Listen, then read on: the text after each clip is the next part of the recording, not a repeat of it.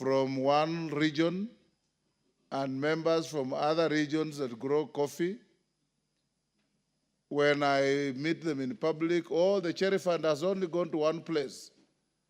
And when you have an opportunity to make sure the cherry fund doesn't go to one place, you don't speak. You must style up my members and take business seriously. A member like Honorable Bukose, where I represent is the new frontier for coffee growing, and others. So please, members who have, we are not saying that only those who come from coffee growing areas should be interested in coffee, because it's a national bill. But those with the overwhelming interest are those who represent Kenyans who grow coffee, who used to grow coffee, and who intend to grow coffee. Next order, sorry, you've called out messages. Take your seat, Daud. And you are in the wrong place. I never see you where you are.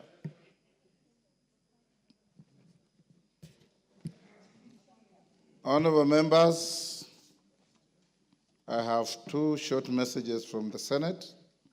The first one is on the approval of the mediated version of the National Rating Bill, National Assembly Bill number 55 of 2022, and the Water Amendment Bill, National Assembly Bill number 33 of 2023. Honorable members, pursuant to the provision of Standing Order 41-4, I wish to report to the House that I have received two messages from the Senate regarding the approval of the mediated versions of two National Assembly bills by the Senate. The two messages convey that on 19th November 2024, the Senate considered and approved the mediated version of the National Rating Bill, National Assembly Bill number 55 of 2022, and the Water Amendment Bill, National Assembly Bill number 33 of 2023. Honorable members, you recall that the two bills were committed to respective mediation committees pursuant to Article 1122B of the Constitution following the National Assembly's rejection of the Senate amendments to the bills. You will further recall that the House considered and approved the mediated versions of the Water Amendment National Assembly Bill number 33 of 2023 and the National Rating Bill, National Assembly Bill number 55 of 2022 on 16th October 2024 and 13th November 2024 respectively. In this regard, honorable members, the approval of the mediated versions of the two bills by both Houses of Parliament now concludes their bicameral consideration in accordance with the provisions of Article 110(5) of the Constitution. I will now proceed to present the two bills to His Excellency the President for assent in accordance with the provisions of Article 113(3) of the Constitution. I thank you. The second message from the Senate is on the passage of the National Construction Authority Amendment Bill, National Assembly Bill number 59 of 2022, and the Cancer Prevention and Control Amendment Bill, National Assembly Bill number 45 of 2022. Honorable members, pursuant to the provisions of Standing Order 41-1, I wish to report to the House that I received two messages from the Senate regarding the passage of two National Assembly bills. The two messages convey that on Tuesday, 19th November 2024, the Senate considered and passed the National Construction Authority Amendment Bill, National Assembly Bill number 59 of 2022, and the Cancer Prevention and Control Amendment number 2 Bill, National Assembly Bill number 45 of 2022, both with amendments. Honorable members, you may recall that the National Assembly considered and passed the National Construction Authority Amendment Bill, National Assembly Bill number 59 of 2022, and the Cancer Prevention and Control Amendment number 2 Bill, National Assembly Bill number 45 of 2022 on 26th October 2023 and 20th March 2024, respectively. Thereafter, I refer the two bills to the Senate for consideration pursuant to Article 110(4) of the Constitution. The Senate has now referred the said bills back for reconsideration pursuant to Article 1121B of the Constitution. The House is therefore required to consider the Senate amendments to the two bills, and in this regard, I hereby direct the clerk to circulate the schedules of the Senate amendments to the two bills to all members as required by the standing orders. Further, the schedule of Senate amendments to the National Construction Authority Amendment Bill, National Assembly Bill number 59 of 2022, stand referred to the Departmental Committee on Housing, Urban Planning and Public Works for consideration. With regard to the schedule of Senate amendments to the Cancer Prevention and Control Amendment number 2 Bill, National Assembly Bill number 45 of 2022, they stand referred to the Departmental Committee on Health for consideration. Honorable members, I urge the two committees to prioritize their consideration and report to the House as soon as is practicable to enable the House to consider the Senate amendments to the respective bills. I thank you.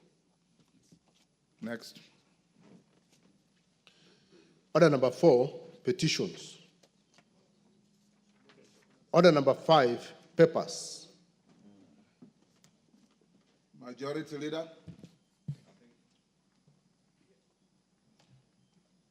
I see with the written Majority Whip. The Deputy Majority Whip. I thought this is normally... Honorable Speaker, what was there was laid in the morning. We have nothing to lay. You have nothing. What about all this?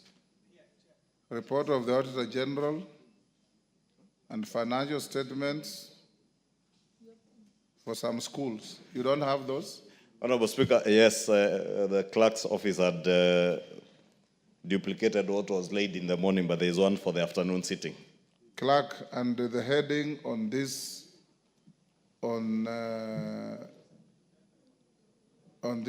paper is always the Majority Leader. Whether it's the whip or the Deputy Whip or the Deputy Majority Leader, they all act under the umbrella of the Majority Leader. Go ahead.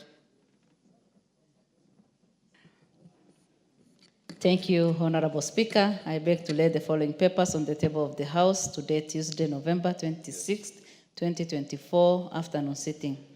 Number 1, reports of the Auditor General and financial statement for the years ended 30th June 2021, 30th June 2022, and 30th June 2023, and the certificates therein in respect of number 1, A. Saka Girls Secondary School, B. Kulamawe Secondary School, C. Kina Secondary School, D. Garbatura Girls Day School Secondary School, E. Garbatula Boys High School, F. Kitui High School, and G. Iku Boys High School.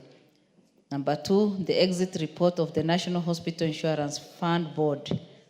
Thank you, Honorable Speaker, and I beg to lay. Thank you, Chairperson, Departmental Committee on Social Protection. Alice. Thank you. Honorable Speaker, I beg to lay the following papers on the table of the House today, Tuesday, 26 November 2024. Report on the Departmental Committee on Social Protection on the vetting of nominees for appointment as chairperson and as a member of the National Gender and Equality Commission. Thank you. Thank you, Chairperson, Departmental Committee on Health. Honorable Dr. Bukose. Thank you, Honorable Speaker. Honorable Speaker, I beg to lay the following paper on the table of the House today, Tuesday, 26 November 2024. Report of the Departmental Committee on Health on the harmonization of the proposed amendments to the Assisted Reproductive Technology Bill, National Assembly Bill number 61 of 2022. Thank you, Honorable Speaker. Is this the Mele or the Ambo Bill? Yes. Okay. We did the After winnowing. Yes. Excellent. Chairperson, Departmental Committee on Labor. Karemba. Thank you, Honorable Speaker. Honorable Speaker, I beg to lay the following paper on the table of the House today, Tuesday, 26th November 2024. A report of the Departmental Committee on Labor on the vetting of nominees for appointment as chairperson and as members of the Salaries and Remuneration Commission. Thank you, Honorable Speaker. Chairperson, Departmental Committee on Finance and National Planning. Thank you, Thank you, Honorable Speaker. Honorable Speaker, I beg to lay the following papers on the table of the House today, Tuesday, the 26th of November 2024. Reports of the Departmental Committee on Finance and National Planning on its consideration of the following three bills. One, the Public Finance Management Amendment Bill, Bill number 3, National Assembly Bill number 44 of 2024. The Public Finance Management Amendment Bill number 4 of 2024. And the Public Procurement and Asset Disposal Amendment Bill, National Assembly number 48 of 2024. I thank you, Honorable Speaker. Thank you, Chairperson, Departmental Committee on Administration and Internal Security, Tongoyo. Thank you, Honorable Speaker. Honorable Speaker, I beg to lay the following paper on the table of the House today, Tuesday, 26 November 2024. Report of the Departmental Committee on Administration and Internal Security on the vetting of nominee for appointment as the chairperson and as members of the board of the Independent Policing Oversight Authority, IPOA. Thank you, Honorable Speaker. Thank you, Chairperson, Departmental Committee on Justice and Legal Affairs.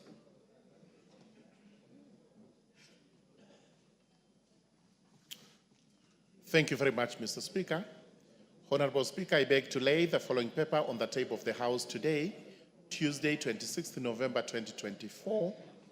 Report of the Departmental Committee on Justice and Legal Affairs on the vetting of nominees for appointment as chairperson and as members of the Commission on the Administration of Justice. Thank you, Mr. Thank Speaker. you. Next order. Order number 6, notices of motion. Chairperson, Departmental Committee on Social Protection, Alice. Thank you, Honorable Speaker. Honorable Speaker, I beg to give notice of the following motion that taking into consideration the finding of Departmental Committee on Social Protection in its report on the vetting of nominees for appointment as chairperson and as a member of the National Gender and Equality Commission laid on the table of the House on Tuesday, 26 November 2024, the pursuant to Article 230 of the Constitution and Section 3 and 8 of the Public Appointment Parliamentary Approval Act, Cap 7F, this House approves the appointment of 1. Honorable Rehema Dida Jaldesa as the chairperson of the Gender and Equality Commission, and 2. Michael Zomo Bithuka as a member of the National and Gender and Equality Commission. Thank you, Honorable Speaker. Chairperson, Departmental Committee on Labor, Karemba. Thank you, Honorable Speaker.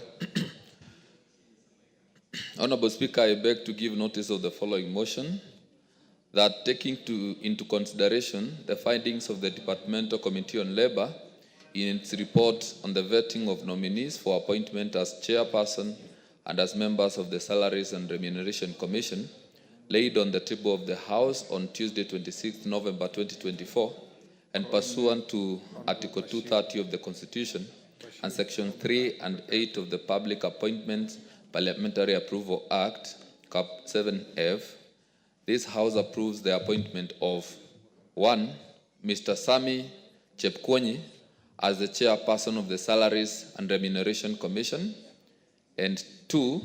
The following nominees as members of the Salaries and Remuneration Commission to represent the specified institutions. 1. Major General Retired Martin Kizito Ongonyi, CBS, as nominee of the Defense Council. 2. Mr. Mohammed Ahmed Abdi as a nominee of the Senate on behalf of county governments. Number 3, Ms. Jane Gataka Njage as a nominee of the Teacher Service Commission. 4, Dr. Gida Odera as a nominee of the Federation of Kenya Employers, FKE. Number 5, Dr. Geoffrey Apollo Omondi as a nominee of the Central Organization of Trade Union, COTU. And number 6, Mr. Leonid Ashindu as a nominee of the Association of Professional Societies in East Africa, APSEA. Thank you, Honorable Speaker. Thank you, Karemba. Chairperson, Departmental Committee on Administration and Internal Security, Tongoyo. Honorable Speaker, I beg to give notice of the following motion that taking into consideration the finding of the Departmental Committee on Administration and Internal Security in its report on the vetting of nominee of appointment as chairperson and as members of the Board of Independent Policing Oversight Authority, laid on the table of the House on Tuesday, 26 November 2024, and pursuant to Article 252B of the Constitution as read together with Section 11(5) of the Independent Policing Oversight Authority Act Cap 86 and Section 3 and 8 of the Public Appointment Parliamentary Approval Act Cap 7F, this House approved the appointment of 1. Mr. Hamed Isaac Hassan, CBS, as the chairperson of the Board of Independent Policing Oversight Authority. The following nominees as members of the Board of Independent Policing Oversight Authority: Ms. Anne Wanjigo Mwangi, Dr. Mika Onyego Nyakego, PhD, OGW, Mr. Boniface Kipkemoi Samati, Dr. Annette Mudola Mboga, Honorable John Mushiri Nyaga, HSC, Mr. Ken Williams Nyakomita, OGW, and Ms. Jacqueline Lucalo Mwenezi. Thank you, Honorable Speaker. Chairperson, Departmental Committee on Justice and Legal Affairs. Thank you, Mr. Speaker. Honorable Speaker, I beg to give notice of the following motion. That taking into consideration the findings of the Departmental Committee on Justice and Legal Affairs in its report on the vetting of nominees for appointment as chairperson and members of the Commission on Administrative Justice, laid on the table of the House today, 26th November 2024, and pursuant to Article 252B of the Constitution, as read together with the Sections 10 and 11 of the Commission on Administrative Justice Act, Cap 7J, and the Sections 3 and 8 of the Public Appointments Parliamentary Approval Act, Cap 7F, this House approves the appointment of the following to the Commission on Administrative Justice. Number 1, Mr. Charles Orinda Ndulo, Chairperson. Number 2, Honorable Charles Njagua Kanyi, Member. And number 3, Ms. Dorothy Jemato Kimengech, as Member. Thank you, Honorable Speaker. Next order. Order number 7, questions and statements.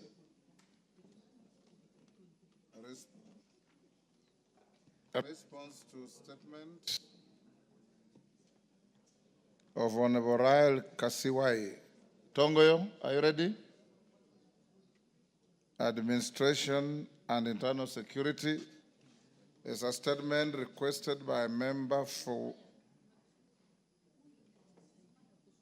West Pokot.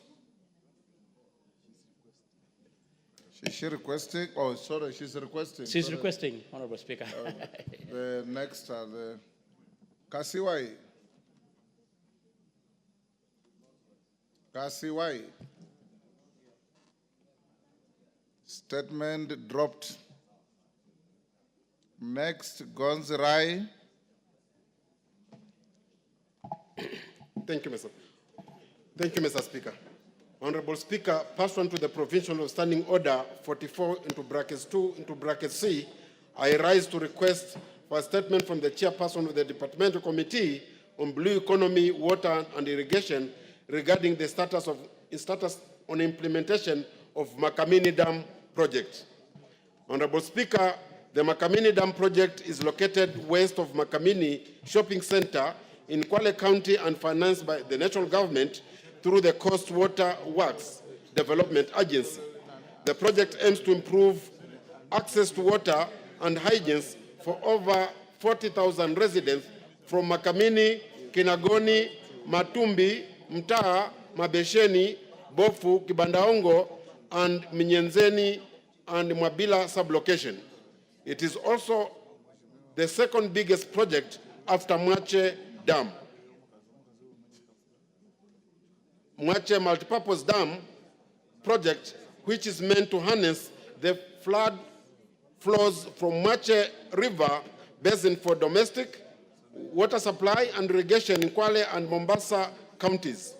Despite its strategic importance, the people has been faced with inordinate delays since the launch of its construction by the Ministry of Water, Sanitation and Irrigation in 2021.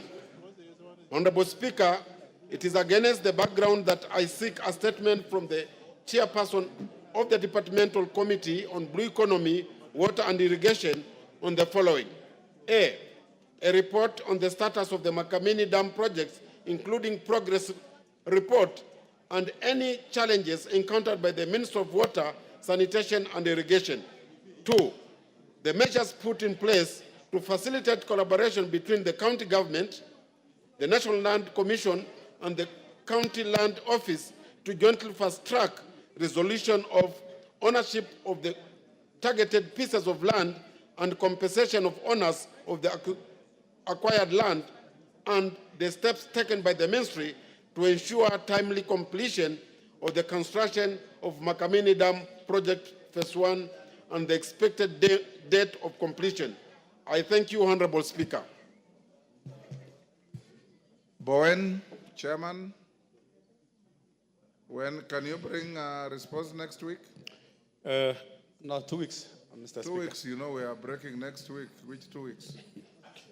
Let me try, Mr. Speaker, if I can have bring a response by Thursday morning. By Thursday, okay. Yes. Obliged to, Mr. Speaker. Thank you. Rashid Betsimba.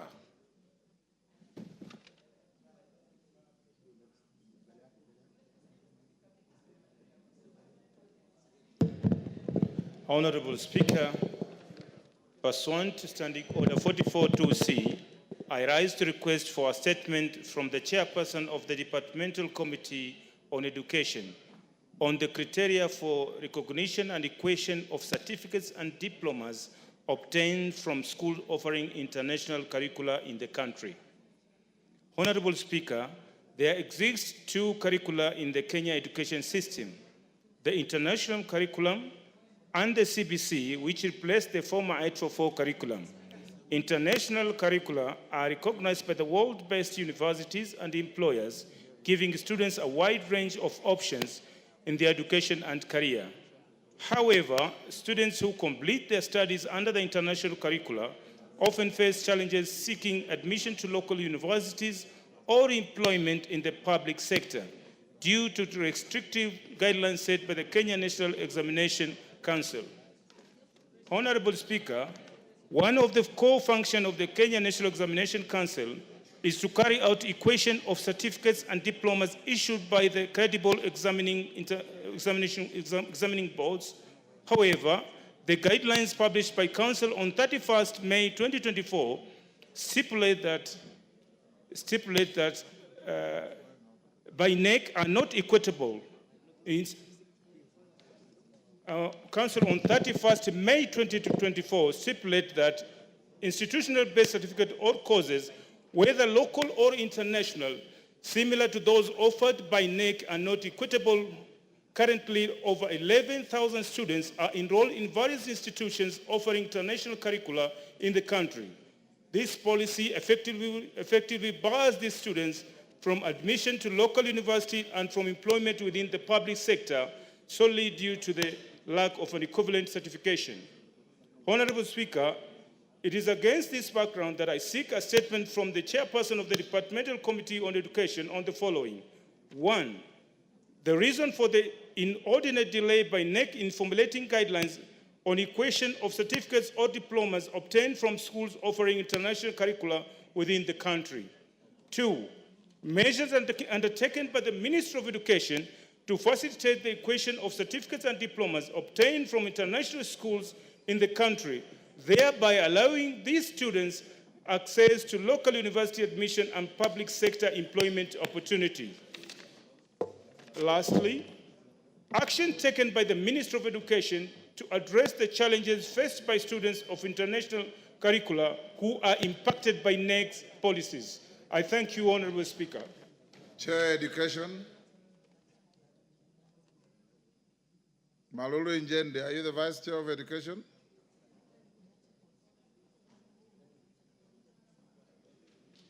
Mr. Speaker, we'll be on recess from next week. So we will organize for a meeting after the busy week next week. So we'll give a response maybe later when we resume next year. No. You bring a response on Thursday afternoon, next week. Well guided, Speaker. Thank you. Next order.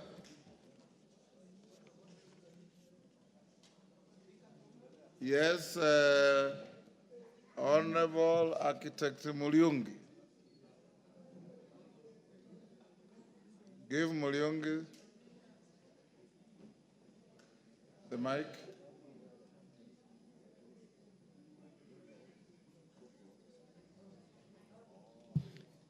Mr. Speaker, thank you.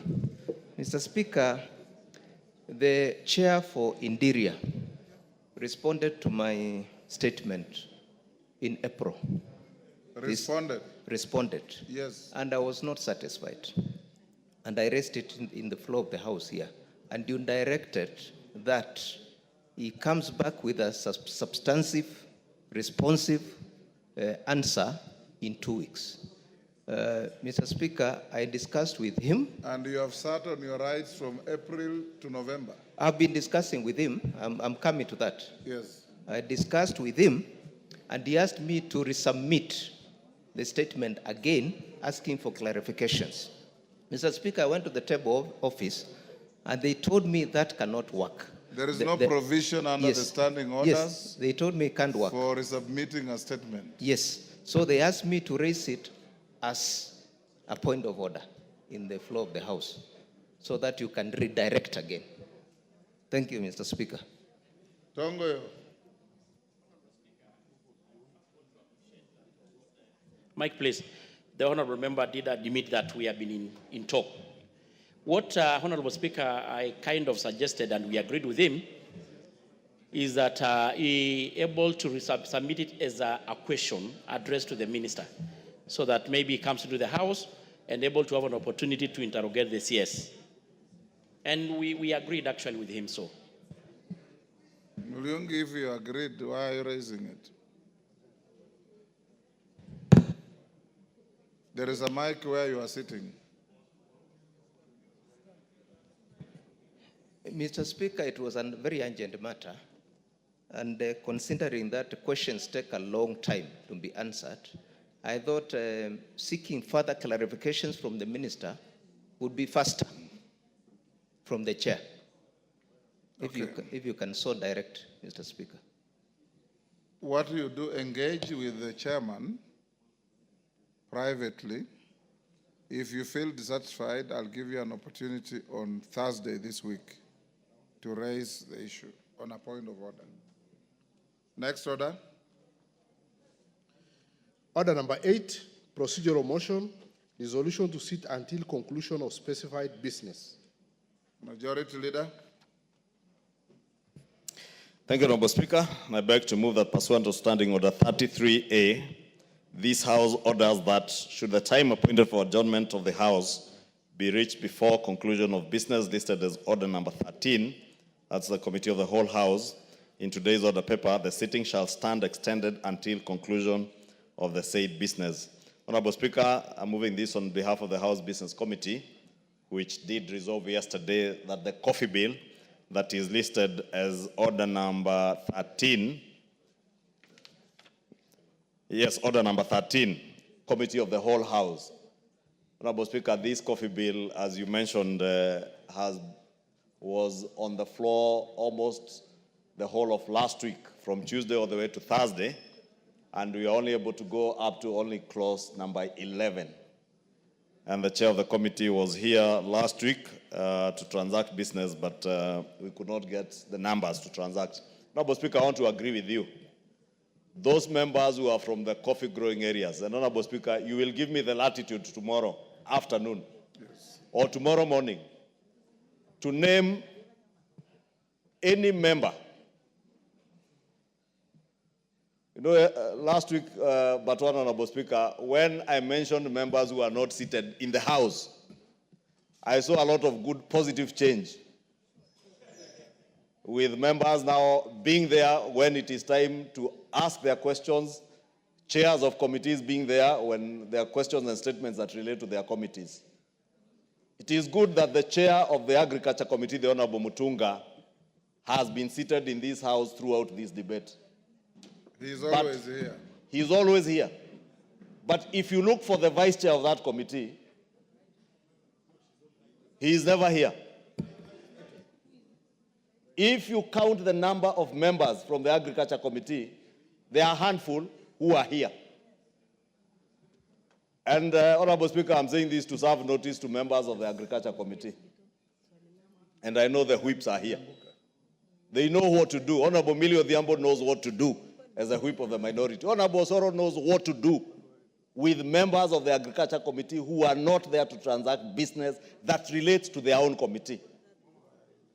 Members of Parliament who come from coffee-growing areas. Honorable Speaker, as you said, it is not enough to shout in funerals how much you are pushing for coffee farmers, yet when you should be pushing legislation that will benefit those coffee farmers, you are never there on the floor. But after this, you will hear members over the weekend saying, oh, we have legislated, we have passed a bill.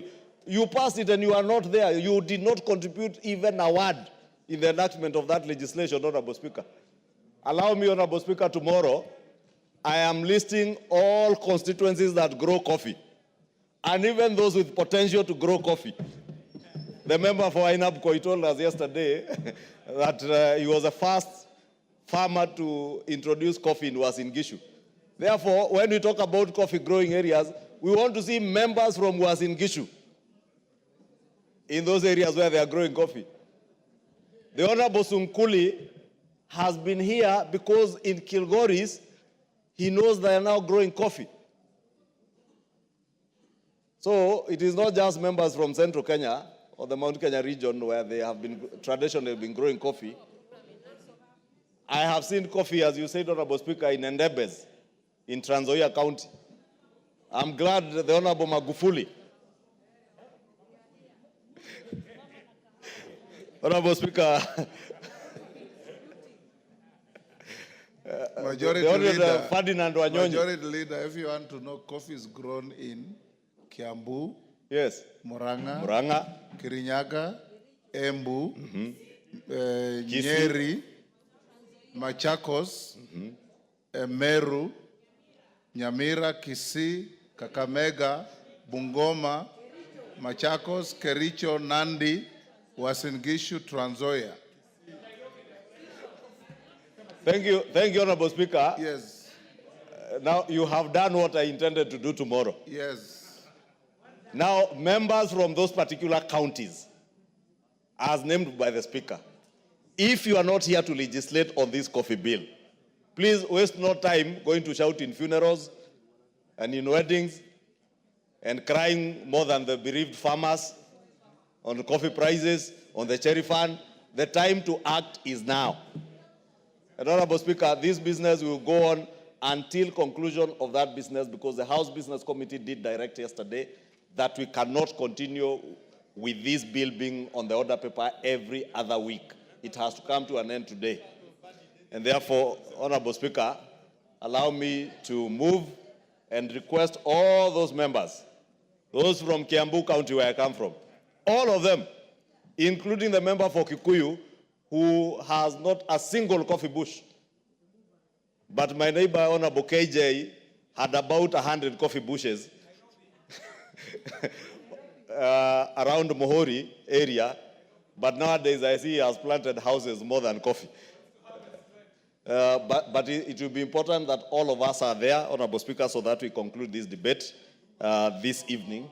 And I would like to ask the chair of the committee to continue the good work he was doing, and therefore beg to move. It's a procedural motion, nothing much to say, and request the deputy whip of the minority, the Honorable Mwenje, the member for Embakasi West, where there's not a single coffee bush, but he was here last week. Honorable Speaker, it was so embarrassing on Thursday when we closed business, besides the chair of the Agriculture Committee, and I think Honorable Pukose, is only the leadership that were here, about 8 people. On Thursday, the member for Githunguri was also not here. And she's among the people who are very good in shouting at funerals about coffee.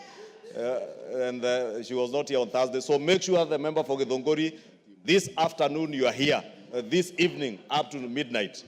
Thank you, Honorable Speaker, and I request Honorable Mwenje to second.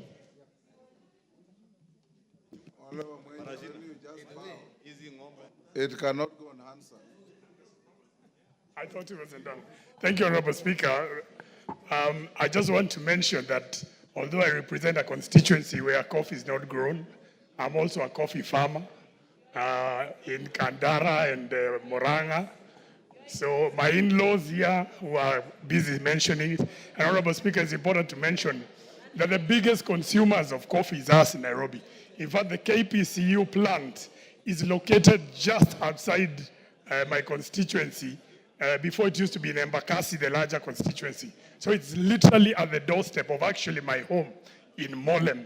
It's in, people call it Dandora, but it's actually Molem. So, Honorable Speaker, I will be here and I second the motion. Thank you, Honorable Speaker. Thank you. Order, Honorable Bissau, take your seat.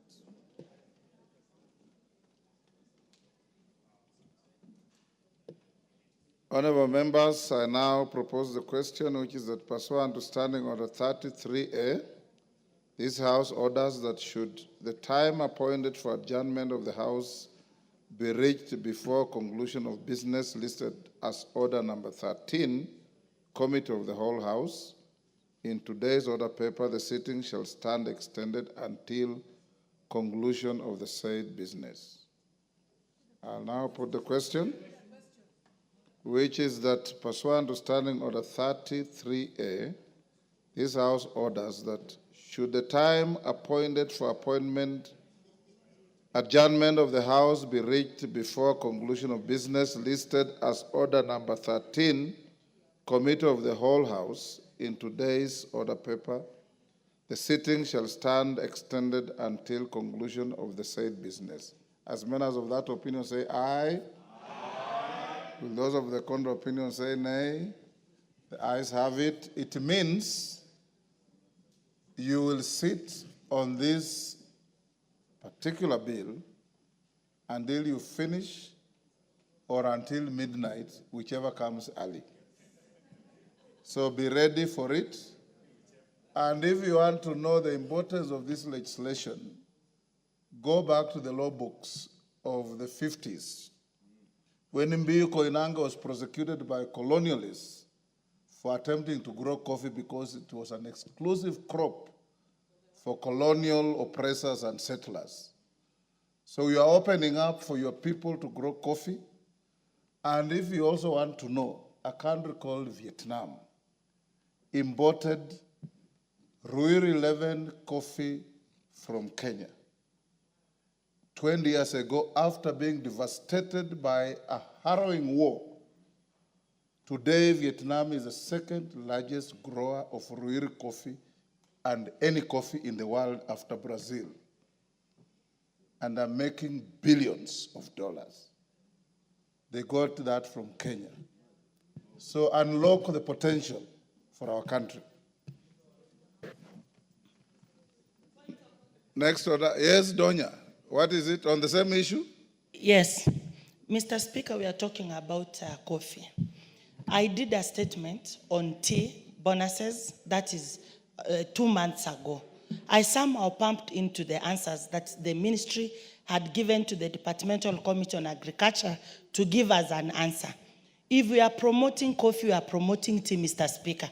We have to be authentic on what we are giving so that we see as members, we are promoting the cash crops. But we are talking of coffee. The answers they have given on tea bonuses are fake, are opaque, Mr. Speaker. Honorable Donya. Honorable Donya. The reason that we are not talking about coffee is not to the exclusion of any other crop. You just passed here a bill on sugar. We passed a bill last parliament on tea. And I saw your statement request. So if it is not adequately catered for, I'll direct Dr. Mutunga to respond to you tomorrow afternoon. Next order. Order number 9, motion. Debate on the President's address, day 4. Honorable members, before I call the next, allow me to acknowledge the following in the Speaker's gallery. 5 residents of Loyangalani sub-county in Laisamis constituency in the Speaker's gallery: John Pope, Mr. Dea Lentipan, Mr. Chechekuna Bonke, Mr. Marcelino Amatalem, Miss Evana Esekon, HSC, Head of State Commendation. You are welcome to the House of Parliament. On behalf of all of you and myself, on behalf of Honorable Lekuton, on behalf of Honorable Raso, who had requested me to welcome you, I welcome you, and I'll not give them a chance because we don't have the time. So Raso and Lekuton have spoken for you, and your constituents have heard me. Now, honorable members, like I said, the mover will be called upon to reply at 4. Can I see how many members have not spoken and wish to speak? Because the screen has very few members. We have few. Okay, we'll start with, was there anybody on the floor? Honorable Gashagwa, you had a balance of 3 minutes. Proceed.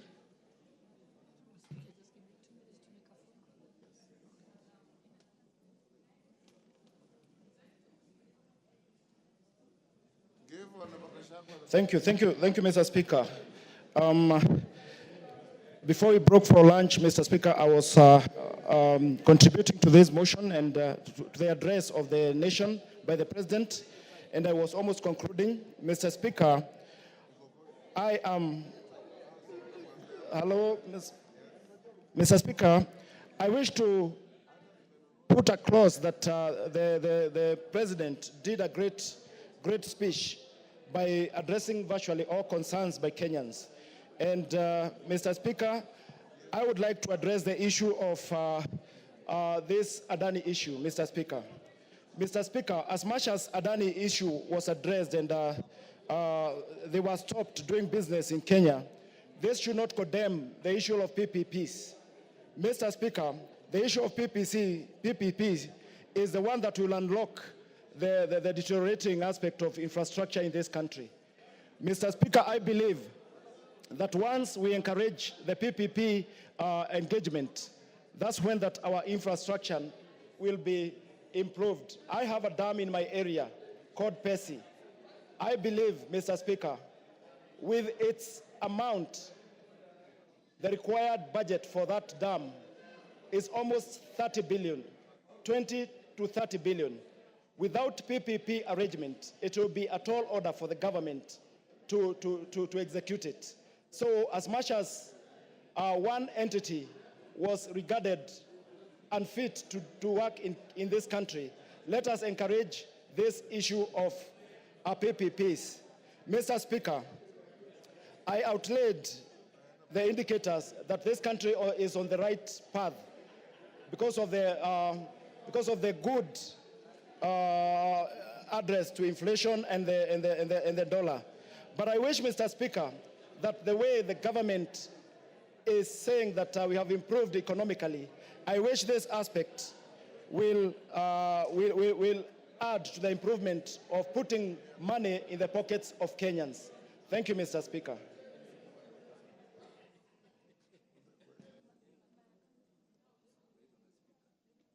Thank you, Timothy Toroitich. Thank you, Honorable Speaker, for giving an opportunity to contribute on the President's State of the Nation address. Honorable Speaker, I have read the letter, the spirit and the intent of the address. Honorable Speaker, I wish to acknowledge that from the beginning, and in particular paragraph 6 of this address, the President said the following, that to my understanding, the concerns and issues voiced by millions of Kenyans about the state of our nation deserve meaningful engagement through understanding and thoughtful response. Honorable Speaker, from the beginning and from the preamble of the speech, it was very clear that the President has noted that there are challenges that Kenyans face in this country. Honorable Speaker, it is good that the President has acknowledged that there are certain challenges, and the purpose of this speech was for the President to assure and to reassure the nation that we are on the right trajectory. Honorable Speaker, the President touched on many things, on the issue of agriculture, affordable housing, and corruption. Honorable Speaker, on the issue of corruption, this House has an obligation to assist this President, to assist our President fight impunity and corruption. Honorable Speaker, as a House, we have an obligation. And the only way to fight corruption and impunity in this country is through a strong parliamentary oversight. Honorable Speaker, as a House, if we do not fight and if we don't stand firm and fight impunity and corruption in this country, then we shall be doing a disservice to Kenyans and the President in this country. Honorable Speaker, if you look clearly at the words of the President, these are carefully chosen words by the President. If you look at page 17, of this speech, Honorable Speaker, the President says this, that our national democratic culture expresses itself energetically through robust discourse, boldly speaking truth to power. Honorable Speaker, those are the words of the President. He said very clearly that this House and Kenyans must speak truth to power. Honorable Speaker, outside there is a perception by the members of the public that this House has become a rubber stamp of the executive, that this House has become a praise and worship of the executive. Honorable Speaker, that is the perception of Kenyans out there. And to redeem the image of this House, Honorable Speaker, we must not be a praise and worship as envisaged by the members of the public. Honorable Speaker, when it comes to the question of loyalty and the question of speaking the truth, Honorable Speaker, we should speak the truth at any moment, at any point as a House. Honorable Speaker, on the issue of Adani, Honorable Speaker, I want to thank the President for cancelling the Adani engagement. Honorable Speaker, if you look at the speech of the President, if you read carefully, under page 23, the President says this, that in the face of undisputed evidence of credible information on corruption. Yes, KJ. Order, Timothy. KJ. Mr. Speaker, it is not my intention to disrupt my very good friend, the Honorable Troy Teach. Go ahead, you have already disrupted him. My question, Mr. Speaker, is whether the member is in order to say that the public envisions for this parliament to be a praise and worship choir. And I'm sure he did not mean that the public envisions this place to be such. And I hope that maybe it is his English that is failing him, because I know he's a lawyer. There is no way he would imagine that the public envisages this parliament to be a praise and worship choir for the executive, Mr. Speaker.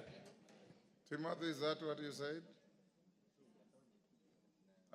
Honorable Speaker, if you listen carefully, I said outside there is a perception by the members of the public that this House is a rubber stamp of the executive. Honorable Speaker, that is a perception that is there in the public. Honorable Speaker, I therefore will not withdraw my words, and I've said that the only way to fight corruption and impunity in this country is through a strong parliamentary oversight. Honorable Speaker, if we lapse, and the only way we can assist our President to fight impunity and corruption is by oversighting the executive. Honorable Speaker, as a senior counsel, Montesquieu, when he talked about separation of powers in this country, he envisaged that there should be a legislature, an executive, and a judiciary. Honorable Speaker, we should play our oversight role without fear or any kind of intimidation, so that we live up to the ideals of our role as members of parliament in this house. Thank you, Honorable Speaker. David Bowen.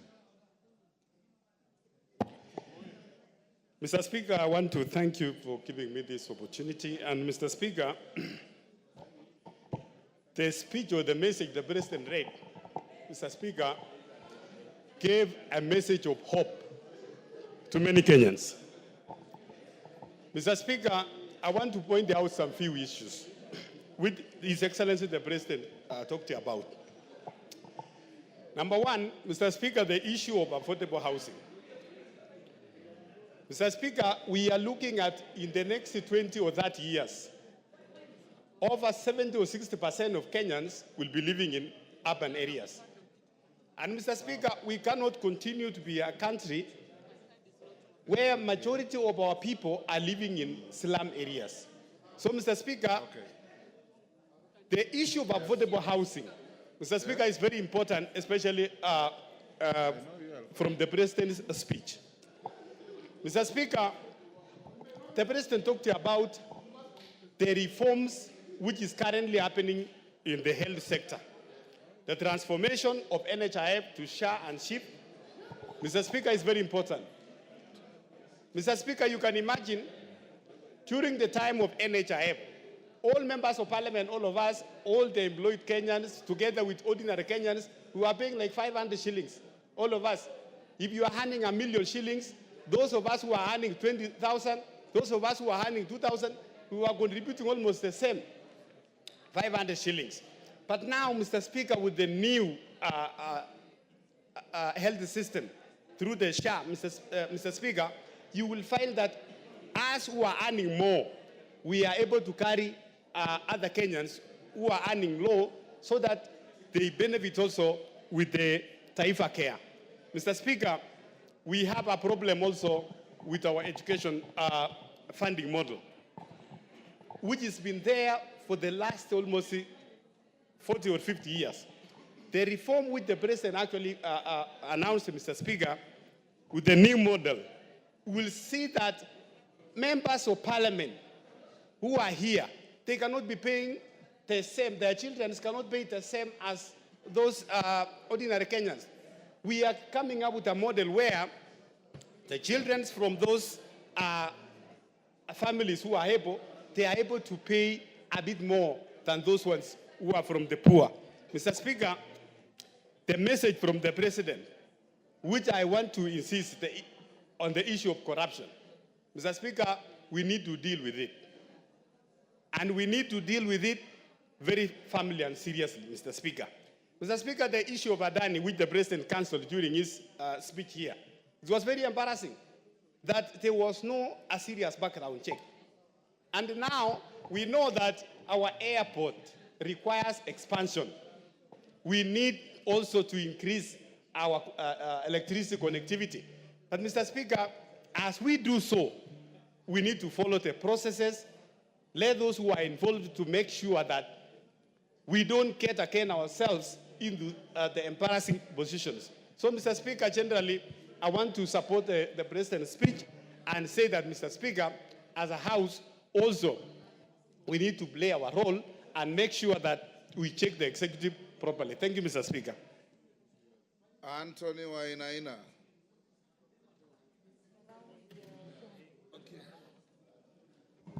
Okay. Thank you. Thank you so much, Mr. Speaker, for the opportunity for me to put a word on the voice of the President, what he said.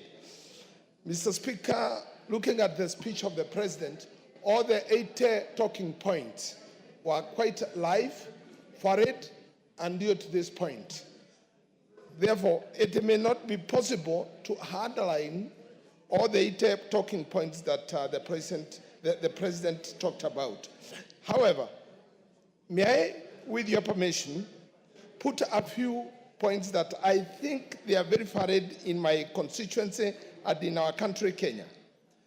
The matter of CBC, this is one area where the government has called much more than our expectation, in that the book ratio is 1-to-1 to the student. Although at the lower classes, the books are starting to wear out and they need maybe urgent refreshment. Mr. Speaker, on the matter of broad-based, unlike what we were told yesterday that the broad-based was formed and 4 professionals came. I really want to say that 4 Kenyans came, because Kenya is not short of any professionals. On fertilizer, this is an area that has really helped this country to maintain food security throughout the year. And in this case, I am told, and I have also seen it, that when I visited Busia some time ago, like 3 weeks ago, food was not crossing from Uganda to Kenya, but Kenyan food was crossing also to Uganda. This is as a result of subsidized fertilizer, and it has made food security in this country possible, and even possible for us to export outside our borders.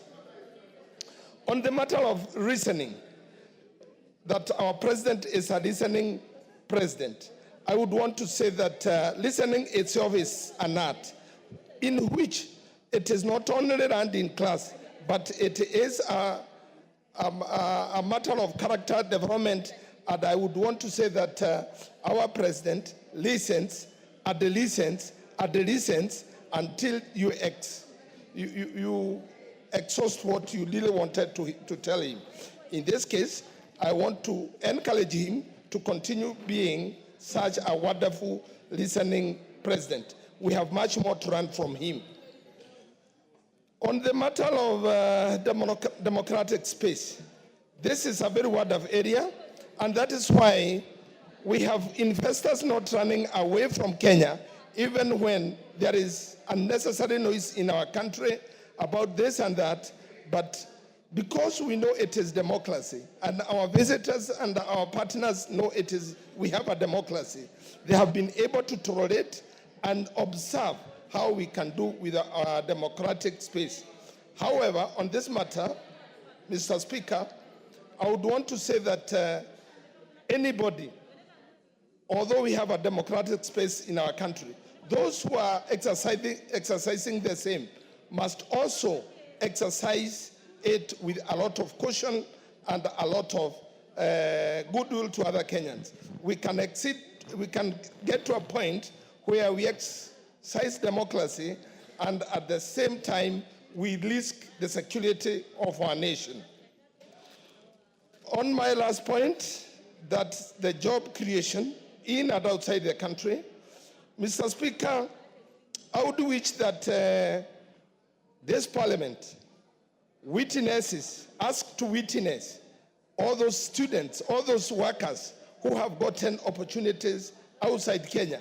It would be such a good gesture if, like our members of parliament, escort those going to the country, and in that case, it will be a witness to the whole nation and outside our country that it is happening and it has happened. Mr. Speaker, I really want to emphasize the need also for Adani. When we say about Adani, and this parliament needs... Your time is up. Elizabeth Kailemia.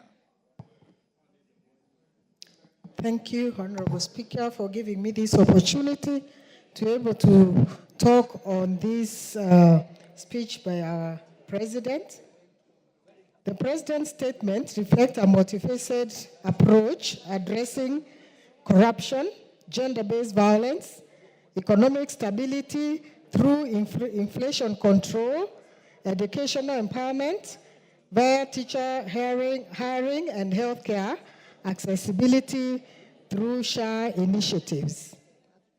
The President has made commitment to address corruption, particularly targeting leaders involved in malpracticing or misappropriating public funds.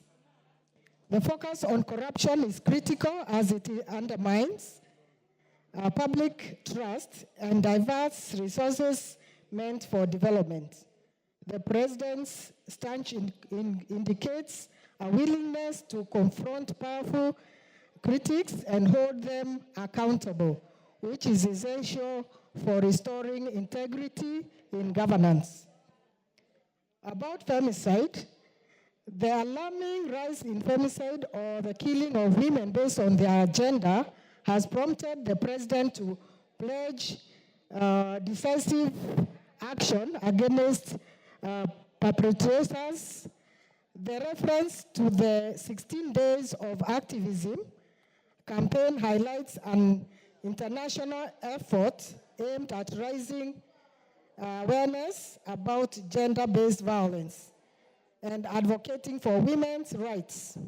This initiative seeks to mobilize communities and governments to take concrete steps towards preventing violence against women and ensuring justice for victims.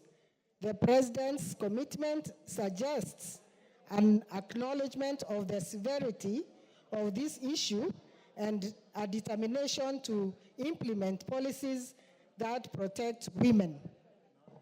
On inflation, in addressing inflation, the President claims that there has been a decrease in the prices of basic commodities since he took office.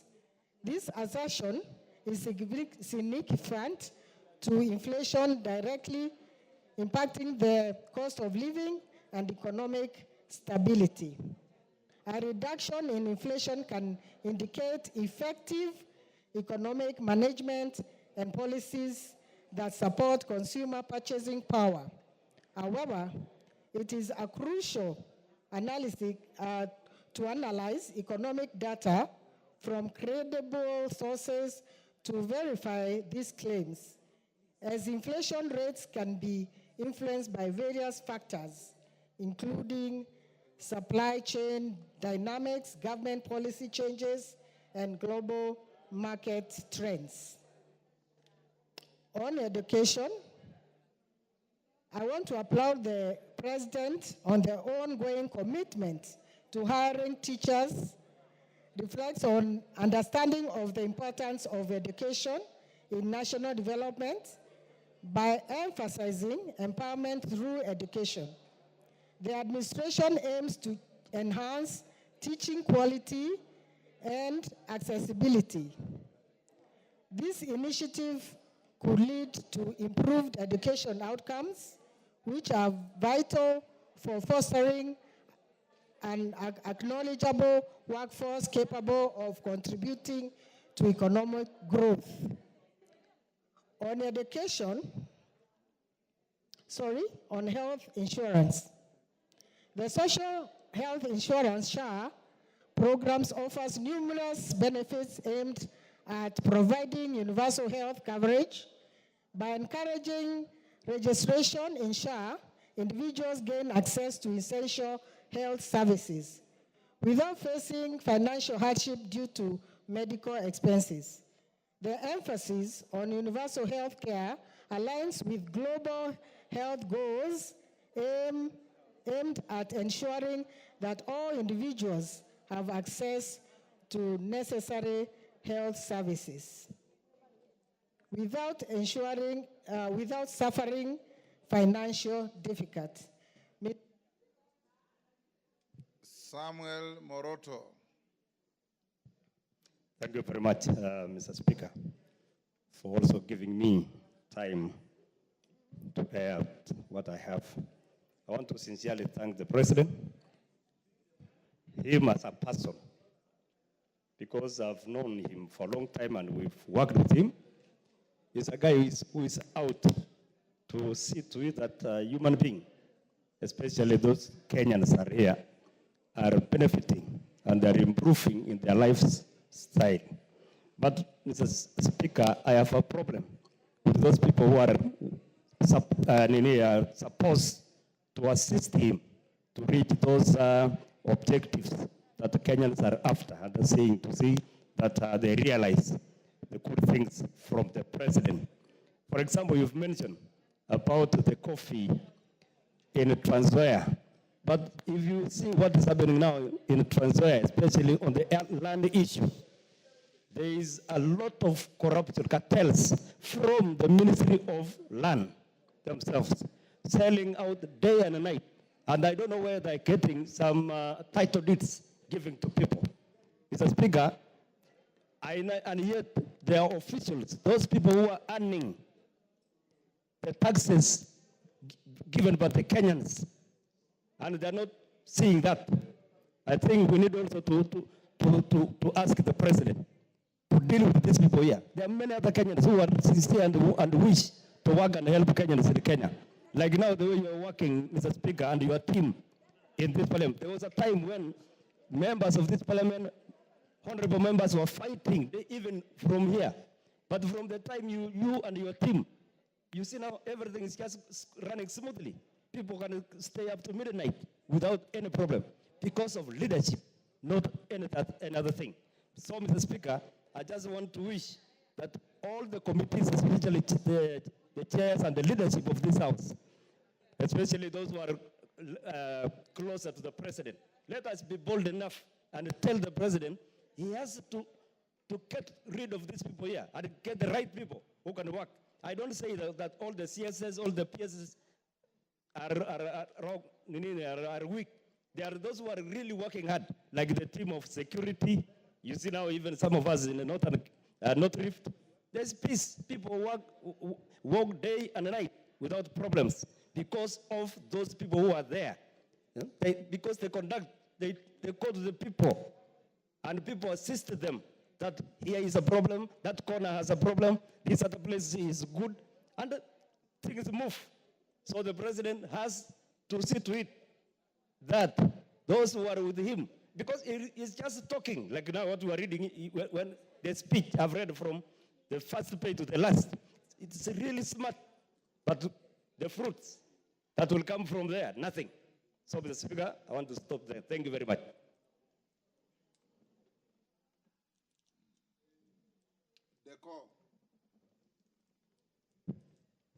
Thank you, Mr. Speaker, and I want to thank you for giving me this opportunity to contribute to the State of the Nation Address speech by the President, which is a constitutional requirement for him to come back to come and address the nation on issues that affect this country.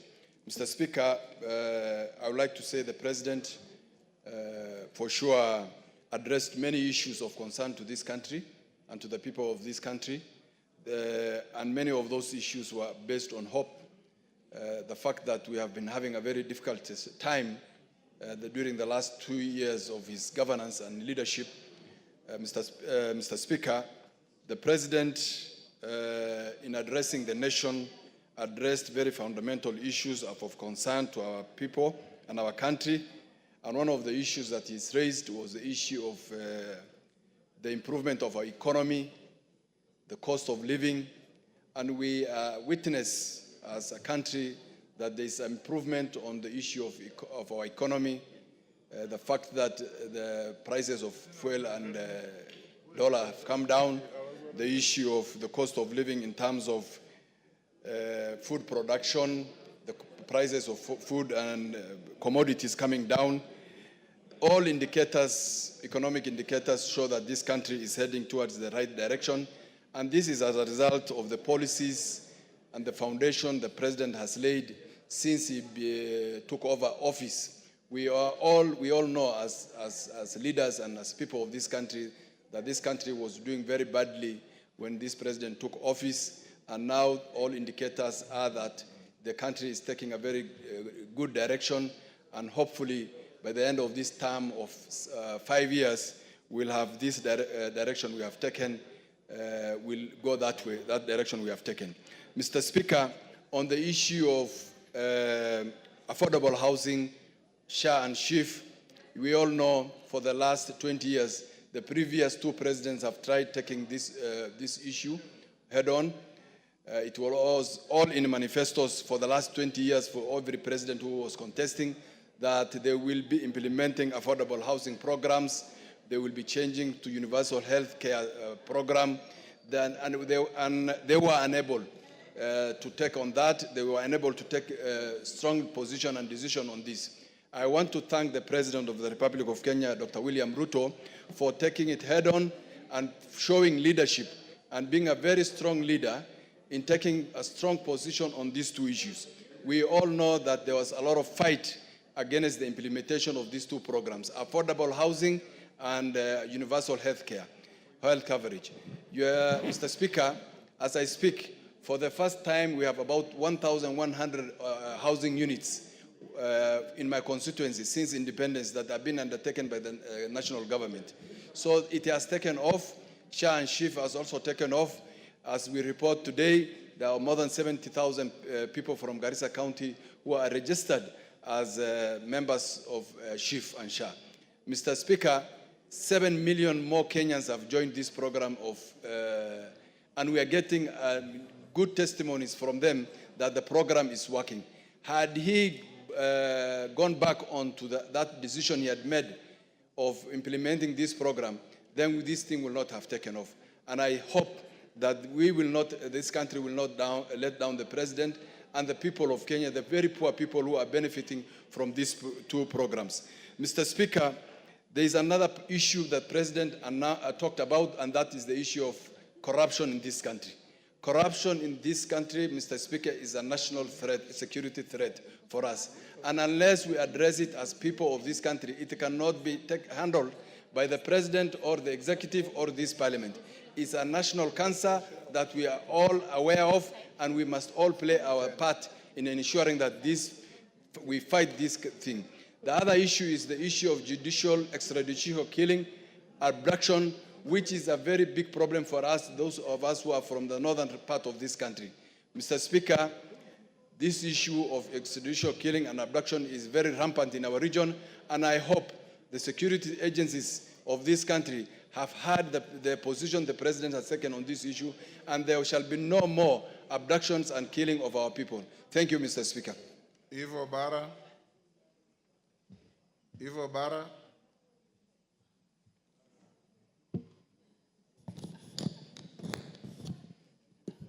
Thank you very much, Mr. Speaker. Apologies.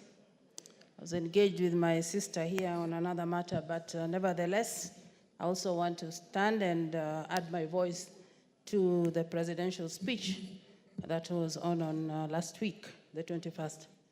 Mr. Speaker, let me not repeat what many people have said, but what stuck out for me mainly was the cancellation of the Adani contracts for the airport and the Ketraco. Mr. Speaker, this is a matter that has been going on for a long time, and the displeasure of the Kenyans about this contract. I am happy that he was able to listen to the ground and go back to the drawing board so that at the end of the day, we carry out projects that are in the interest of the people and that the people also have confidence in. Mr. Speaker, secondly, I was happy that he was able to raise the issue of the 2/3 gender rule. Mr. Speaker, this has been going on from the time we got the new constitution, which is no longer new, and I hope that this time he will be the one to deliver this come the next parliament. Mr. Speaker, I believe that we should be deliberate to come out with strategies that are going to make us realize this if all the parties get together and agree on a formula. And I know that we have discussed several formulas with the women leaders in this house and outside this house. And once we put our heads together again on how we will deliver this come 2027, Mr. Speaker, this will be something that our president will be remembered for. Mr. Speaker, I was happy that he was also able to address the issue of gender-based violence. Mr. Speaker, it has become alarming in this country. What has been going on, particularly women, young girls and women being killed out of relationships of people who are supposed to take care of them. Mr. Speaker, as much as we were saying that the men or the boys should be mentored to know how to manage their emotions and how they can take care under those situations. It is also a lesson to our women, Mr. Speaker, to our girls, Mr. Speaker. Shortcuts in life are not there. That all of us must strive to work hard ourselves and avoid situations where we put ourselves in a position to what we have seen in the last few years. Mr. Speaker, on matters of corruption, Mr. Speaker, this is a tired story. Mr. Speaker, we must be deliberate as Kenyans and as leaders to lead from the front. And as we always say, action speaks louder than words. We can say it 1,000 times, but if there is no resultant or related action against the corruption, it will continue. Our country has been bleeding, Mr. Speaker, from corruption. And mainly it comes from the procurement. And even as he directed that e-procurement must be enforced by first quarter of 2025, Mr. Speaker, I hope that in the performance contracts that were signed last week by the ministries and state corporation, that this is one of the targets that each agency must achieve by the first quarter of 2025. Mr. Speaker, in order not to repeat what has already been said by my colleagues, once again, thank you very much for giving me the opportunity, and we thank the President for coming out boldly on some of the issues that have been affecting Kenyans. And my desire is that at least we should see that they are all realized. Thank you very much. Dr. Mutunga, you have not spoken on this? Why are you on the screen? Nabwin. Ekwom Nabwin. Member Thank you. for Turkana North. Yes. Thank you, Mr. Honourable Speaker, member, proceed. for giving me this chance to talk to the speech, the presidential address. Mr. Speaker, sir, one of the things that came out is the President has committed to listening, to be a listening President, meaning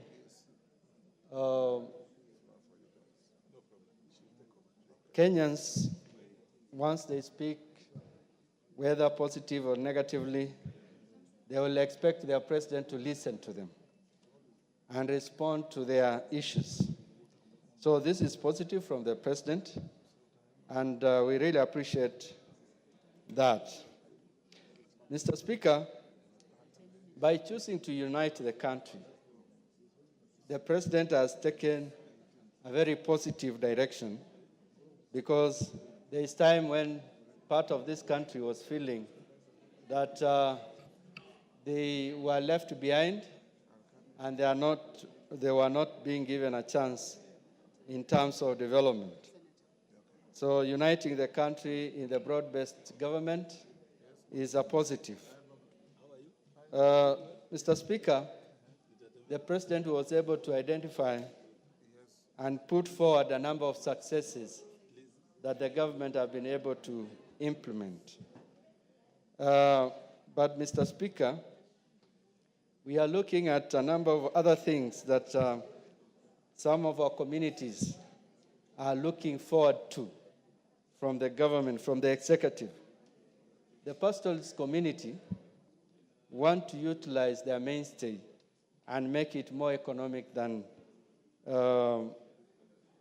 traditional.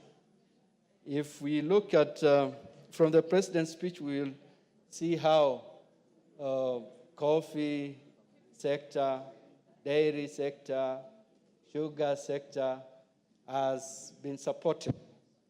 We are looking forward in the next financial year that the livestock sector, and especially these areas that are far from Nairobi, the executive should be able to set up similar factories, meat factories, like the KMCs. If we can have a number of sub-KMCs, like in Turkana, where it is said we have the largest number of, say, cows, largest number of shots. What happens this time, Mr. Speaker, is we're transporting our livestock all the way from Turkana, many miles away from Turkana to Nairobi. If in the next years that are coming, maybe the next presidential speech or address, you'll be able to give a positive or something that has been done those sides of the country.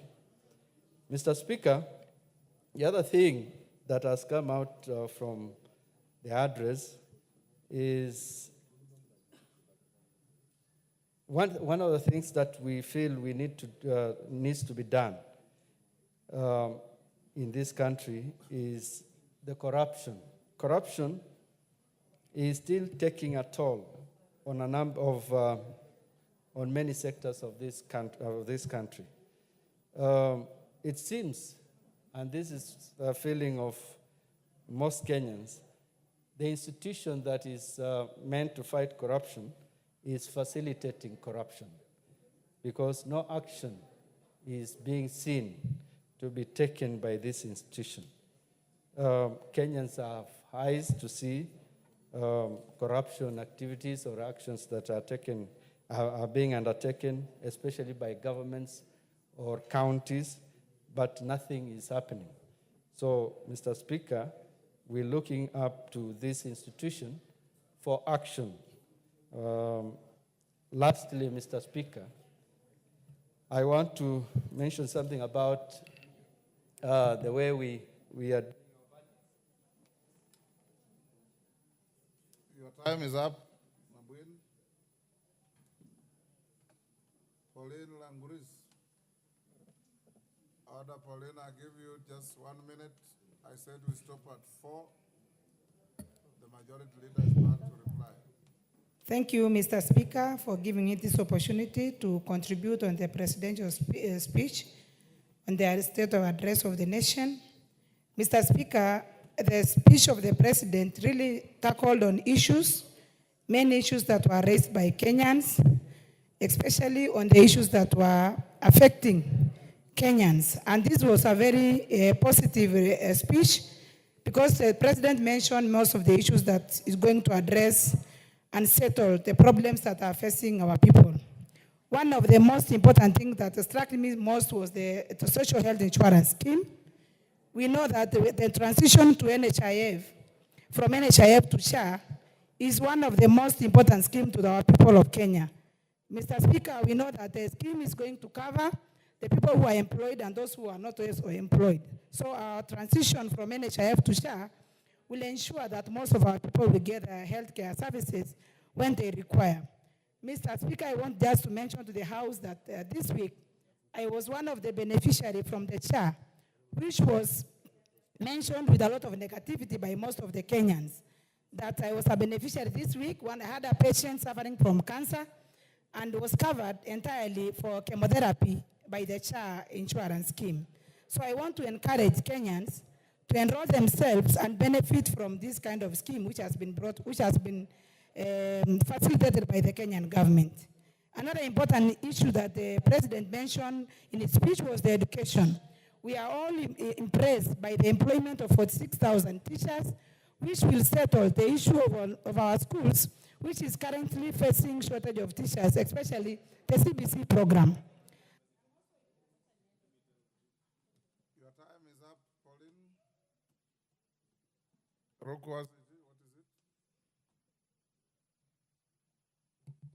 Yes, Roku. You want to contribute? Time out. Majority leader. Thank you, Honorable Speaker.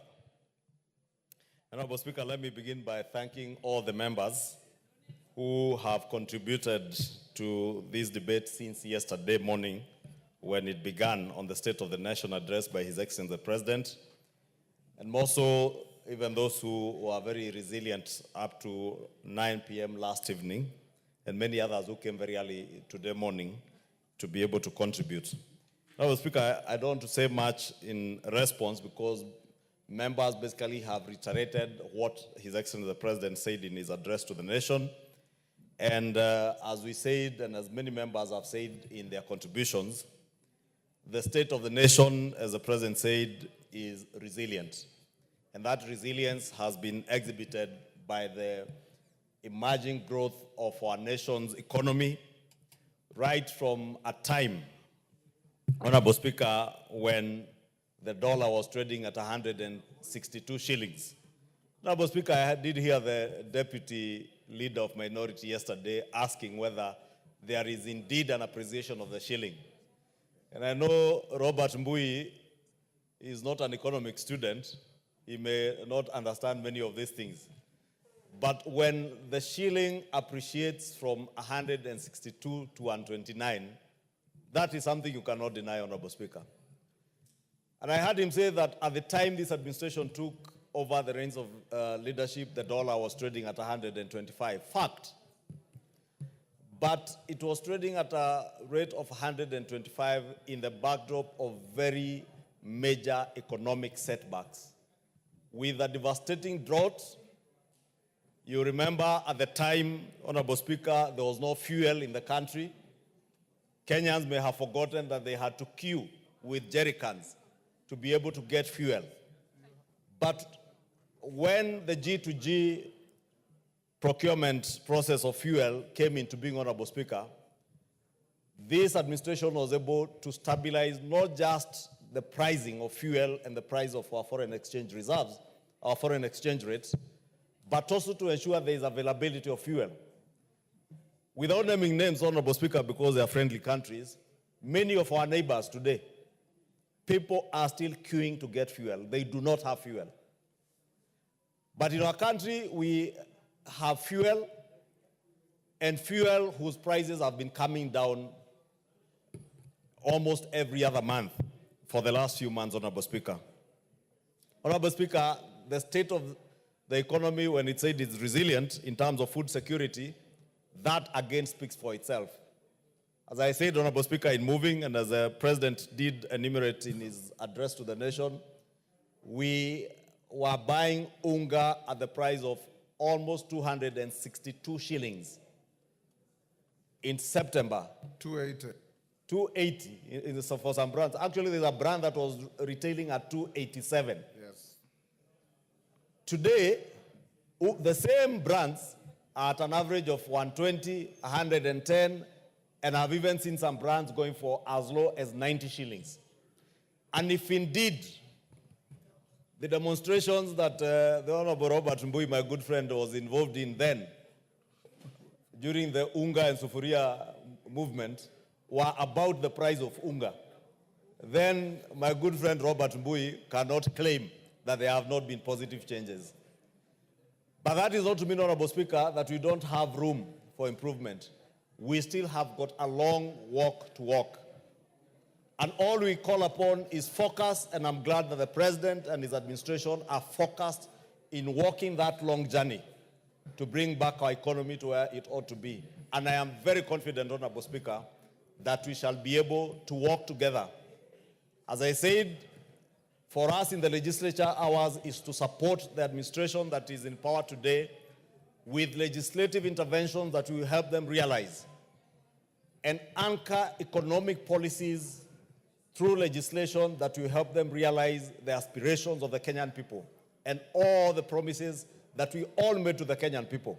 And it does not matter whether you are in the minority or the majority, whether you support William Ruto as a president or not. If you love your country, if you are patriotic enough, Honorable Speaker, you must stand out to be counted in support of those policies that will anchor good legislation that will help us to achieve what we all promised the people of Kenya. And I say that, Honorable Speaker, because aware that we are all from different political parties. There are those that support this administration. There are those that do not. In the minority, like I did hear the Honorable Mbui speak about these issues yesterday. But whether you support this administration or not, Honorable Speaker, you represent people of Kenya. And the people you represent, you made certain promises and pledges to them. and they elected you on the basis of those things that you promised them. Honorable Speaker, I am glad that the president remains focused. Even with all the negativity that has been there, I am glad President William Ruto has shut his eyes and ears to the negativity. And as much as he told us that one of our core responsibilities as leaders is to listen, you listen, but do not get distracted, remain focused on what you want to achieve for the greater good of the people of Kenya and our nation. Honorable Speaker, even for us as legislators, let us remain focused. We were elected because the people in our constituencies believed and they knew that you know better, among us the many other people you competed with. Your time to show the people of Kenya that you know better and they never made a mistake in electing you in your constituency is by making sure you offer leadership. Offering leadership does not always mean you doing what is popular. What is popular, Honorable Speaker, I've said before, may not necessarily be right. When we tend to act out of political expediency and play into the gallery, we may be doing all the wrong things.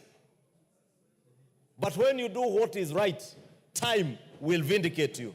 And I am confident, Honorable Speaker, time will vindicate this administration, the Kenya Kwanza administration. Time will vindicate the president.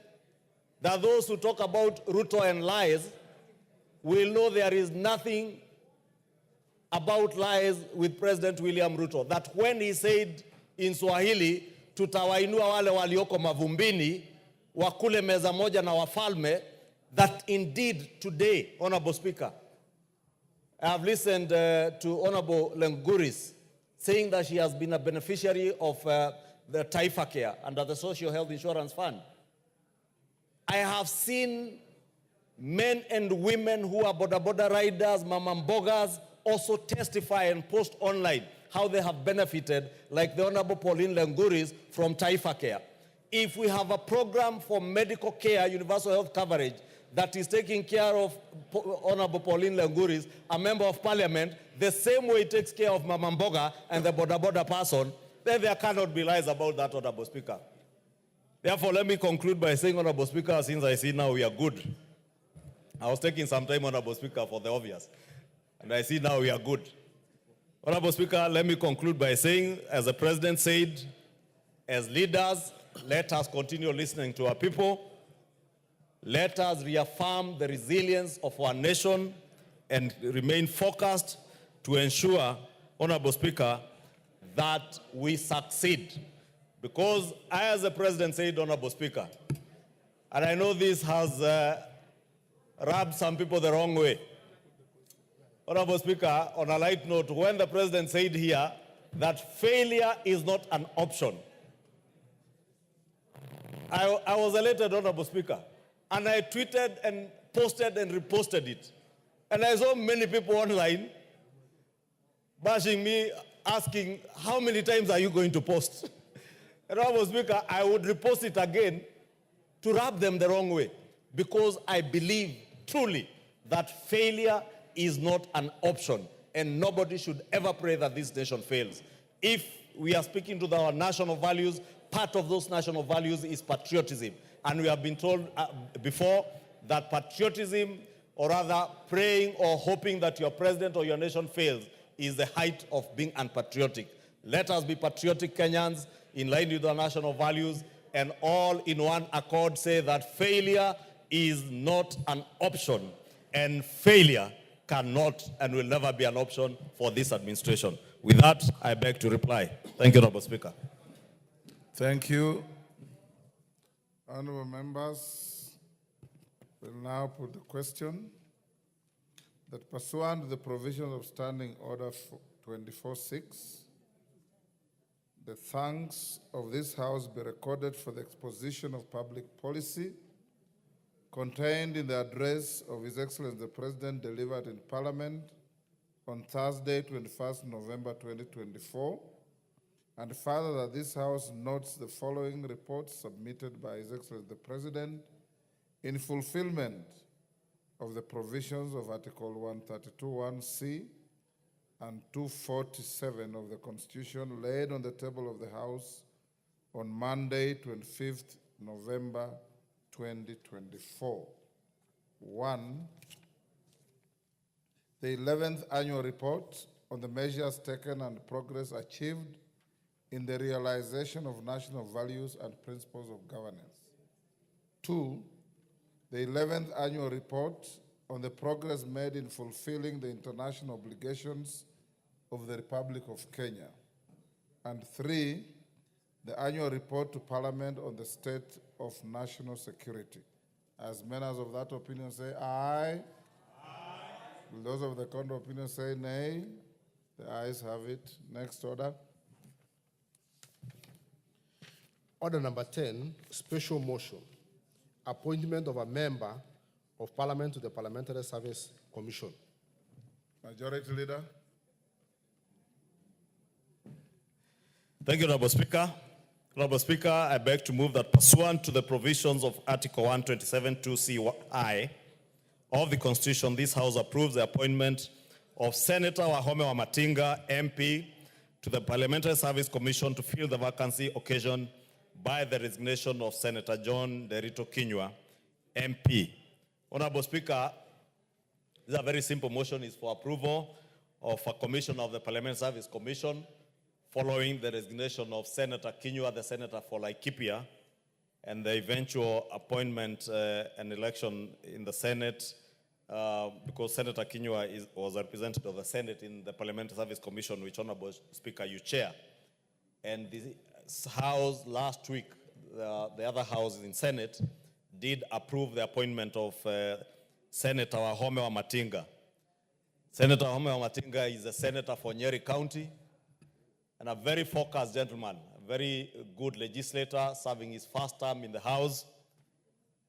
And Honorable Speaker, I would no doubt believe, and I want to believe, Honorable Speaker, that Senator Wamatinga will serve very well in the Parliamentary Service Commission.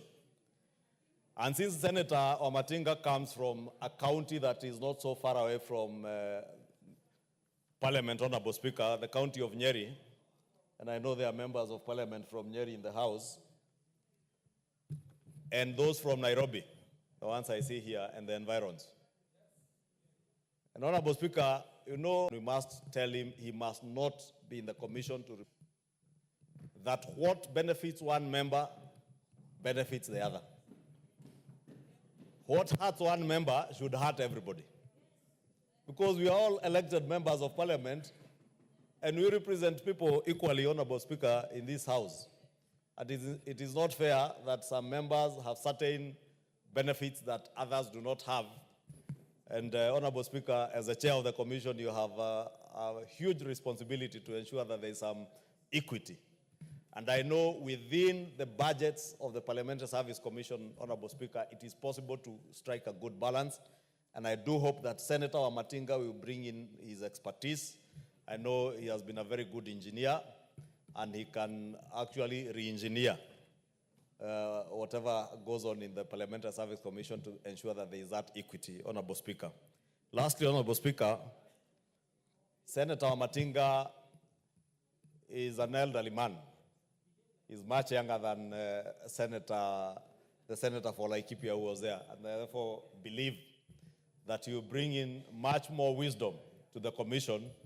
And with you there, Honorable Speaker, you now have two elders.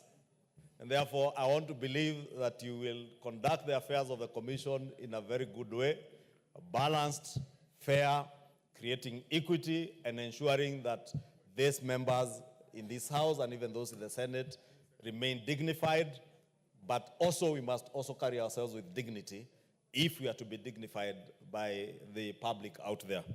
With those very many remarks, Honorable Speaker, allow me to request the Honorable Member for Mombasa County, the Honorable Zamzam, to second this motion in agreement on behalf of the Leader of Minority who is away. And I beg to move, Honorable Speaker, and request Honorable Zamzam to second. Mama Zamzam, unatoka harusi nini? Natoka kutoa mahari mahali, Mheshimiwa Spika. Mheshimiwa Spika, asante sana kiongozi wa wengi, na mimi niweze kuunga mkono uteuzi wa Commissioner Matangi na niweze kumwambia kuwa wa Matinga. Wajua majina nayo pia haya. Commissioner wa Matinga niweze kumpongeza kwa kuweza kuteuliwa kama commissioner, na kitu ambacho mimi nataka kumuelezea ni kuwa shike wabunge wamekuja hapa na tunajua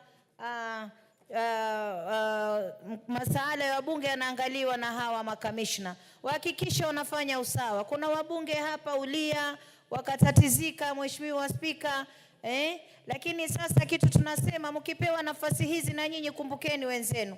Manake pia sisi wapigia upatu ili muweze kupata hizi nafasi, muweze kuhudumu katika hili bunge na kuangalia masuala ya wabunge bila upendelevu. Ila mimi nataka nimuombee Mungu Mheshimiwa Spika, nimwambie ashike kasi na niweze hasa sana tena narudia sana kumshukuru rais wetu Mheshimiwa Dr. William Samoei Ruto kwa ile ambayo alituelezea hapa vile anavyoendeleza uchumi. Kwa hiyo na wao wasimwangushe, washike kasi, waangalie bunge, waangalie wabunge na masuala ya wabunge waangaliwe vizuri. Manake wabunge wengi wanalalamika. Na nikisema hivi mimi nazungumza sauti ya wabunge. Makamishna wasio wanajiangalia wao peke yao. Kuna wengine wanafanya kazi nzuri tunawapongeza, lakini wengine wanajiangalia nafsi zao, waweze kuangalia wabunge, waangalie nafsi za wabunge pia. Sisi tumekuja hapa pia Mheshimiwa Spika, tuna mambo yetu mengi ambayo tunataka tuangaliwe. Lakini yote pia nakushukuru Mheshimiwa Spika, umekuwa spika ambaye umetushika mkono na hawa wabunge wanaweza kusema. Umetushika mkono, tukija kwako umekuwa kama baba. Tunakuombea Mungu azidi kukubariki na hicho kitini chako uzidi kubarikiwa. Asante sana Mheshimiwa Spika.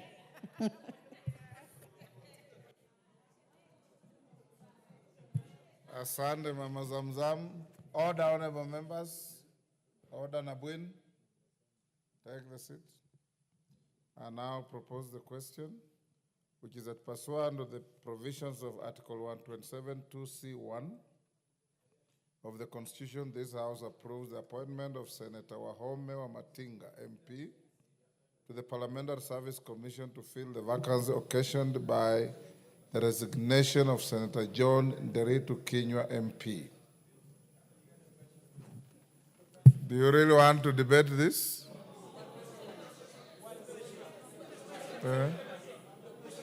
Do I put the question?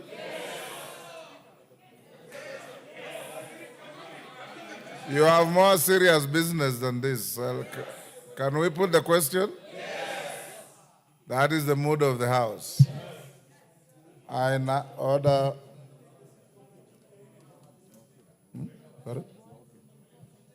Order, honorable members, you have quorum to vote.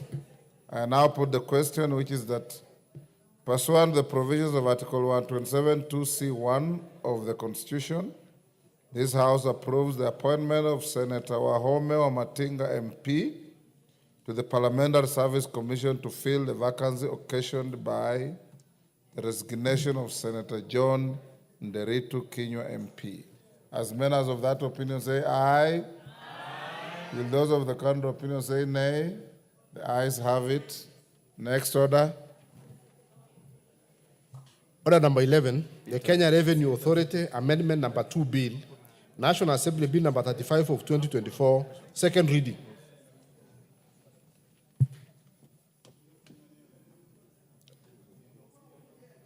Majority, is that from Majority Leader?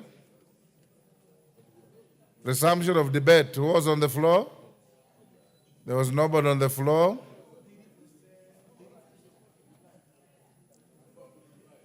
Ngusia.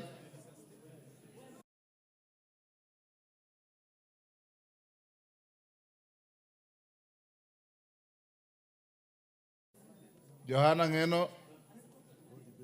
No. There being no interest in debating, I call the mover to reply. Majority Leader. Honorable Speaker, if the members led by the member for Aldai, the Honorable Meli, the Honorable Karoli Omondi, if you could please kindly take your seats for 2 minutes. 2 minutes only, for obvious reasons. Honorable Speaker, I beg to reply, and this bill, Honorable Speaker, was almost about 4 clauses bill. Honorable Speaker, I had indicated, and or rather the move of the bill on my behalf, the Honorable and Bayer, the Deputy Leader of Minority, had indicated that I had written to your office seeking to get a withdrawal of clause 3 on that bill. Honorable Speaker, for the simple reason that clause 3 sought to give the Commissioner General powers to appoint his own deputies.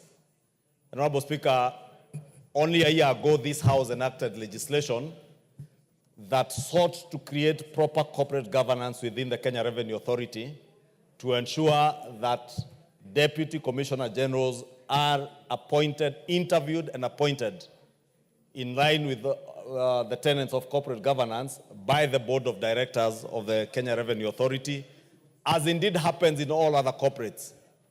Or even in institutions like this, Honorable Speaker, you are elected as Speaker, and the members who are the Board of Election also elect the Deputy Speaker. And it is in line with that we sought to drop clause 3, and therefore we will be doing that, Honorable Speaker, since the communication has not come from your office. In the Committee of the Whole, we will be moving to drop clause 3. And as soon as the Honorable Soro does the needful, Honorable Speaker, during the Committee of the Whole, we will be able to drop that particular clause to ensure that there is proper corporate governance in all our public institutions, including our parastatals, Honorable Speaker. It will not be fair, for instance, if the MD of Kenya Power and Lighting Company became the one to appoint his own deputy. Let us leave it to the Board of Directors to interview people so that also you get to give people jobs based on merit. And if, Honorable Speaker, there is a weakness in one office, then it doesn't go down to other offices. And the board being the oversight institution over any corporate body, like a parastatal or any state corporation, then it will be easier to ensure that that corporate governance is enhanced. Honorable Speaker, the many members who contributed to the bill did allude to the need to have a specialized school on revenue mobilization in the country, and that is what KESRA, or the Kenya School of Revenue, is doing, that is owned by KRA. And those of us, Honorable Speaker, that have had the privilege to go to business schools in this country, and indeed in the wider East African region, KESRA has been training revenue officers not just for our country, but also for other countries in the region. And members are aware that all the public and private universities in our country that are offering degree courses do not have specialized degree courses in revenue administration. And therefore, it's important that we allow KESRA, or the Kenya School for Revenue Administration, to be able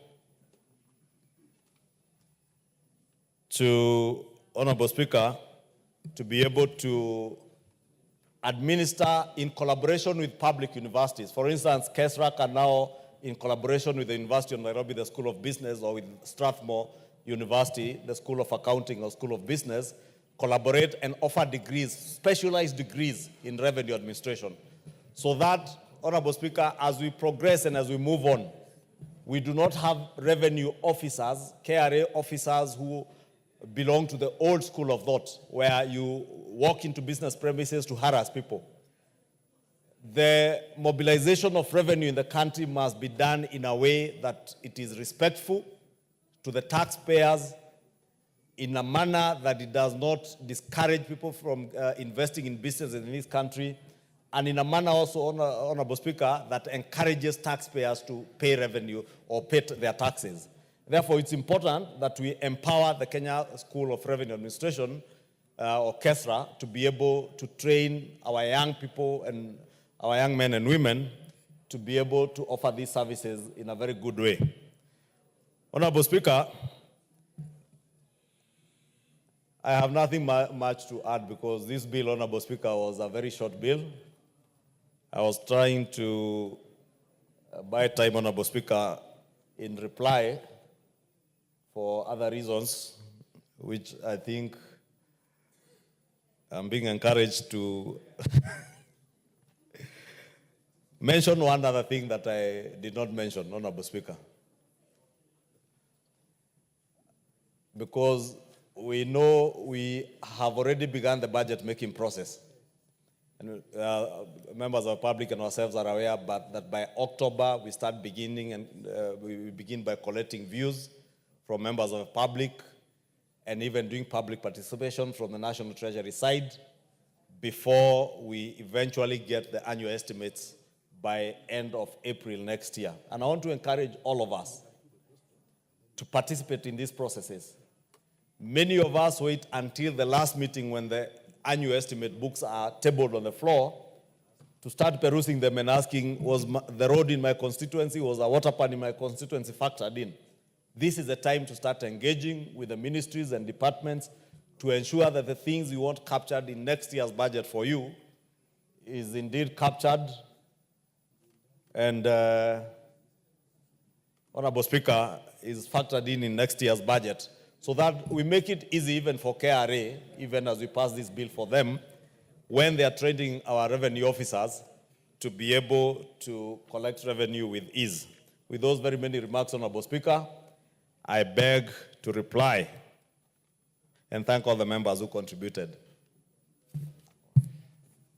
Honorable members, I'll now put the question at order number 11, which is that the Kenya Revenue Authority Amendment number 2 Bill, National Assembly Bill number 35 of 2024, be now read a second time. As many of that opinion say aye.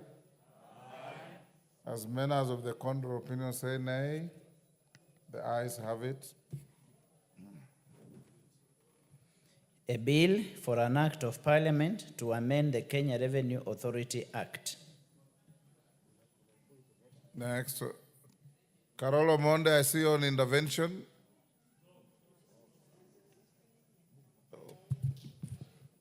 Next order. Order number 12, motion, consideration of mediated version of the Division of Revenue Amendment Bill, National Assembly Bill number 38 of 2024. Member for Molo. As we hold for member for Molo Clark, the women rep for West Pokot had a statement at order number 7, order. At order number 7, the women rep for West Pokot, Honorable Kisawai, came late. I had directed to drop the question, but when she explained, the reasons were legitimate as to why she was late. So I'll give her an opportunity back at order number 7 to request for her statement. Tongoyo, the statement is directed at you. Kisawai. Kasiwai. I have a village in Bungoma called Kisawai.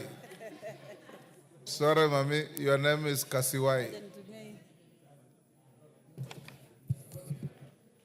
Thank you, Honorable Speaker, and thank you for pronouncing my name correctly. It's Kasiwai. Kasiwai. Right. Thank you. Honorable Speaker, pursuant to the provisions of Standing Order 44-2C, I wish to request for a statement from the chairperson of the Departmental Committee on Administration and Internal Security regarding the security situation in Chesagon area located on the border between Elgeyo Marakwet and West Pokot counties. Honorable Speaker, the Chesagon area has for long experienced periods of insecurity with recurring incidences of violence and banditry attacks.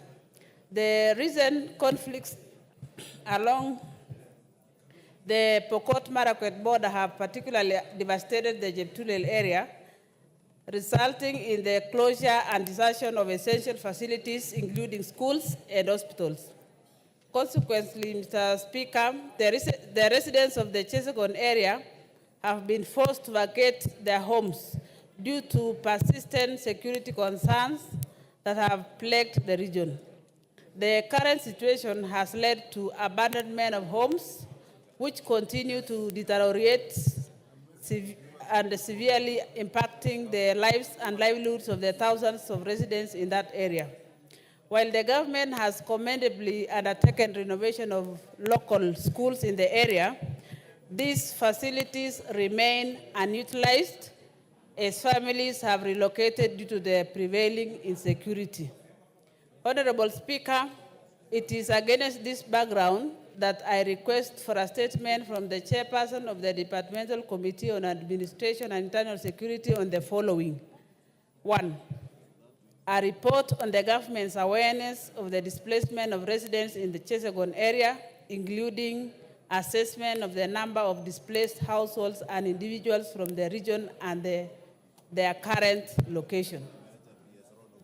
2, I want to know the plans the government has, if any, to provide building materials and support to displaced residents to facilitate the reconstruction of their homes and strengthen community resilience. 3, I want to know what the long-term strategy to address and permanently resolve the persistent insecurity issues and cross-border conflicts in the region. And lastly, I want to know if the government, I want to know the status of the establishment of the army camp in Sokoto area in the region, which was intended to help reduce insecurity in the region.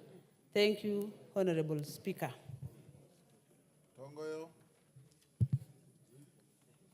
When can you bring a response? Honorable Speaker, I'll try to bring it on Thursday afternoon. Thursday afternoon, yes. So be it. But I want to mention one thing, Honorable Speaker, kindly. Of course, I think one of the questions is to try to look long term, and we had an extensive visit of the region as a committee some time back. Actually, say that on Thursday. Okay. Say that on Thursday. Next order, the order had been called out, Honorable Ndindi Nyoro, and to the distinguished member for Kiharu and all chairmen of committees and members who have business on the order paper. Once you are on the order paper, you are not entitled to think that you will be reached at a time you desire. You can be reached anytime, so I advise Majority Leader to ensure that every member with business must be in the chamber, because business can collapse, business can fail for whatever reason, and we move to the next order. So when we call the order, you can see Ndindi have gone back to order number 7 just to accommodate you to come over to move your bill. Go ahead and do so now. It has already been called out.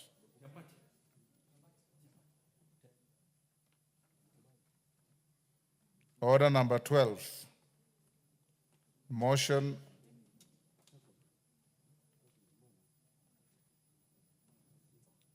Ndindi, go ahead. Give Honorable Ndindi the mic. Thank you very much, Honorable Speaker. Honorable Speaker, I wish to move that pursuant to provisions of Article 1132 of the Constitution and Standing Order 153, that this House adopts the report of the Mediation Committee of the Division of Revenue Amendment Bill, National Assembly Bill, number 38 of 2024, laid on the table of the House on Monday, 25th November 2024, and approves the mediated version of the Division of Revenue Amendment Bill, National Assembly Bill, number 38 of 2024. Honorable Speaker, I first of all wish to thank all the members of the Mediation Committee, the members who spent long hours in trying to mediate this matter between the National Assembly and the Senate. Honorable Speaker, also, I wish to thank the members of the Senate who attended the mediation sessions led by the chair or the co-chair, Honorable Ali Romba. Honorable Speaker, on the onset, when we met in the mediation, we agreed that we are all members of parliament, that is the National Assembly and Senate, and that there was no tussle between our standpoints. It was just a matter of exchanging ideas so that we come up with the optimal level in terms of the division of revenue bill. And Honorable Speaker, as has been misconstrued before, mediation, we don't meet because we are putting on different sides. We meet because we are looking for the best option for the country. And that is why even when the mediation sessions were very heated, Honorable Speaker, we were able to conduct all the sessions with a lot of decorum, and of course based on the fact that we were looking for the best figure for our counties, but also that what the country would afford, Honorable Speaker. The genesis of this process, Honorable Speaker, is that we came to this house in the around mid of this year. We passed what we call the budget. What we usually call the budget is the appropriations bill, Honorable Speaker. And after that, Honorable Speaker, is that we went ahead and we had already passed the division of revenue bill. Honorable Speaker, there needs to be alignments between the appropriations bill, the division of revenue bill, Honorable Speaker, and also CARA. And Honorable Speaker, then the predicament in the mediation committee this time was that this was a time unprecedented. There has never been a situation where we are meeting to revise the division of revenue bill downwards. All the time, if there has been any variation, has been enhancement.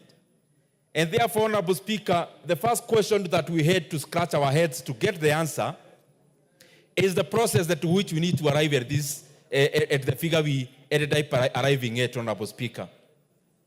And I say so because, Honorable Speaker, when we amend the division of revenue bill, that has to also go in tandem with CARA.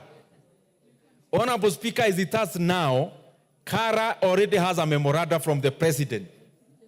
And therefore we need to pronounce ourselves on that. And it needs to that majority in both houses. That is the National Assembly, but also, Honorable Speaker, the Senate. And we, first of all, had to find a pathway that even before we talk about the content, we needed to be sure that the pathway after the conclusion of the mediation committee will be anchored in law and will be anchored in the documents that you've already passed. To cut the long story short is that, Honorable Speaker, in terms of the pathway, the mediation report that we are passing today, Honorable Speaker, has a figure of 387 billion Kenya shillings. Last financial year, Honorable Speaker, the shareable revenue to our counties was around 385 billion Kenya shillings. But, Honorable Speaker, the version that we amended in this house after what happened in the country in July is that we actually passed here 380 billion Kenya shillings. But in the budget now, it appears like the counties are getting 410 billion Kenya shillings. In the previous one that we passed, Honorable Speaker. But this is so because there were carryovers of 30 billion Kenya shillings, Honorable Speaker, and therefore the shareable revenue of 380 plus the 30 carryovers, that is what now reflects in the current budget of Kenya shillings, 410 billion shillings.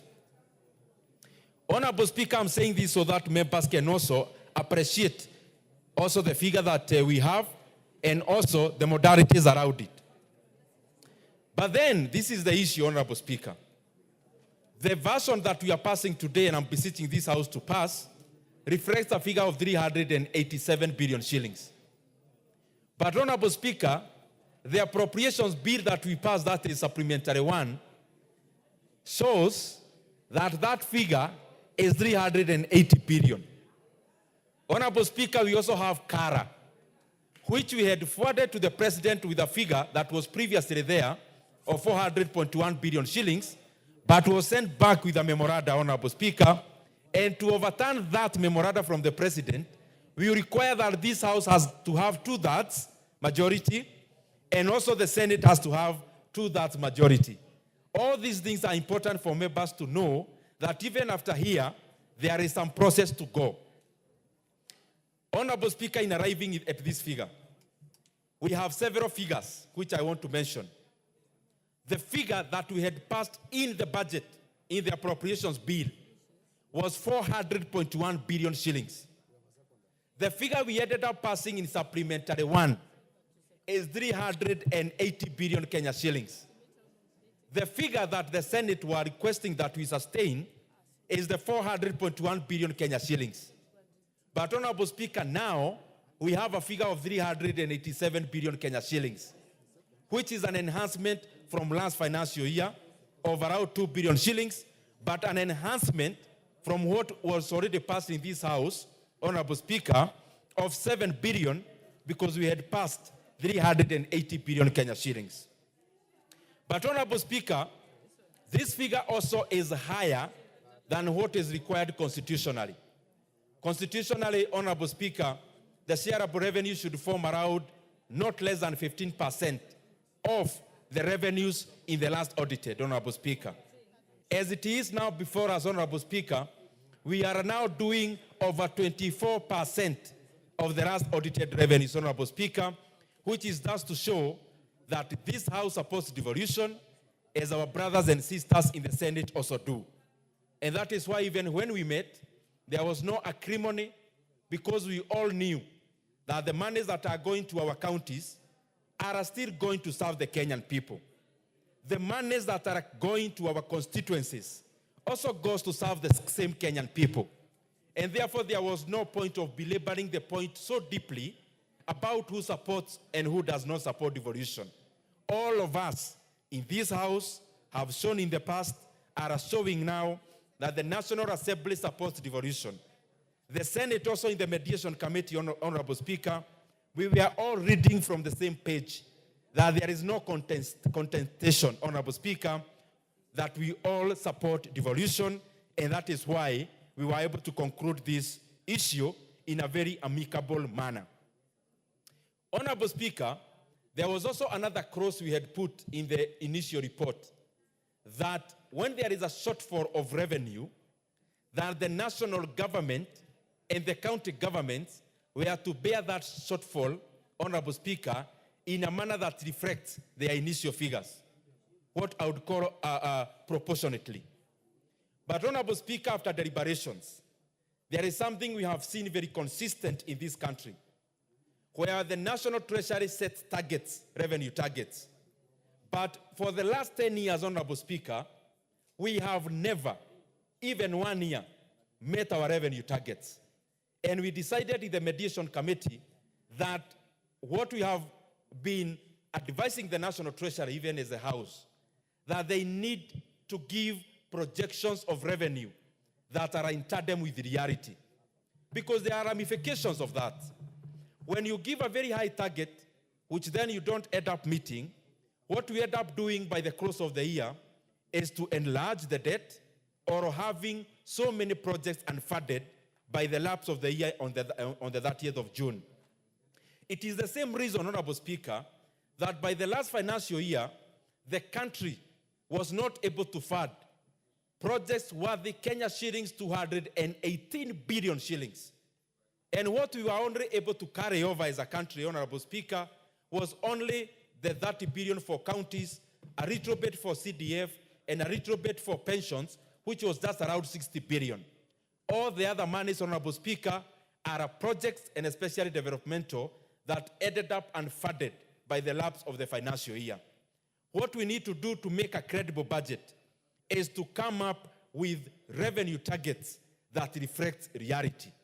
And for that reason, Honorable Speaker, the mediation committee deleted that clause, that when there is a revenue shortfall, the people who set revenue are not the county governments. It is the National Treasury. And the National Treasury represents the executive or the national government, Honorable Speaker. And therefore, in our report, we have decided that the counties can no longer be able to carry a burden which they were not part of the creation. And therefore, when there is a shortfall in revenue targets, it is only the national government, as has always been there before, to carry the entire burden, because that burden cannot be carried by the county governments because they are not even the authors of these revenue targets, Honorable Speaker. And this also makes our county assemblies to do budgets that are not moving targets. When we give them, Honorable Speaker, figures that may change, we are just basically telling our county assemblies to pass budgets that may actually not be fulfilled.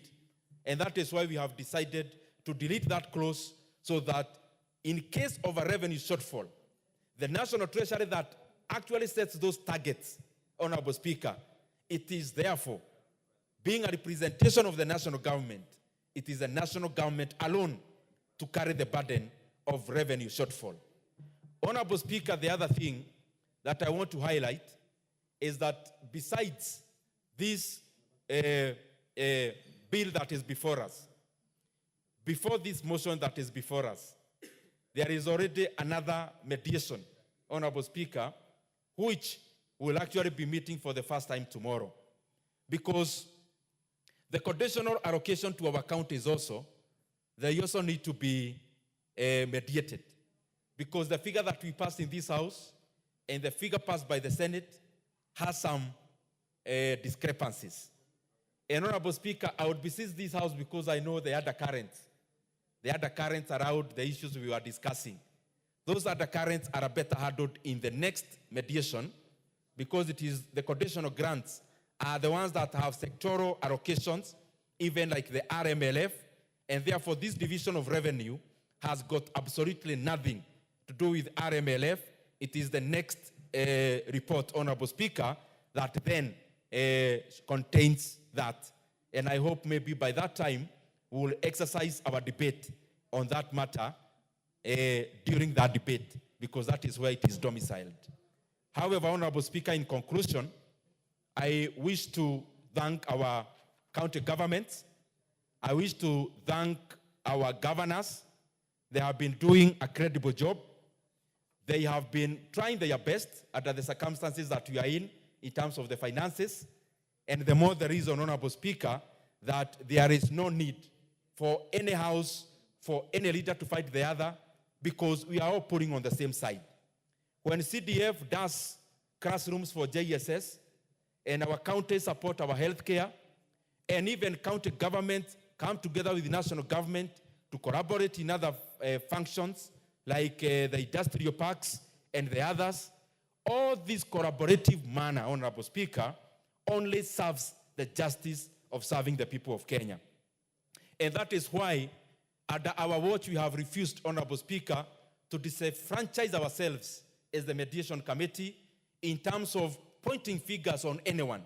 Because the situation we find ourselves, financially speaking, is not a creation of anyone. It is just a creation of the economy as it is, Honorable Speaker. And that is why we were able to come to a very good conclusion. Honorable Speaker, this issue, because I know the governors expected more than we could, that could be delivered. Honorable Speaker, this issue of shortfalls in revenue is also reflected in the own source revenues of our county governments themselves. Because, you know, national government collects revenue, but also our county governments also collects revenue. Honorable Speaker, even when the Commission for Revenue Allocation tries to project their own source revenue, it always has shortfalls. Because, Honorable Speaker, it is understandable that when there is a shortfall on one side, it is likely to be symmetrical, because we are dealing with the same economy. And the same, Honorable Speaker, that the way we find ourselves not meeting targets on this front, even on the county governments, it is the same, Honorable Speaker. And this calls all of us, this House, the county assemblies, the National Treasury, the CECs for finance in our county governments. I think it is better to project less than more, because it's better to deal with a surplus when it appears than to deal with a deficit when it accentuates itself, like in this situation, Honorable Speaker. Because this is how it happens, Honorable Speaker, just for a snapshot. When we pass a budget, like the one we have of 3.88 trillion Kenya shillings, on one side there is revenue. On the other side, there is expenditure. But you know, government is a revolving door. When I had not joined this committee, Honorable Speaker, I used to think, for example, that the pensions that the civil servants are paid, I used to think there is a bank account that when you are a civil servant and you are deducted, that your money is deposited. Honorable Speaker, I am sure most people that is what we think. But there is no such a kitty, Honorable Speaker. Government is a revolving door. That even pension itself that is deducted, there is no granary of pension, for example. All these monies are the monies we collect as taxes every day. So that even a person who retired 15 years ago, there is no money in any bank account that they were deducted. It is the taxes we are collecting today that pays their pensions today, Honorable Speaker. And therefore, I was trying to talk about the hierarchy. When the National Treasury receives revenue, the number one thing that they pay is CFS, especially interest rates in debt. The second thing they pay, Honorable Speaker, it is the salaries for the civil servants. Honorable Speaker, the other thing they pay is the pensions. The other thing, Honorable Speaker, is the recurrent. The last thing that ends up being funded by the National Treasury when we collect revenue is development, Honorable Speaker.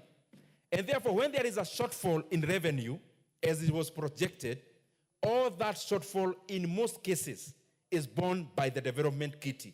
And that is why, Honorable Speaker, we are requesting the National Treasury, even in this report, they project revenues that are cognizant or reflect reality so that we don't find ourselves in years that lapse without projects being funded adequately and fully. Otherwise, Honorable Speaker, I want to thank you and thank all the members of the Mediation Committee, both in the National Assembly and Senate. I want to thank the leadership of this House, Honorable Speaker, and I want to request the Majority Leader, Honorable Kimani Ichung'wah, to second this motion.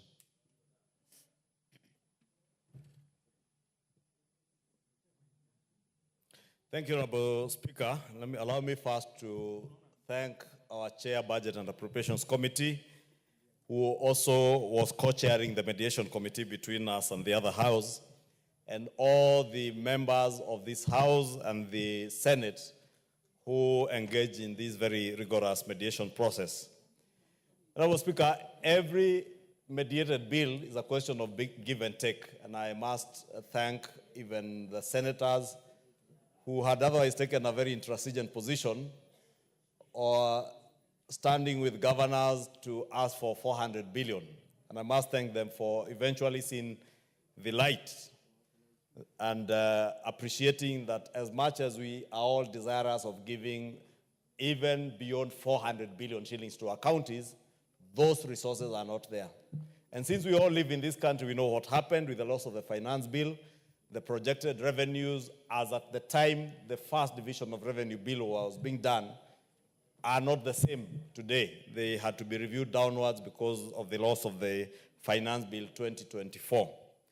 Honorable Speaker, in that give and take spirit, the Senate, together with the Council of Governors, I know they may not be very satisfied with this figure of 387.425 billion shillings going to the counties, but a great improvement, Honorable Speaker. This now constitutes 24.67%, almost 25% of the last audited accounts, I think, of the year 2021, Honorable Speaker. And therefore, it tells you that progressively the money going to our county governments is increasing every year. And indeed, it was the spirit of this House and the government to give our counties 400 billion shillings. You remember, Honorable Speaker, in the year 2020-2021, we had a similar significant increase in the shareable revenue going to our counties. And in one particular year, we increased the county shareable revenue by 50 billion shillings. But that, Honorable Speaker, was on the understanding between us following a mediation process again with the Senate and an agreement with the Council of Governors that they would then cede ground on the question of the revenue coming from the fuel levy fund. It's sad, Honorable Speaker, that our governors and the Council of Governors is now reneging on that very good gentleman's agreement and pitting ourselves against them. Honorable Speaker, the money that goes to the constituencies for fuel levy, at the time we increased by over 50 billion shillings the shareable revenue, was on the understanding that most of that money would be going towards rehabilitation and maintenance of roads at the county level. Today, Honorable Speaker, and I don't know whether I will speak for Kiambu County or it is indeed the case in all our counties, county roads are not being done at all. Members of the public have become accustomed now that they can only go to their women rep or their member of parliament to get a road fixed, even roads that are not under the purview of members of parliament or the constituency roads committee. Honorable Speaker, I want to take this opportunity to beseech the Council of Governors, and I know they have new leadership now, to drop the cases in court. Those cases are not helping them. They are not helping the country.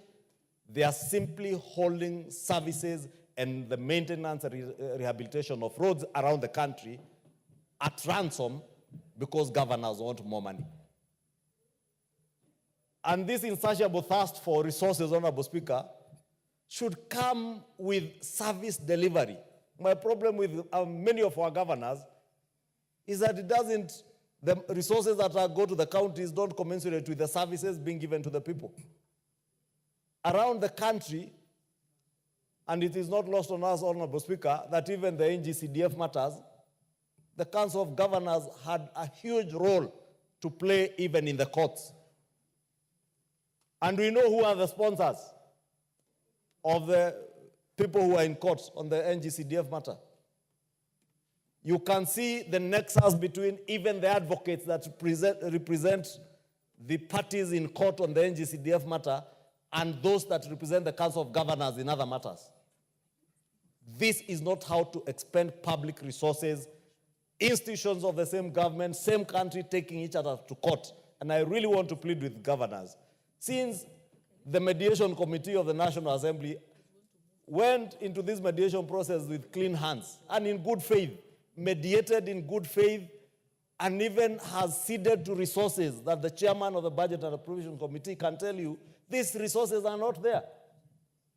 We are only hoping that with the anticipated passage of the tax and business laws, we may be able to get a bit of more resources to be able to cater for this. Honorable Speaker, in that give and take, could we plead with our Council of Governors to please seize the litigation matters in court, especially around the fuel levy money that goes to Kera and Kura. These national agencies maintain roads around the country. I have seen, for instance, the last 2 weeks, Citizen TV has been very keen on highlighting how dilapidated roads are in Nairobi County.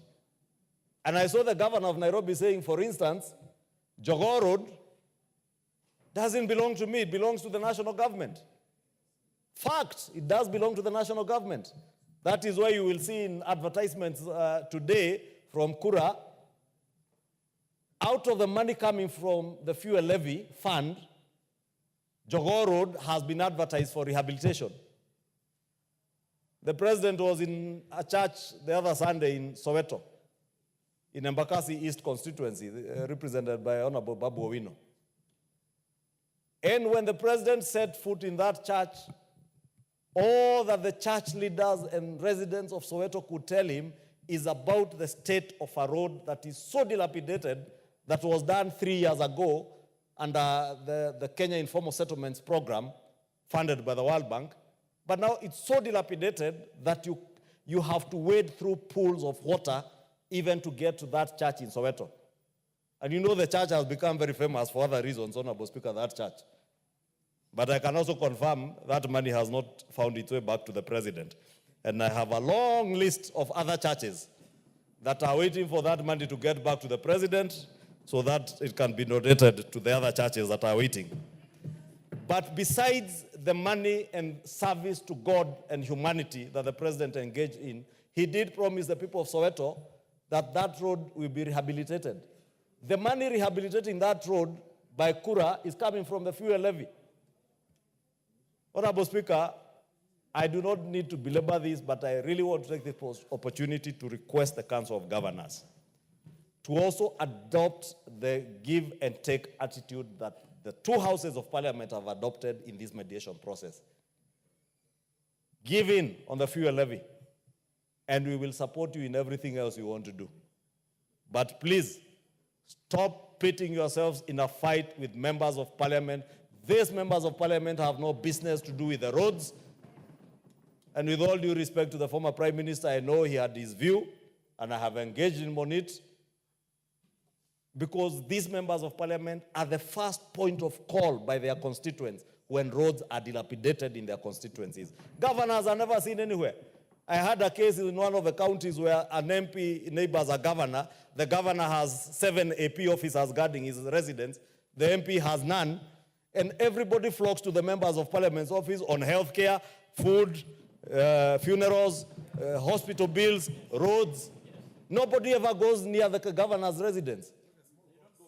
Because I don't want to say they have elevated themselves to be small gods or anything, Honorable Speaker. But they need to open up, be accessible to their people. These members of parliament are elected the same way governors are elected. And therefore, they cannot bear an unequal share of the burden of the people's problems than governors. And when these members of parliament are supervising the work that is being done by the CRC committees, because these members of parliament are not members of the CRC committees. They do not participate in the implementation of projects.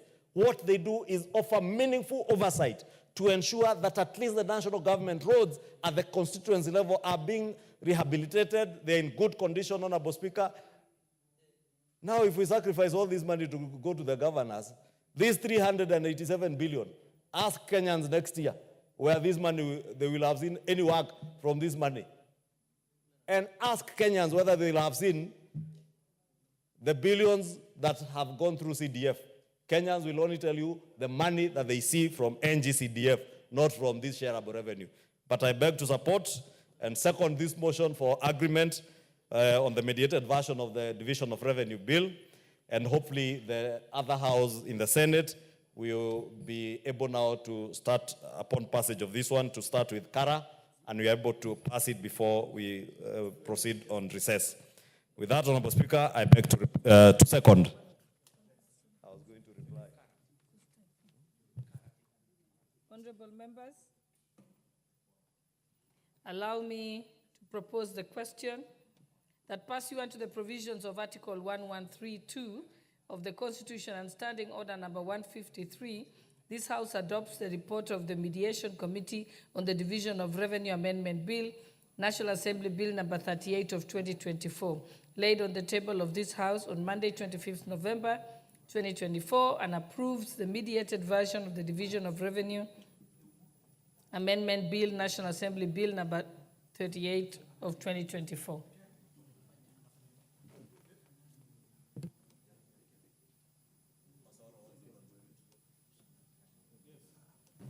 Member for Funyula. Thank you, Honorable Speaker, for this opportunity to contribute on this mediated version of the Kenya Division of Revenue Amendment Act 2024. I must go on record. I was together with the chair of Public Accounts Committee as a member of the mediation committee. And Honorable Speaker, I learned so much about the mentality of the senators in respect of this matter. I also had an opportunity, Honorable Speaker, to engage some of the governors, and I also learned so much how they view things in this country. First of all, Honorable Speaker, we need to go on record and reiterate to the country and to all members here that all of us are in full support of devolution. All of us are 100% in support of devolution. Number one. Number two, devolution was supposed to change the lives and welfare of the people in the grassroots. Number three, devolution was not supposed to be a cost center to the National Treasury entirely. Devolved functions or devolved units were not supposed to remain to be dependent wholly on the National Treasury. They were supposed to generate their own revenue to complement or supplement whatever they get from the National Treasury. Honorable Speaker, members of Parliament are not in any way part of the executive that implements any projects at all. Honorable Speaker, we have given the counties now 387 billion from the 380 that had been passed with amendment bill after the Gen Z demonstrations. Honorable Speaker, the county governments up to this moment have not demonstrated that they are also sharing the burden of reduced revenue of this country. These counties have not demonstrated, Honorable Speaker, that what measures, austerity measures, have they put in place to ensure that they live in the reality of the modern times. The county governments have not even made any efforts to make sure that the funds they receive, the equitable share they receive, actually supports them to improve own source revenue. We were given documents, we were given reports, Honorable Speaker, data by the Parliamentary Budget Office that indeed, yes, own source revenue has been increasing over time, but probably at a lower percentage as expected. So it's a call upon the county governments in all cadre that they must improve on the existing systems for the purposes of improving own source revenue. Honorable Speaker, we could plug the deficit. We could plug the deficit that is so-called that they are talking about. There is a lot of potential. Honorable Speaker, how do you explain that Nairobi County would still depend on National Treasury, yet the source of revenue for Nairobi County is boundless, is massive? Can we curb on corruption? Honorable Speaker, I have seen the President's speech addressed to the national state of the nation. The emphasis on corruption. We never intended to devolve corruption. When we devolved systems, we expected the county governments to work. Honorable Speaker, when we go to the constituencies, and I must testify here, since today morning, Honorable Speaker, I have received 5 calls from my constituencies looking for money to pay medical bills. Some for delivery in maternity, some for basic malaria, some for fractures, some for basic ailments. So I keep on asking them, how come the county government has got devolved funds on health? They collect some user charges. Where does the money go to? Honorable Speaker, sometimes it is frustrating. Indeed, it's frustrating. And I think its time has come. We need to call county governments to order. We never give them money. And while you're at it calling them to order, it's always useful to have the name of the hospital in the handset. Honorable Speaker, as I stand here today, on Monday, today, I have had to send money to bail out to pay a bill at Busia County Referral Hospital. As I speak, Honorable Speaker, there is a patient stranded in a village called Busijo who fractured When he went to the county government hospital, he was asked to raise 150,000 so that they can undertake surgery. They are saying SHA or Taifa Care does not apply in respect of implant. So they expect me as an MP with my meager income to pay for that kind of expenditure, Honorable Speaker. Yet we appropriate funds here to go to the county and literally solve problems of medical care.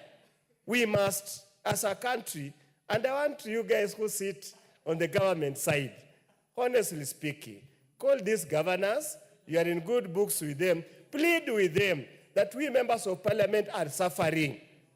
We are suffering. Honorable Speaker, as we speak, in many schools in the country, there are no ECD classrooms. The classrooms that we built through CDF is where they have to partition grade 1 and pre-unit. Yet, every year, millions and billions, 387 billion is going to go there. But Honorable Speaker, I can tell you, and I want to echo the sentiment of Majority Leader, by this time next year, the impact of the 387 billion will be hardly noticeable in this country. Yet the 30 billion allocated to CDF will be seen and felt all over. Probably must start asking ourselves a question. Did we make a mistake on devolution? No, we did not make a mistake on devolution. We need to have a mentality change, Honorable Speaker. We need to have a mentality change. Otherwise, Honorable Speaker, 90% of the Kenyans, if you asked them, they would even call for scrapping of county government so that the money can actually be channeled through CDF with better checks and balances because it's accountable. We need, Honorable Speaker, and we want to call upon the Office of the Auditor General. The Office of the Auditor General, that's where the weakest link is. We need to be thorough in the audit of these books of accounts prepared by the various county governments. We want to call upon the control of budget. It's not easy, it's not good enough to go and lamenting in public, yet their office approves illegal and unlawful expenditure that do not end up supporting the local mwananchi on the ground. Finally, Honorable Speaker, we want to make it very clear that the RLMF is not MP's money. CDF is not MP's money. RLF undertakes roads that many times are allocated to Kera, and some even belongs to the county governments. The county governments deliberately neglects to fix those roads. And yet, these are wananchi. The mwananchi will come and tell you, Honorable Member of Parliament, mimi sijui kama mimi ni mtu wa devolved function ama ni mtu mimi wa Kenya. All they know, they are Kenyans, they deserve services regardless where the money is coming from. As we support Honorable Speaker, we want to call them to exercise prudent management of the resources. Otherwise, then, Honorable Speaker, it will keep on casting doubts to those who continuously doubt the efficacy and the usefulness of county governments. With those remarks, Honorable Speaker, I support. Thank you. The Honorable Member for Baringo, Honorable Chamatian. Oh, sorry. I know, apologies, Member for Baringo. Let me allow Honorable Osoro, because I know he needs to go and do his other real job. Thank you very much, Honorable Speaker, for this opportunity also to support the report, the mediation report by the Mediation Committee, Honorable Speaker, as proposed by the chairperson, Honorable Speaker. Honorable Speaker, even as we support this report, there is something that we also need to ponder as a House. And even first of all, Honorable Speaker, it's also important for us to guide the members of the public that this is a procedure. There has been a misconception out there that members of parliament are sitting on the county funds, or rather they are fighting the county governments or devolution by not really being able to allocate funds to the counties, Honorable Speaker. That is misleading, and it's a misconception, Honorable Speaker. Because people should know that this is a report. I mean, this is a process where and Article 113, Honorable Speaker, of the Constitution directs and guides us that where the bicameral parliament of the Senate and the National Assembly, Honorable Speaker, have divergent views in terms of allocation of these funds, then a mediation committee is formed to fit this purpose. So those people who've been moving around, Honorable Speaker, slandering and telling lies to the members of the public that the honorable members of parliament are fighting devolution, are misleading the members of public. But even then, Honorable Speaker, we live in very interesting times. The county government seeking to have 400 billion is not a bad idea, because after all, Honorable Speaker, we passed this constitution that we have devolved units get a good amount of money to have the resources taken back to the villages or back to Mwananchi, back to the counties, Honorable Speaker. That is not a bad thing. But also, we also need to live in reality. We need to live in reality of time. We need to live and be practical of what happens, what is happening in the country. We all live in this country and know the status of our economy. Know very well that upon what happened in June, Honorable Speaker, when we passed the finance bill here, then it clearly means that we couldn't meet our revenue target, Honorable Speaker, and it couldn't be practically possible to allocate the counties all the funds that they wanted, Honorable Speaker. So this committee has really, really tried and overstretched themselves to even raise it to such an amount at 24% to raise it at 387 billion, Honorable Speaker. But even then, we then need to ponder ourselves and sit and ask ourselves these very pertinent questions, Honorable Speaker. Where does this money go to? It is going to the counties. It is not the first time these funds are going to the counties. Every county has received funds, all since 2013, Honorable Speaker, to date. But where does this money go to, Honorable Speaker? Where does it go to? It is the president the other day, Honorable Speaker, and in copying the Honorable Oudo's words, Honorable Speaker, the president was here while reading his speech. He talked about corruption. If there is a place that we need to fight corruption, it's actually in the county governments. If there is a place there is high level of corruption that is massaged, that is, I mean, we have created demigods, Honorable Speaker, in the name of their excellencies. It's a very, very bad thing. That you move from county to county, you'll hear very unique problems, Honorable Speaker. Where is this obsession of them even fighting for fuel levy coming from? That you've got it, you have enough, you have money, you have some counties receive up to 13 billion. This is now, we are talking about 307 billion in the entire country for under the shared revenue, but you are again here fighting for RMLF, which is less than 10 billion. I mean, what kind of gluttonous mindset is this, Honorable Speaker? This is pure greed. You're all over going to court and saying, you know, these members of parliament are getting 100 million. I mean, really. And majority leader, Honorable Speaker, and spoke very well and stated facts that when you go to their compounds, Honorable Speaker, they have 12 bodyguards guarding their homes. Then they have guys carrying rungus in the name of, they are called, in the name of Kanjo, Honorable Speaker. I mean, they are guarding them. So Raya can hardly reach them. So all those problems are taken to members of parliament who only have one bodyguard, Honorable Speaker, and by the operations, by facts of our operations in terms of our duties, Honorable Speaker, we are ever with the people. So these guys walk around with so many people. Raya can hardly reach them to explain to them their problems. I mean, there are no medicines in hospitals, Honorable Speaker. They are now sabotaging every health system. They cannot build classrooms, Honorable Speaker. I even heard one governor, Honorable Speaker, close to actually in my county, bragging that the KTRH, the Kisi Teaching and Referral Hospital, makes 247 million in a quarter. Really? You are bragging that you are making 247 million in a quarter in a hospital that does not have drugs, in a hospital that does not have doctors, enough personnel, in a hospital that people are dying. I mean, really, why are people attracting cases, Honorable Speaker?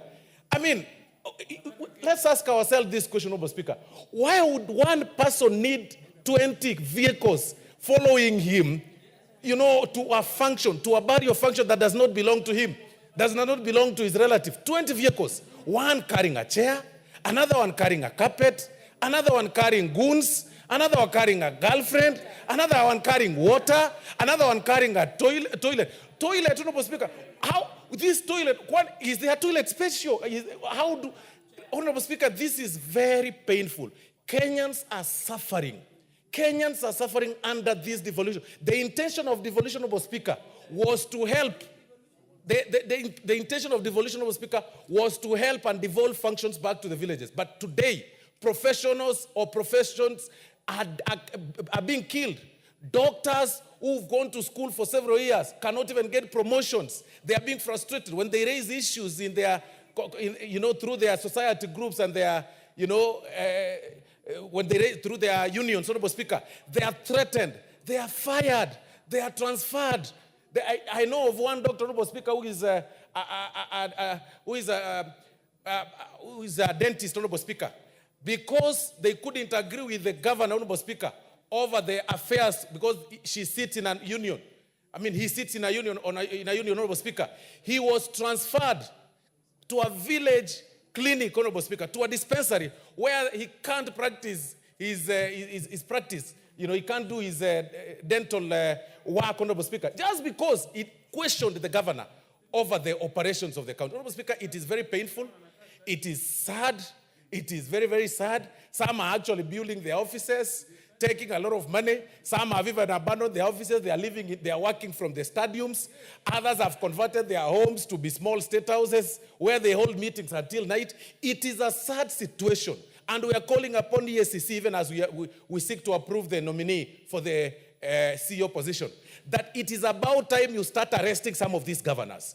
It is about time you start arresting some of these thieves in the name of their excellencies. In fact, those terms do not belong to them. Those are their excellency thieves, Honorable Speaker. There is no other better term we can call those guys, because we are sending 307 billion, but you'll need a microscope to see what it does. You will need a microscope to see a classroom. You'll need a microscope to identify an ECD class. It is a sad situation. I speak with a lot of pain, Honorable Speaker, because we have seen how people are suffering in the villages. We've seen what they do, Honorable Speaker, is to use this money to pay goons. They draw this money, some from their own source revenue, to pay goons, to attend functions, to clap for them. What kind of silly attitude is this? It is just too bad, Honorable Speaker, but I beg to support the report. I hope they will be arrested someday. I just hope they will be arrested someday. Thank you very much, Honorable Speaker. The Honorable Member for Baringo, what's your point of information? Honorable. You are not on record. Honorable Speaker, the whip has just spoken very eloquently about how these governors show opulence and even actually running in convoy. You're on a point of information. Just give us the information. Yeah, he had mentioned about, I heard him talking about he had seen some governors traveling in a convoy about 50, 60. I just want to inform you that there was a video going around about the governor of Narok going in a convoy about 700 cars using public money to go and open a project being funded by a partner called Amref. That is our governors for you, Madam Speaker. Yes. 700 cars. Honorable Chematia, proceed. Thank you so much, Madam Speaker. From the onset, I want to support this report on division of revenue. And I must say, it took time for the two houses to conclude this report, but it is one report that is going to give counties a reprieve at these trying times and very hard economic times. Madam Speaker, I also sit in the budget, and I am aware that in June this year, we were not able to pass our finance bill as needed for us to do it. And that has shown a lot of deficit, specifically in management of revenues and monies that goes to the counties. I want to say, in my opinion, the drafters of the Constitution had a lot of hope, but at the same time, they also didn't have proper information on how should we elect our governors. Madam Speaker, the money is not a problem. Today we are we have agreed through the division of revenue that 387 billion is going to be dispersed to the counties. This money, I want to pray that we are going to be able to collect and we are able to disperse this money within good time so that the counties will be able to deliver services. But I think, just like most of members have said, we got it wrong from the onset. The mode of electing our governors. These are managers of counties. I don't think it was good for the Constitution to subject governors to elections. Because subjecting them to elections means it is the competition versus the resources that someone has. So we were not able to get the quality governors to govern and help the counties, specifically the far-fledged counties. If you ask me, governors should be probably appointees. They should be appointed, and most likely, they don't have to come from the locality. These are people who should have the proper career to manage resources. Today, what we are crumbling is the level of incompetence of governors. If you look at the first governors who came in, most of them tried to put structures and to create the functioning of the counties. And subsequently, the second and the third have a lot of imbalances. And it's because we subject them back to elections. And to be a governor in Kenya today, no one uses minimally less than 50 million. I want to ask, even if today we are crying here because we don't have money, and we are complaining about the services that the governors are not giving to the people, I want to say it is the way we introduce these counties. Also, the number of counties in this country is too many. 47 counties is so much that sometimes you wonder whether we need a village. It's almost like, because we are creating counties on tribal, like Kisii County, we have Turkana County, that is giving that proper corruption to thrive. Because if I am a governor and my locality is, and everyone who is within the locality is my tribe, most likely I will employ probably a relative. The people who help me to campaign are the ones who are going to be the forefront to make sure that they have been employed. And most of them are not always qualified. So we ended up creating small dynasties that is so much embezzling the resources of the people. And more so, it was very wrong for us through the Constitution to devolve sectors like health or basic education. That is where it's a day-to-day life survival. You go to in my district hospital, a county hospital, Baringo. Barely a week when we were having an event in Baringo, there was nothing in the hospital. You cannot even find a shelf of drugs. And the doctors are always on strike. So there's a problem. And these counties, most of these counties also, Madam Speaker, don't have any revenue. Or even if they do, they collect on source revenue, it is very little money. And if it is there, because of the wage bill, the bloated, every governor comes in, he puts 100 people in payroll. The first one, the second one, so there are a lot of layers of people who most of them are ghost workers. At the end of the day, we are just supervising. These people are supervising incompetence, corruption, and lack of services in the counties. I want to imagine, even if you are the best president in this country, as long as we still have these counties behaving this way, and the same way of how we are electing these governors, because once you are a governor today, and for you to come back, you use probably 3 times the amount you used before. So at the end of the day, I will be going in as a governor. The first thing I will do is to save for me to come back. And at the end of the day, we definitely impede with the services in the county. So, Madam Speaker, as I support all the disbursement of the money, I want to reiterate, the money is not a problem. It is the management of the resources that goes to the county. We also need counties to give us ways like investing in industrialization, ways to generate more income so that they are able to be sustainable and keep the services and provide proper services, specifically health and agriculture. It was also very unfortunate for us to develop agriculture and education, for instance. So in ECD, if you are very keen in Kenya today, for most of us who went to school a long time ago, there is a lot of a very distinct comparison of a child who is between class 1 and probably class 4 in the village. They are not able to read. So the literacy level is so high because the quality of education, the teachers that teaches these children are from the village. ECDs are taught probably, and they are not paid well. So that way, it actually impedes the quality that we give to our children. And this is the foundation of our nation.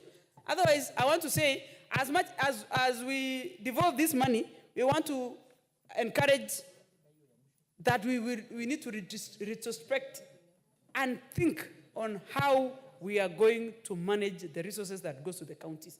And also help governors to understand that the society is now devolved. And everything that happens in the county automatically reflects everywhere in the country. Thank you, Madam Speaker. The Honorable Caroli Omondi, member for Suba South. Thank you very much, Madam Speaker. I'm very thrilled by the passion I'm witnessing amongst members on this particular issue. But my observation is very simple. All the bad habits we see in the counties have actually been transplanted from the national government. I mean, I think we are doing an introspection of ourselves as a country. While I support devolution, and I'm happy to see that at least additional 7 billion is being disbursed to them, let's just take some examples so that you understand where I'm coming from. Recently, I'm aware of a county where the speaker was actually removed from office. They pretended he had lost confidence of the members of the county assembly. The reality is he did not have the necessary academic qualifications to hold the job of a speaker. And I'm sure in this House and in Parliamentary Service Commission, I think we have similar cases. So there's nothing new that the governors or the lower cadre of people are doing in the counties that we are not doing up here. Cronism. It is very common. You go to counties, people employ their relatives, their friends. It happens. In the national government, it happens here. Tribalism. The Constitution requires that every county, 30% should be non-residents of that area. How many of us have tried to hold our governors accountable to that? At least I'm happy to report my constituency manager is a man from Kisiland. Inflated cost of projects. We are buying information management software for our health sector at 104 billion, something that can be developed by university students. It's the same thing in the counties. There's no difference. Misprocurement. We are not following our procurement laws at the national level. So they are copying us. They are doing the same thing everybody's doing. Absence of accountability. I was once at a function and somebody very senior whispered to me that you see all these governors in front of us. If it was not for some intervention, they would all have been charged. And there were 6 governors right in front of us. And I was in shock. It's the same.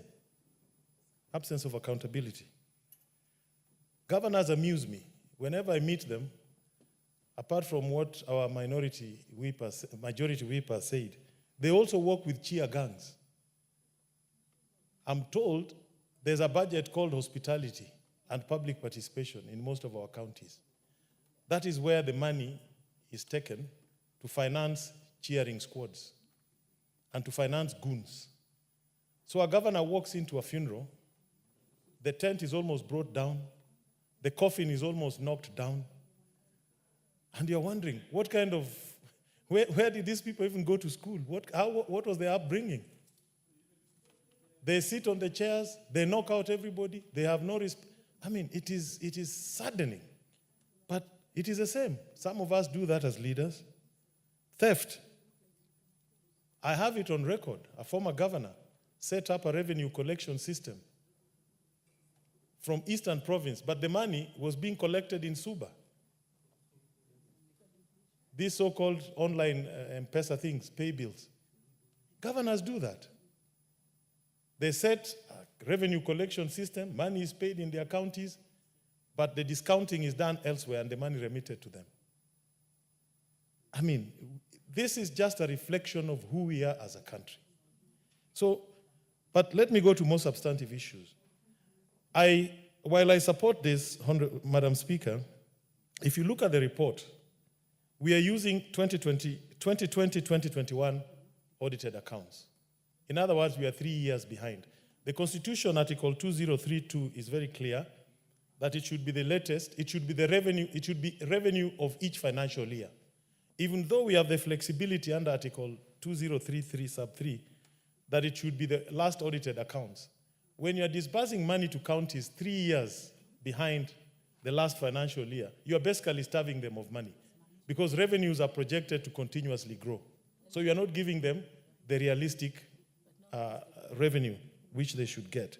I think there's a problem, and I think we need to look at it. I once talked about it here. As a budget committee, I think our members there should figure out what is it that we need to do to have recent audited accounts being, if for not that year, but for the last year, not 3 years behind, because the figures are different. Secondly, delayed disbursements. If you look at our Constitution, Article 203, again J, sub J, we are supposed to enable county governments discharge their functions efficiently and effectively.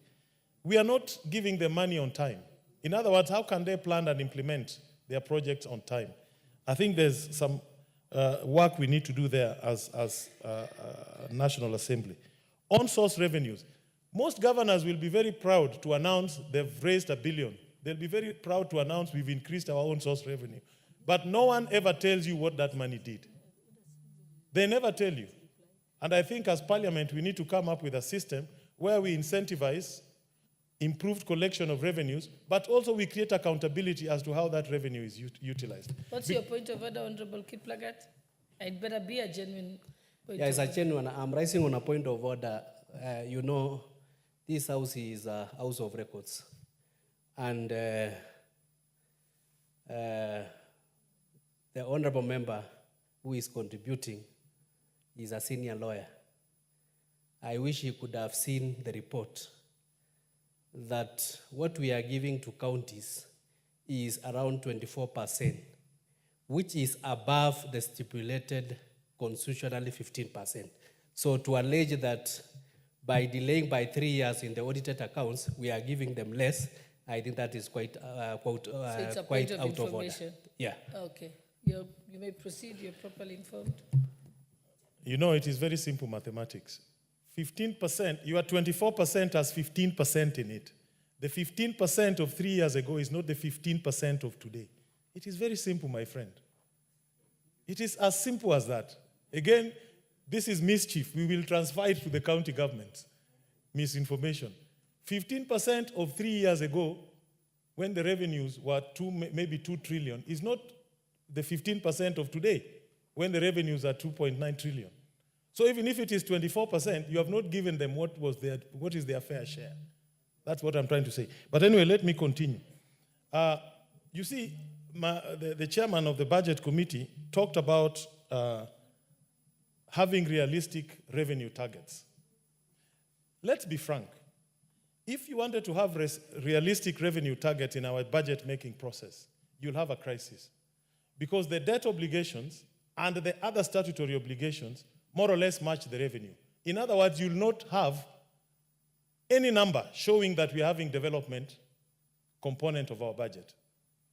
So you have to stretch the revenues to factor in perceived development, whether it is illusional or not, but it has to be there. That is the reality. So if you want to remove the stretched revenue targets, then you will have a budget that the revenues purely match standard obligations, debt service, and other recurrent expenditure of the government. And I don't think that politically is tolerable. That is why we must have these aspirational revenue targets so that we can accommodate development. That is the reality where we have found ourselves as a country. And the only way to address it is again to deal with corruption, is again to deal with proper audit of our debt schemes and see which debts are real and which ones are not real. There's a lot of work that needs to be done there. But if you reduce our debt, our revenue projections, you will have a budget that matches debt and statutory obligations. And I don't think that will be politically tenable.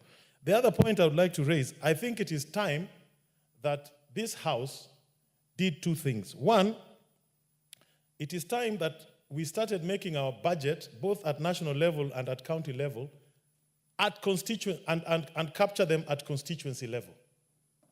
So that in every budget, we should show what has been allocated for every constituency, roads, water, health, whatever, all in the constituencies. And then a spreadsheet, which is a high-level summary, is attached to that budget, so that every member here can raise a piece of paper and say, this is what the budget for this year is doing in my constituency. And I'm going to propose an amendment to our laws so that future budgets have that summary by constituency, not by county. Our country is run on constituency basis, 290 of them. So the budget will clearly demonstrate what has been allocated in all the sectors, including projects that are funded by donors and all other projects that we have in that country. Finally, I think it is time that this Parliament commissioned a study on what truly is the impact of devolution. What truly has devolution done in terms of resource utilization and impact on the people? Because we are walking blind. We don't know. This thing we've spent, some countries have received 150 billion shillings over the last 10 years. Ask yourself, where has it gone? I think we need, as a House, to commission an independent study that can open our eyes so that we can analyze what changes we need to make on devolution, especially on things like the health sector, like the lady from Baringo has said. Why should doctors be unemployed in a country that does not meet the threshold of doctor-to-patient ratio? In Kenya, doctors are unemployed, and people are not getting medical services. Madam Speaker, finally, we should also interrogate the equalization fund. It is a 20-year fund, but we have a problem.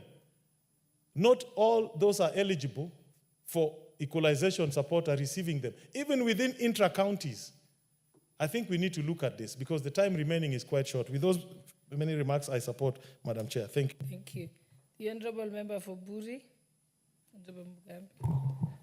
I want to thank you. I just want to join my colleagues from the onset. I support this report. And just like my colleagues have said, Mr. Speaker, it's the time now we start going back again to understanding the difference between the national government and the county government. Why do I say so, Madam Speaker? What I'm seeing is there is increasingly on a daily basis, the House of the Senate, which is supposed to be oversighting the activities of the county, they have absconded that responsibility in totality. They are now trying to oversight the national government. Mr. Speaker, you'll find on almost every day they are summoning cabinet secretaries, PSs, to answer things that they are not supposed to be answering. And sometimes it's causing a lot of confusion, Madam Speaker. I say this because I am the Vice Chair of Housing. Madam Speaker, there is money that comes through grants. And this money is appropriated by the National Assembly, but spent by the counties. Madam Speaker, when it comes to oversight, the National Assembly has no law to it. Conditional grants, Mr. Speaker, is one area that there is a lot of misuse of money by the county government, Mr. Speaker. Mr. Speaker, at the moment, There's no governor who is being bashed right, left, and center on the SHA and SHIF health services. Mr. Speaker, health services are devolved. And Madam Speaker, the money has already been channeled for health sector. But when you go to the dispensaries, Madam Speaker, there are no drugs. Even some dispensaries and health centers are not operating, Madam Speaker. The level 2 to level 4 hospitals are supposed to be managed by the counties. Where does this money go? Madam Speaker, when we hear the county government poking and wanting more money, I think we must ask our senators before they start trying to oversight the national government. They need to tell us how the money that have been appropriated by this National Assembly is being spent, Madam Speaker. The same story goes to agriculture. It is only the president and the national government that seems to be answering the questions on food security. Yet we know the money that the governors have been given, there is a high portion on agriculture. It's the right time now we say, let everybody take responsibility of the money they have been allocated to do.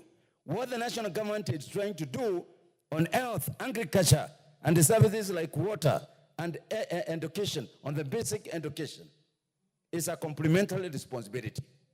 And I want to thank His Excellency the President that he hasn't taken a backseat in terms of health services, education, agriculture, and trying to find that they need to work together with the county government.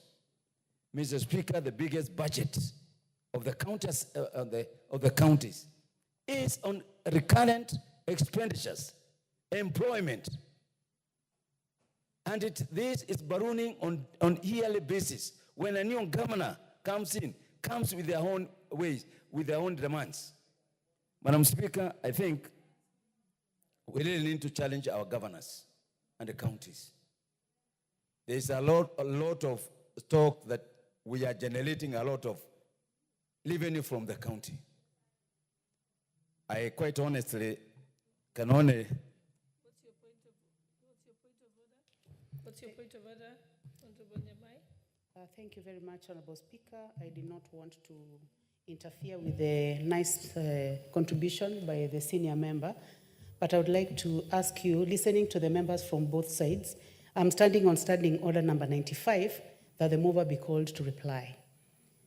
Both sides of the aisle, Honorable Speaker, we seem to be agreeing on this motion, and bearing in mind that it is a mediated version, I ask you, Honorable Speaker, that you call upon the mover to reply. Thank you, Honorable Speaker.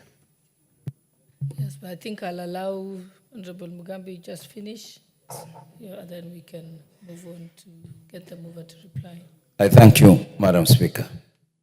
This is a very emotive issue, Madam Speaker. All what we are saying is that we are agreeing. And when we agree on mediated version of the bill, then the county government should not move again and try to coerce this National Assembly and the national government to agree on other side kicks, like what they are doing on national government, CDF. Now they have come to the sector of fuel. Madam Speaker, I had a teleconversation with the young people of my constituency the day before yesterday. And one of the issues that these people are asking me, what is happening in the road sector? What is happening in the education sector? What is happening in the agricultural sector, in the water sector? And they are telling me as far as they know, what they need is services. But I am telling them, yes, services are delivered through revenue. And so I'm impressing on them that there is money that is under the national government, and there's money that the governors are given. So in as much as that you are saying the president should react to this, the president cannot take responsibility 100%. So they share responsibilities. And that's why I'm telling the governors, you must start contributing to the development of this country. The only money that is known on loans is Kera loans, 22%, 10%. So, Madam Speaker, if they take this and whatever they have, they cannot even manage. They cannot even produce evidence of performance in every constituency. And I agree with the Honorable Wakil who have just spoken. I think we need to have budget done on constituency basis. And we need to call out civic education so that people can know the responsibilities of the national government and the responsibility of the county government, Madam Speaker. So, with those few remarks, Madam, it is so sickening. It is true. We need to now take a step back and start asking. And I encourage Kenyan to continue asking questions. We should tell Kenya to continue asking questions. They should not only ask the national government questions. Let them start questioning their governors. Because I think that's one of the problems that we're having in this country. I thank you, Madam Speaker. Thank you. I now call upon the mover to reply. Honorable Speaker,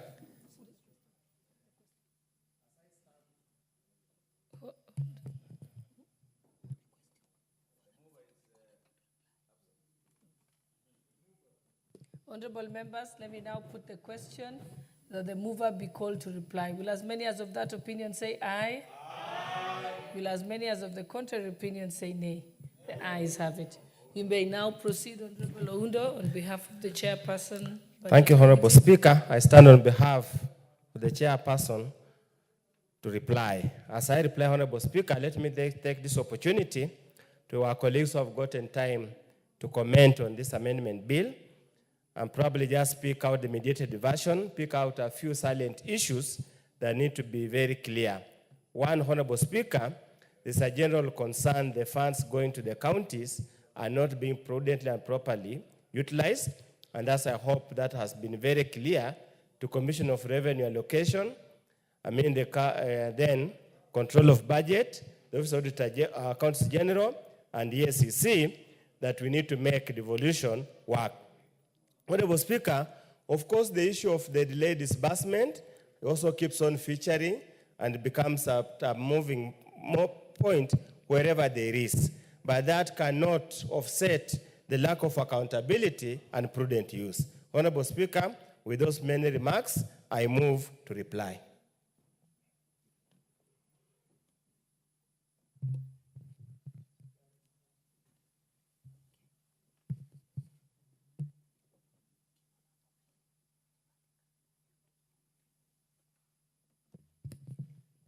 Honorable Meli, what's your point of order?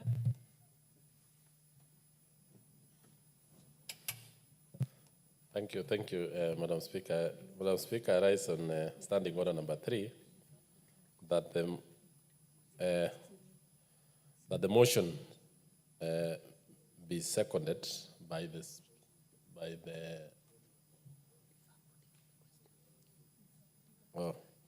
when a motion has been moved, it is necessary to seconded. The Speaker shall propose the question thereon in the same terms as the motion. Thank you, Madam Speaker. Honorable members, what's your point of order? What's your point of order, Honorable PK? Madam Speaker, I think Honorable Senior Member, Honorable Meli, has come a bit late because we are through with debating. It is time to put the question, and I'm seeing him quoting issues of proposing the question. So I think it's completely out of order.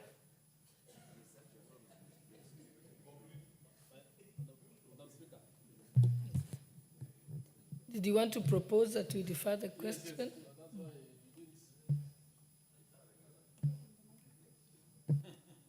Proceed. Thank you. Thank you, Madam Speaker. I think the member for Soy didn't hear what did I say, that because of I would request that, as per Standing Order 53.3, you defer, that we don't call for putting the question. Thank you. No, you are not in order. I'd also propose. Thank you. I think it's obvious that we'll put the question at a later time. So let's move to the next order. Order number 13, Committee of the Whole House, the Coffee Bill, Senate Bill number 10 of 2023.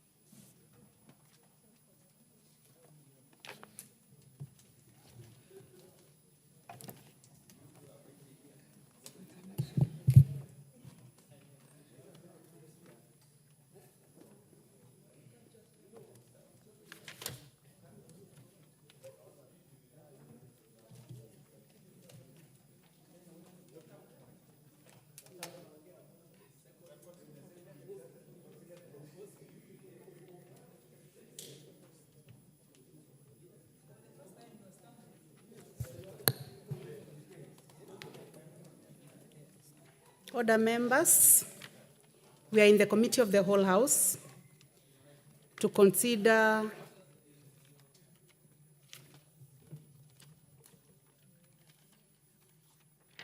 the coffee bill,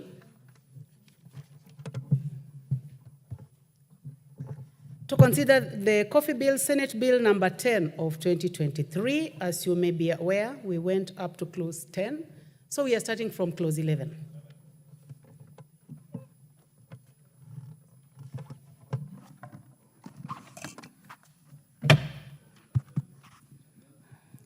Clause 11.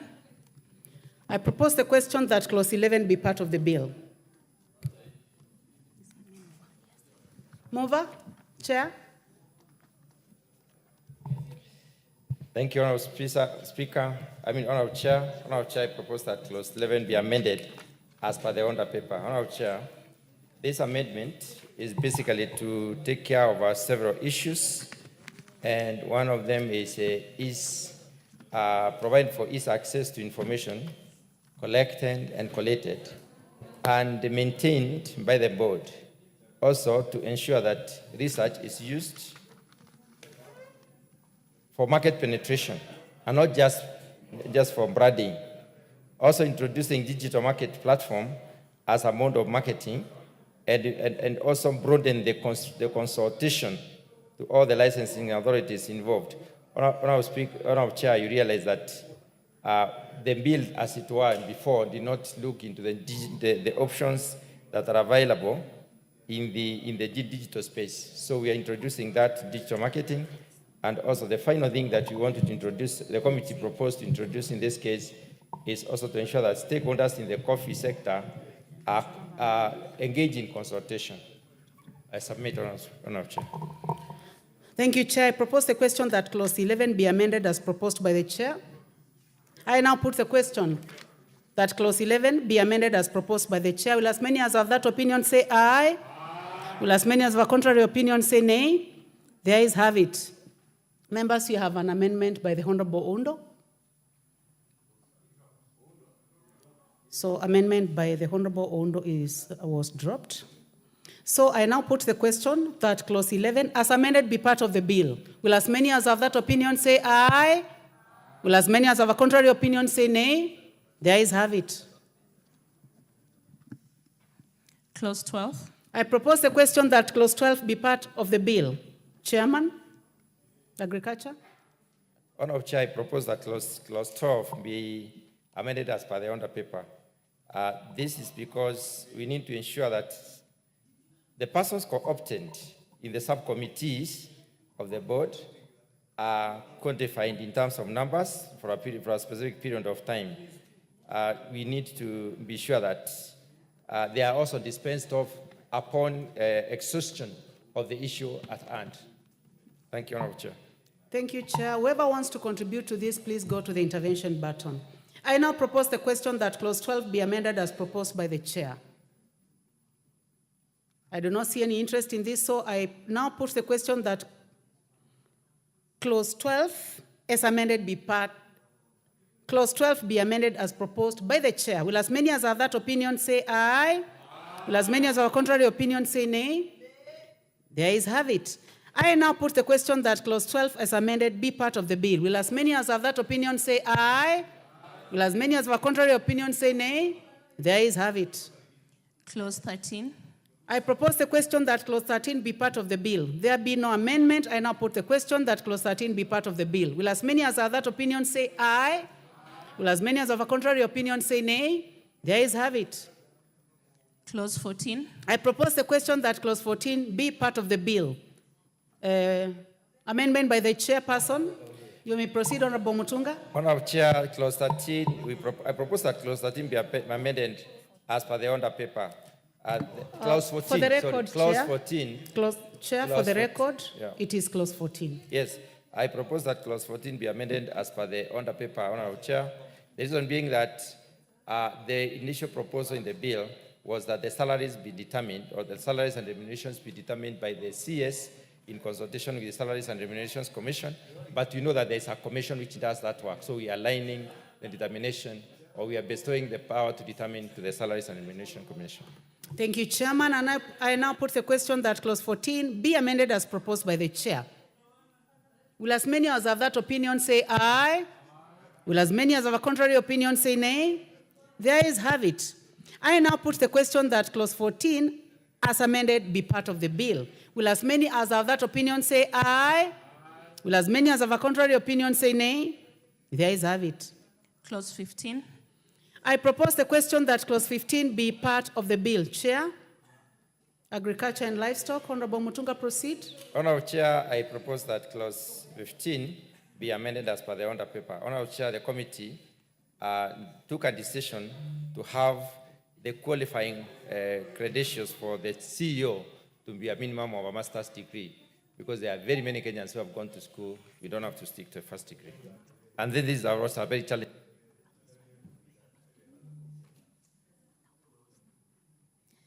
I propose the question that clause 15 be amended as proposed by the chairman. Yes,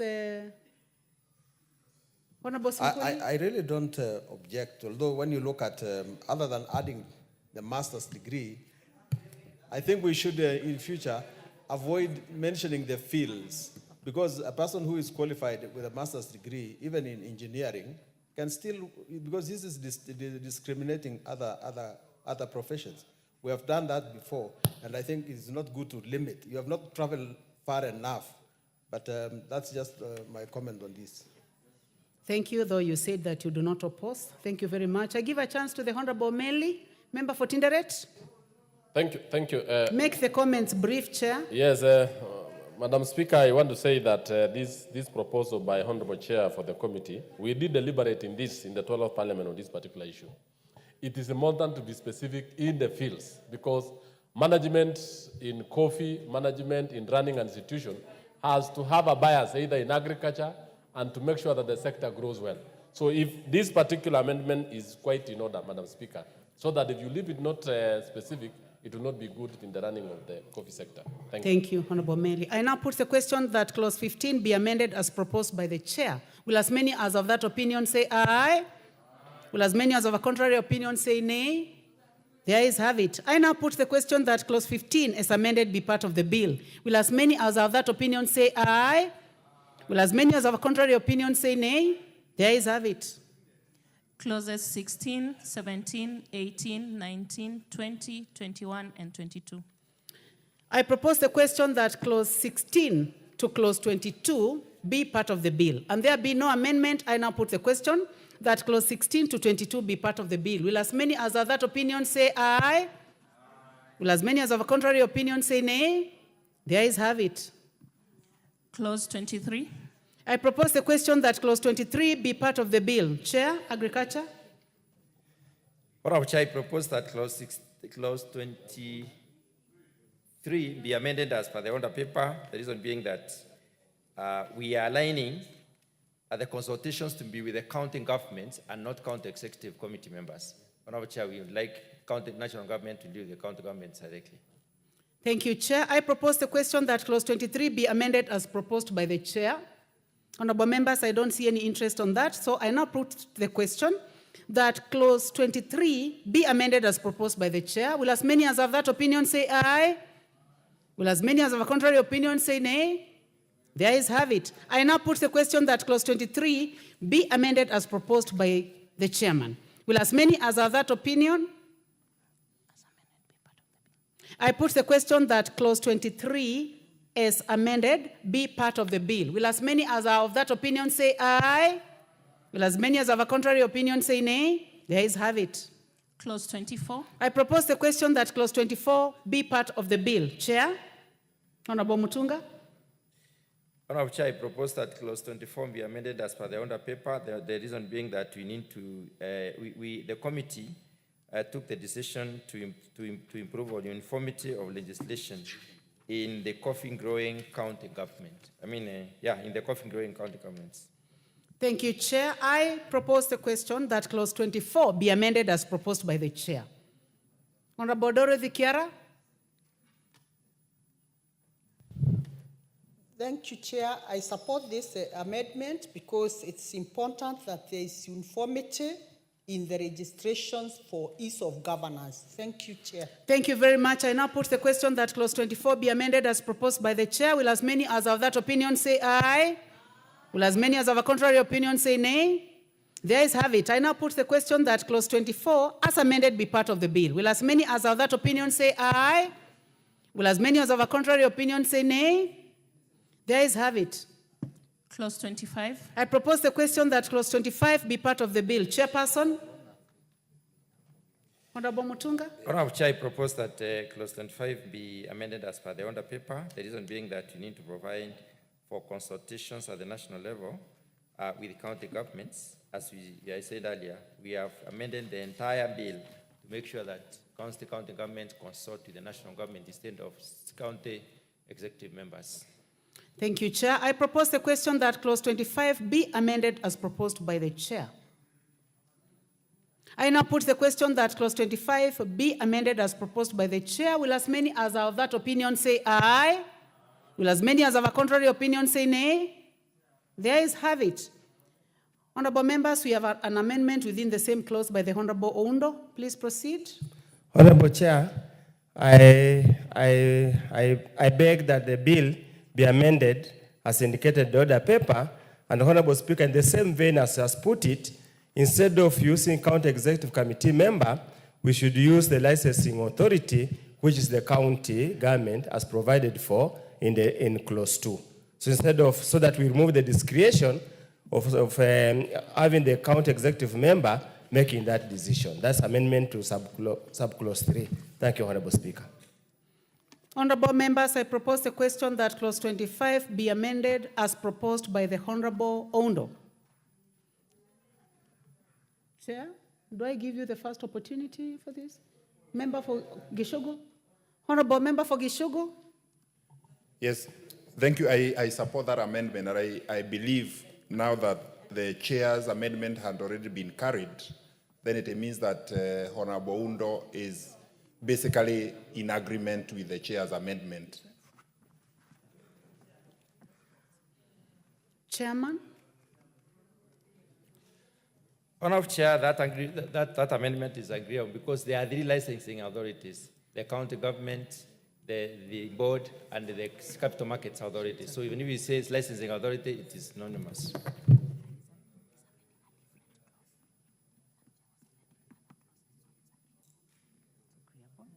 Thank you very much. Honorable members, I now put the question that clause 25 be amended as proposed by the Honorable Oundo. Will as many as have that opinion say aye? Will as many as have a contrary opinion say nay? The ayes have it. I now put the question that clause 25 as amended be part of the bill. Will as many as have that opinion say aye? Will as many as have a contrary opinion say nay? The ayes have it. Clause 26.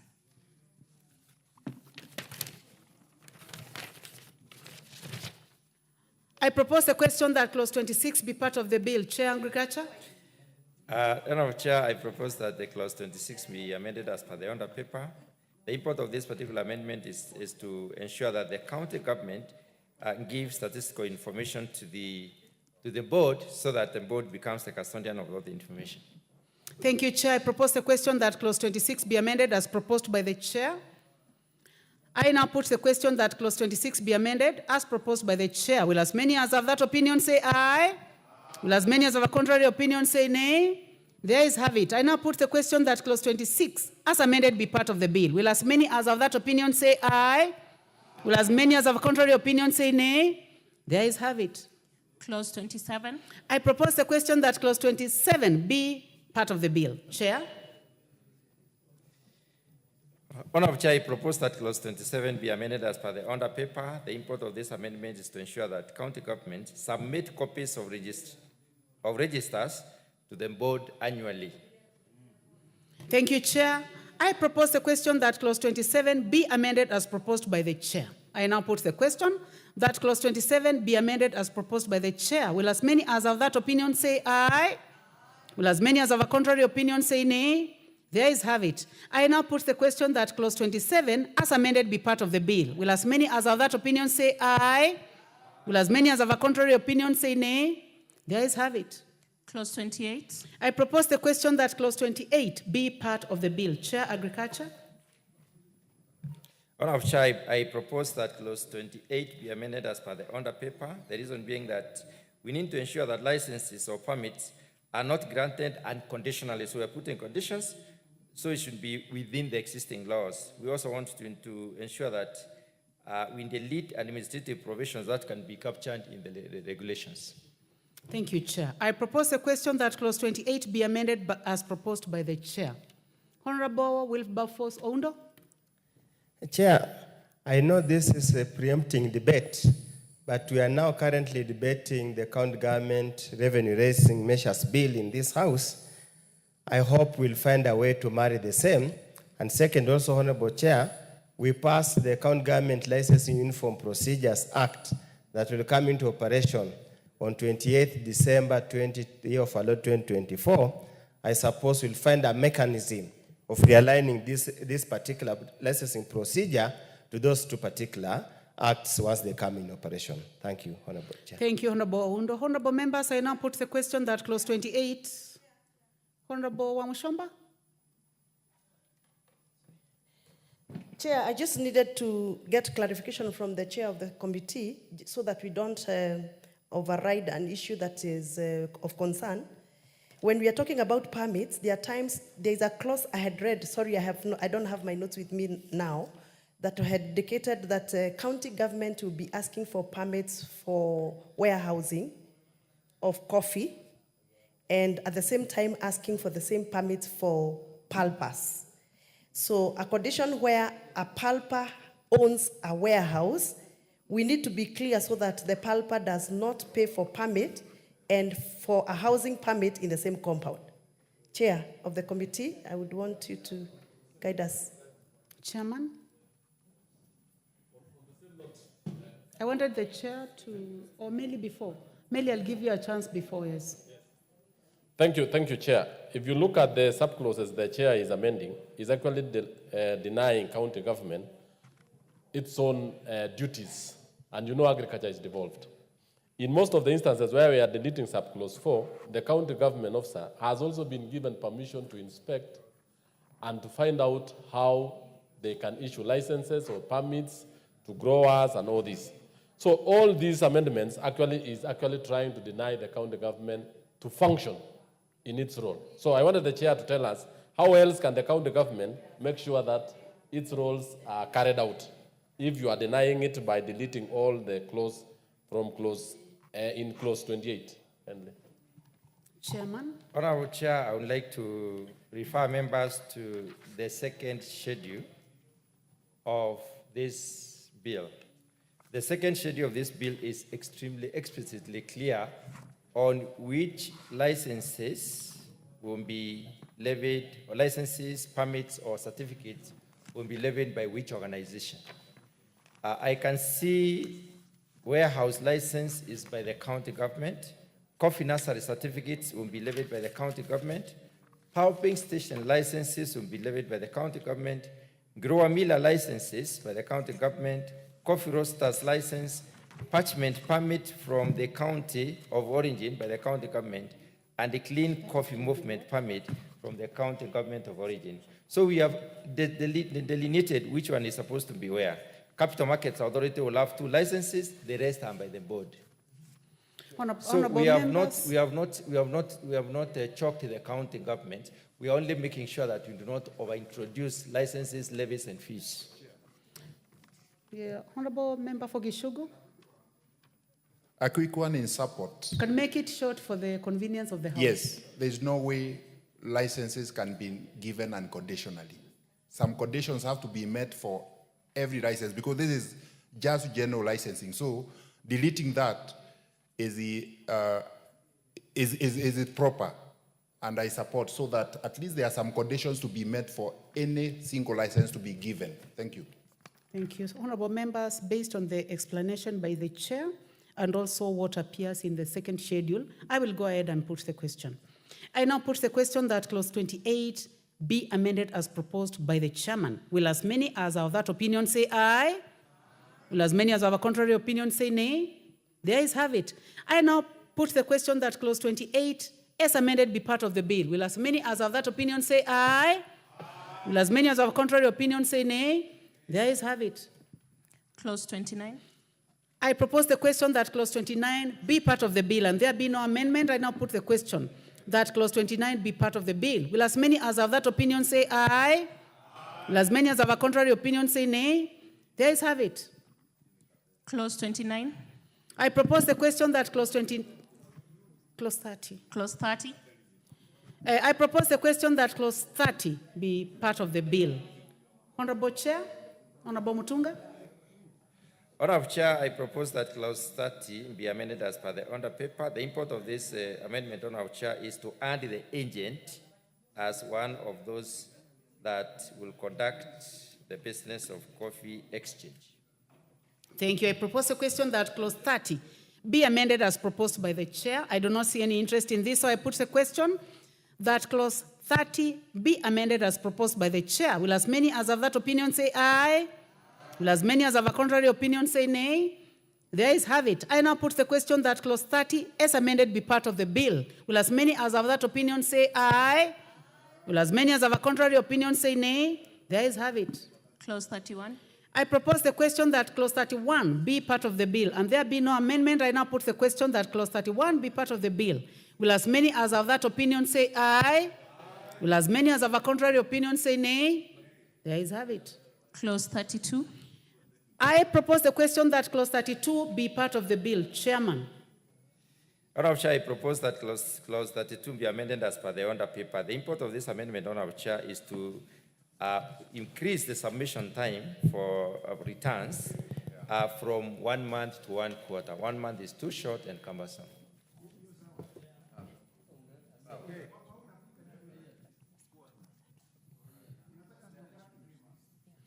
I propose the question that clause 31, clause 32 be amended as proposed by the chair.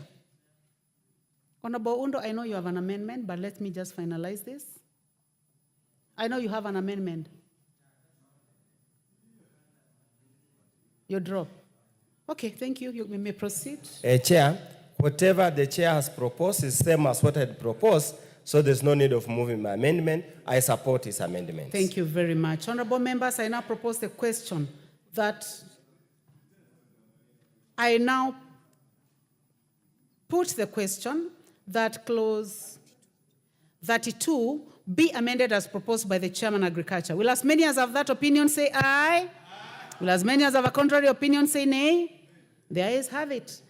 I now put the question that clause 32 as amended be part of the bill. Will as many as have that opinion say aye? Will as many as have a contrary opinion say nay? The ayes have it. Clause 33.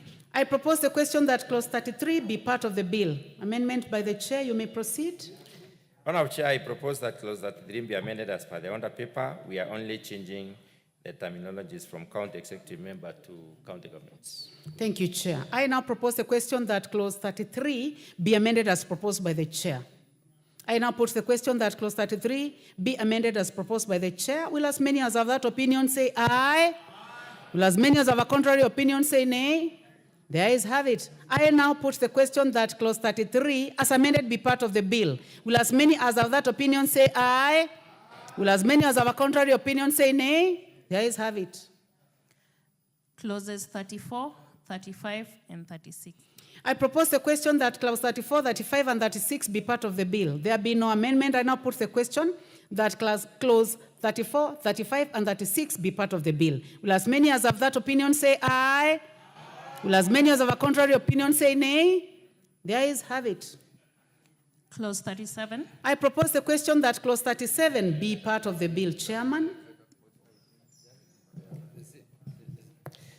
Honorable Chair, I propose that clause 38 be amended as per the order paper. Honorable Chair, what we are doing is to improve on the ordering of the various items so that we can bring in the issues of the institute. Chairman, we are on clause 37. 37, okay. Not 38.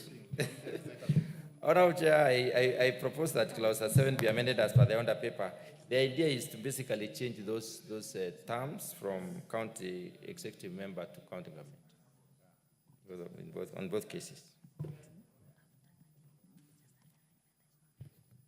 Thank you, Chair. I now propose the question that clause 37 be amended as proposed by the Chair. Will as many as have that opinion say aye? Will as many as have a contrary opinion say nay? The ayes have it. I now put the question that clause 37 as amended be part of the bill. Will as many as have that opinion say aye?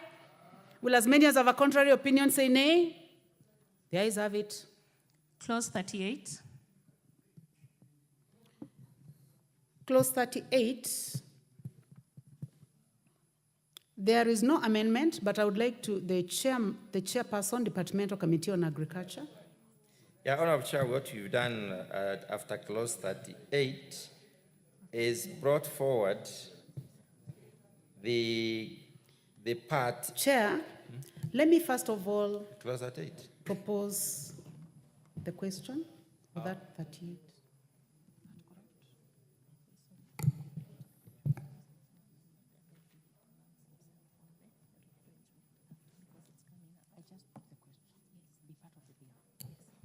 Thank you, Chair. I am now going to put the question that clause 38, clause 38 be part of the bill. Will as many as have that opinion say aye? Will as many as have a contrary opinion say nay? The ayes have it. There is no amendment there, but I would like the Chair to pronounce himself on a rearrangement of part 9 and part 10. Chair? Honorable Chair, the committee brought forward part 9 and part 10, which are dealing with the Coffee Research and Training Institute for purposes of enhancing flow. Thank you very much. Clause 39. I propose the question that clause 39 be part of the bill. Chair, you have an amendment? Yeah, Honorable Chair, I propose that clause 39 be amended as per the order paper. The essence of this amendment, Honorable Chair, is to delete the functions that fall under the institute and and also the market functions of the institute under subsection 75(2), and ensure that the bill, being a national legislation, emphasizes on the county government and not the county executive committee members. We are just basically aligning county government with the national government with the county government instead of the county executive member. Thank you. I propose the question that clause 29 be amended, clause 39 be amended as proposed by the chairman. I now put the question that clause 39 be amended as proposed by the chairman. Will as many as have that opinion say aye? Will as many as have a contrary opinion say nay? The ayes have it. I now put the question that clause 39 as amended be part of the bill. Will as many as have that opinion say aye? Will as many as have a contrary opinion say nay? The ayes have it. Clause 40. I propose the question that clause 40 be part of the bill. Chairman. Honorable Chair, I propose that clause 40 be amended as per the under paper. The import of this amendment, Honorable Chair, is to ensure that registration alone is not sufficient, so we are bringing in the need for clarity that imports is upon registration and licensing for such imports. That registration alone is not enough. We need to basically have registration and licensing of these imports. Thank you. I propose the question that clause 40 be amended as proposed by the chairman. I don't see any interest in this. I now put the question that clause 40 be amended as proposed by the chair. Will as many as have that opinion say aye? Will as many as have a contrary opinion say nay? The ayes have it. I now put the question that clause 40 as amended be part of the bill. Will as many as are of that opinion say aye? Will as many as have a contrary opinion say nay? The ayes have it. Clause 41. I propose the question that clause 41 be part of the bill. There be no amendment. I now put the question that clause 41 be part of the bill. Will as many as have that opinion say aye? Will as many as have a contrary opinion say nay? The ayes have it. Clause 42. I propose the question that clause 42 be part of the bill. Chairman, you have an amendment? Honorable Chair, I propose that clause 42 be amended as per the under paper. The import of this amendment is to substitute the word county executive member with the county government. Thank you. I propose the question that clause 42 be amended as proposed by the chairman. Honorable Ondo? Members who are interested in this, you can go to intervention. I don't see any interest, so I now put the question that clause 42 be amended as proposed by the chair. Will as many as are of that opinion say aye? Will as many as are of a contrary opinion say nay? The ayes have it. I now put the question that clause 42 as amended be part of the bill. Will as many as are of that opinion say aye? Will as many as of a contrary opinion say nay? The ayes have it. Clause 43. I propose the question that clause 43 be part of the bill. Chairman, you have an amendment? Honorable Chair, I propose that clause 43 be amended as per the under paper. The committee just interchanged the names. County executive member with the county government. Thank you very much, Chair. I propose the question that clause 43 be amended as proposed by the chairman. I now put the question that clause 43 be amended as proposed by the chairman. Will as many as have that opinion say aye? Will as many as have a contrary opinion say nay? The ayes have it. I now put the question that clause 43 as amended be part of the bill. Will as many as have that opinion say aye? Will as many as have a contrary opinion say nay? The ayes have it. Clause 44. I propose the question that clause 44 be part of the bill. Chairman, you have an amendment. Honorable Chair, I propose that the clause 44 be amended as per the under paper. This is in order to specify that the standards being applied are coffee standards and replacing national standards with established and approved standards, since the national standards conform to the international standards. We don't have to use the word, national standards. Thank you. I propose the question that clause 44 be amended as proposed by the chairman. Yes. Honorable Member for Tinderet, you can start. Honorable Meli. Chair, I support what the chair said. Thank you very much. The Honorable Wamushomba.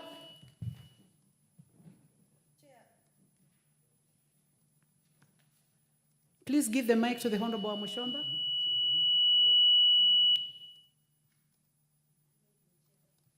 Chair, this was a very contemptuous issue, and I'm happy that the chairperson has included or inserted the word international standard. So I support. Thank you very much, honorable members. I now put the question that clause 44 be amended as proposed by the chairman. I now put the question that clause 44 be amended as proposed by the chair. Will as many as have that opinion say aye? Will as many as have a contrary opinion say nay? The ayes have it. I now put the question that clause 44 as amended be part of the bill. Will as many as have that opinion say aye? Will as many as have a contrary opinion say nay? The ayes have it. Clause 45.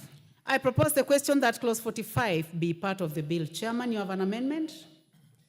Honorable Chair, I propose that clause 45 be amended as per the under paper. Honorable Chair, we removed the word comprehensive insurance, but because we do not talk about comprehensive insurance when it comes to insuring crops or crop products. Thank you, Chair. I propose the question that clause 45 be amended as proposed by the chairman. I now put the question that clause 45 be amended as proposed by the chairman. Will as many as have that opinion say aye? Will as many as have a contrary opinion say nay? The ayes have it. I now put the question that clause 45 as amended be part of the bill. Will as many as have that opinion say aye? Will as many as have a contrary opinion say nay? The ayes have it. Clause 46. I propose the question that clause 46 be part of the bill.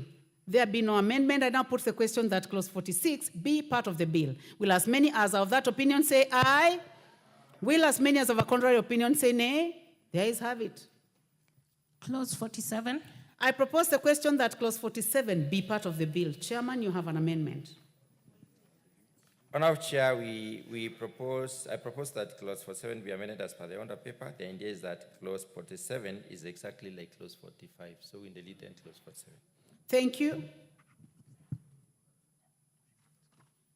Repeat on record, please. The justification for the amendment. I see that, Honourable Chair, I propose that we amend clause 47 as per the order paper.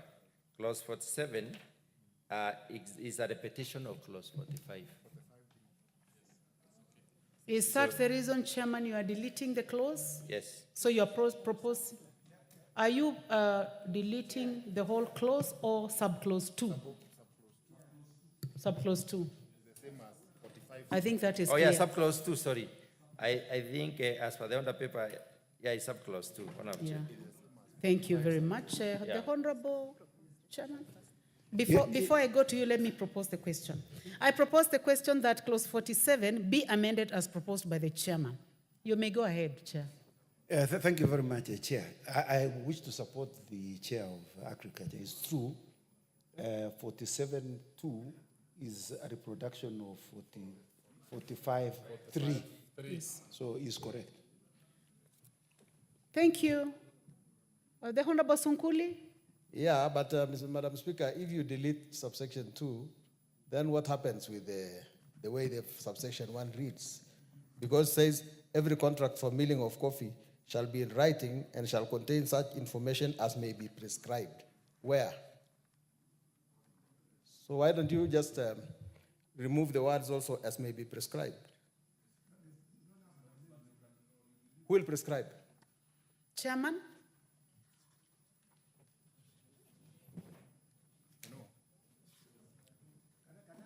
Chairman, the purpose of this deletion is because it was reproducing an earlier clause. Yes. So now what do you say about this so that we can put a question? There is nothing okay? materially wrong with having as prescribed. Chairman, please proceed. You know, Chair, when you say as prescribed, the reason why we make the substantive law is so that it can allow the regulatory authority to make regulations. So it will prescribe. Now, those regulations would have to come to this House for approval. Yeah, but I know the regulations will come before us, but can you therefore say, because of being certain, as may be prescribed by the Cabinet Secretary in regulations? At least make it readable, don't make it hang. Will we be over-legislating? Over-legislating. Chair, I want to put the question. I now put the question that clause 47 be amended as proposed by the chairman. I'll repeat that. I now put the question that clause 47 be amended as proposed by the chair. Will as many as have that opinion say aye? Will as many as have a contrary opinion say nay? The ayes have it. I now put the question that clause 47 as amended be part of the bill. Will as many as have that opinion say aye? Will as many as have that opinion say aye? Will as many as have a contrary opinion say nay? The ayes have it. Clause 48. I propose the question that clause 48 be part of the bill. Chairman, you have an amendment? I propose that clause 48 be amended as per the order paper. The reason being that, Honourable Chair, we introduce clause 48 as 45A as a new clause to improve on the flow. Thank you. I now propose a question that clause 48 be deleted as proposed by the chair. I now put the question that clause 48 be deleted as proposed by the chair. Will as many as have that opinion say aye? Okay. Honorable Member for Tinderet, Honorable Meli. I would request the chair to come up again to explain under which circumstances that is why he's deleting the whole of clause 48. Kindly. Chair, please give justification to the House. Honorable Chair, if the member, I would like to refer members to a new clause 45A, which will be moved later after we are done with the amendments. That 45A is exactly like clause 48. Thank so you we very have brought much. it forward for purposes of enhancing flow of the law. It's new clause 45. There's a 45. So you are assuring the House that new clause 45 will take care of this deletion. It is exactly the same as clause 48. Okay. So members, I put the question that clause 48 be deleted as proposed by the chair. Will as many as have that opinion say aye? Aye. Will as many as have a contrary opinion say nay? There is have it. Clause 49. I propose the question that clause 49 be part of the bill. Chairman, you have an amendment. Chair Agriculture. Honorable Chair, I propose that clause 49 be amended as per the under paper. The reason being that we need to ensure consultations with all the relevant licensing authority takes place with the board. We are opening up for all licensing authority to be having consultations with the board. Thank you, Chair. I now propose the question that clause 49 be amended as proposed by the chair. The Honorable Dorothy Kiara, nominated member. Thank you, Chair. I strongly support this amendment by Chair that it should be in consultation with all the relevant licensing authorities and not just the board and counties. Thank you. Thank you very much. I now put the question that clause 49 be amended as proposed by the chair. Will as many as have that opinion say aye? Will as many as have a contrary opinion say nay? There is have it. I now put the question that clause 49 as amended be part of the bill. Will as many as have that opinion say aye? Will as many as have a contrary opinion say nay? There is have it. Clause 50. I propose the question that clause 50 be part of the bill. Honorable Oundo. Honorable Chair, I propose that clause 50 be amended as provided in the order paper. And Honorable Speaker is basically moving from monthly to quarterly because requiring a typical coffee grower to submit returns to the board on a monthly basis is onerous and cumbersome and unnecessarily too expensive. And as we already made amendments on, I think, on clause 32, we need just to be consistent from monthly to quarterly. Thank you, Honorable Chair. Thank you. I propose the question that clause 50 be amended as proposed by the Honorable Oundo. Chairman. Honorable Chair, I agree with the Honorable Undo's amendment. I think it makes a lot of sense. Thank you very much. I now put the question that clause 50 be amended as proposed by the Honorable Oundo. Will as many as have that opinion say aye? Will as many as have a contrary opinion say nay? There is have it. I now put the question that clause 50 as amended be part of the bill. Will as many as have that opinion say aye? Will as many as have a contrary opinion say nay? There is have it. Clauses 51 and 52. I propose the question that clause 51 and 52 be part of the bill. There be no amendment. I now put the question that clause 51 and 52 be part of the bill. Will as many as have that opinion say aye? Will as many as have a contrary opinion say nay? There is have it. Clause 53. I propose the question that clause 53 be part of the bill. Chairman. Honorable Chair, I propose that clause 53 be amended as per the order paper. Honorable Chair, the coffee that is catalogued is the coffee that is on offer for sale. So any coffee that is not on offer for sale does not need to be catalogued. Thank you very much. I now put the question that clause 53 be amended as proposed by the chair. Will as many as have that opinion say aye? Oh, it's only that I'm not seeing your interest in the intervention. Okay, Honorable Samuel Chepkonga, please proceed, member for Enapkoi. Thank you, Chair. I support the amendment, except I have a problem with the word with an exchange. The Chair needs to explain what does that, it doesn't make sense to me. It doesn't make sense to me. A grower or a broker appointed by a grower shall, in consultation with an exchange. Now, if you go to the interpretation section, there is no definition of what an exchange is. So I want to assume that you mean it's sold at the exchange, but you have not defined what exchange is. There's no exchange in the interpretation.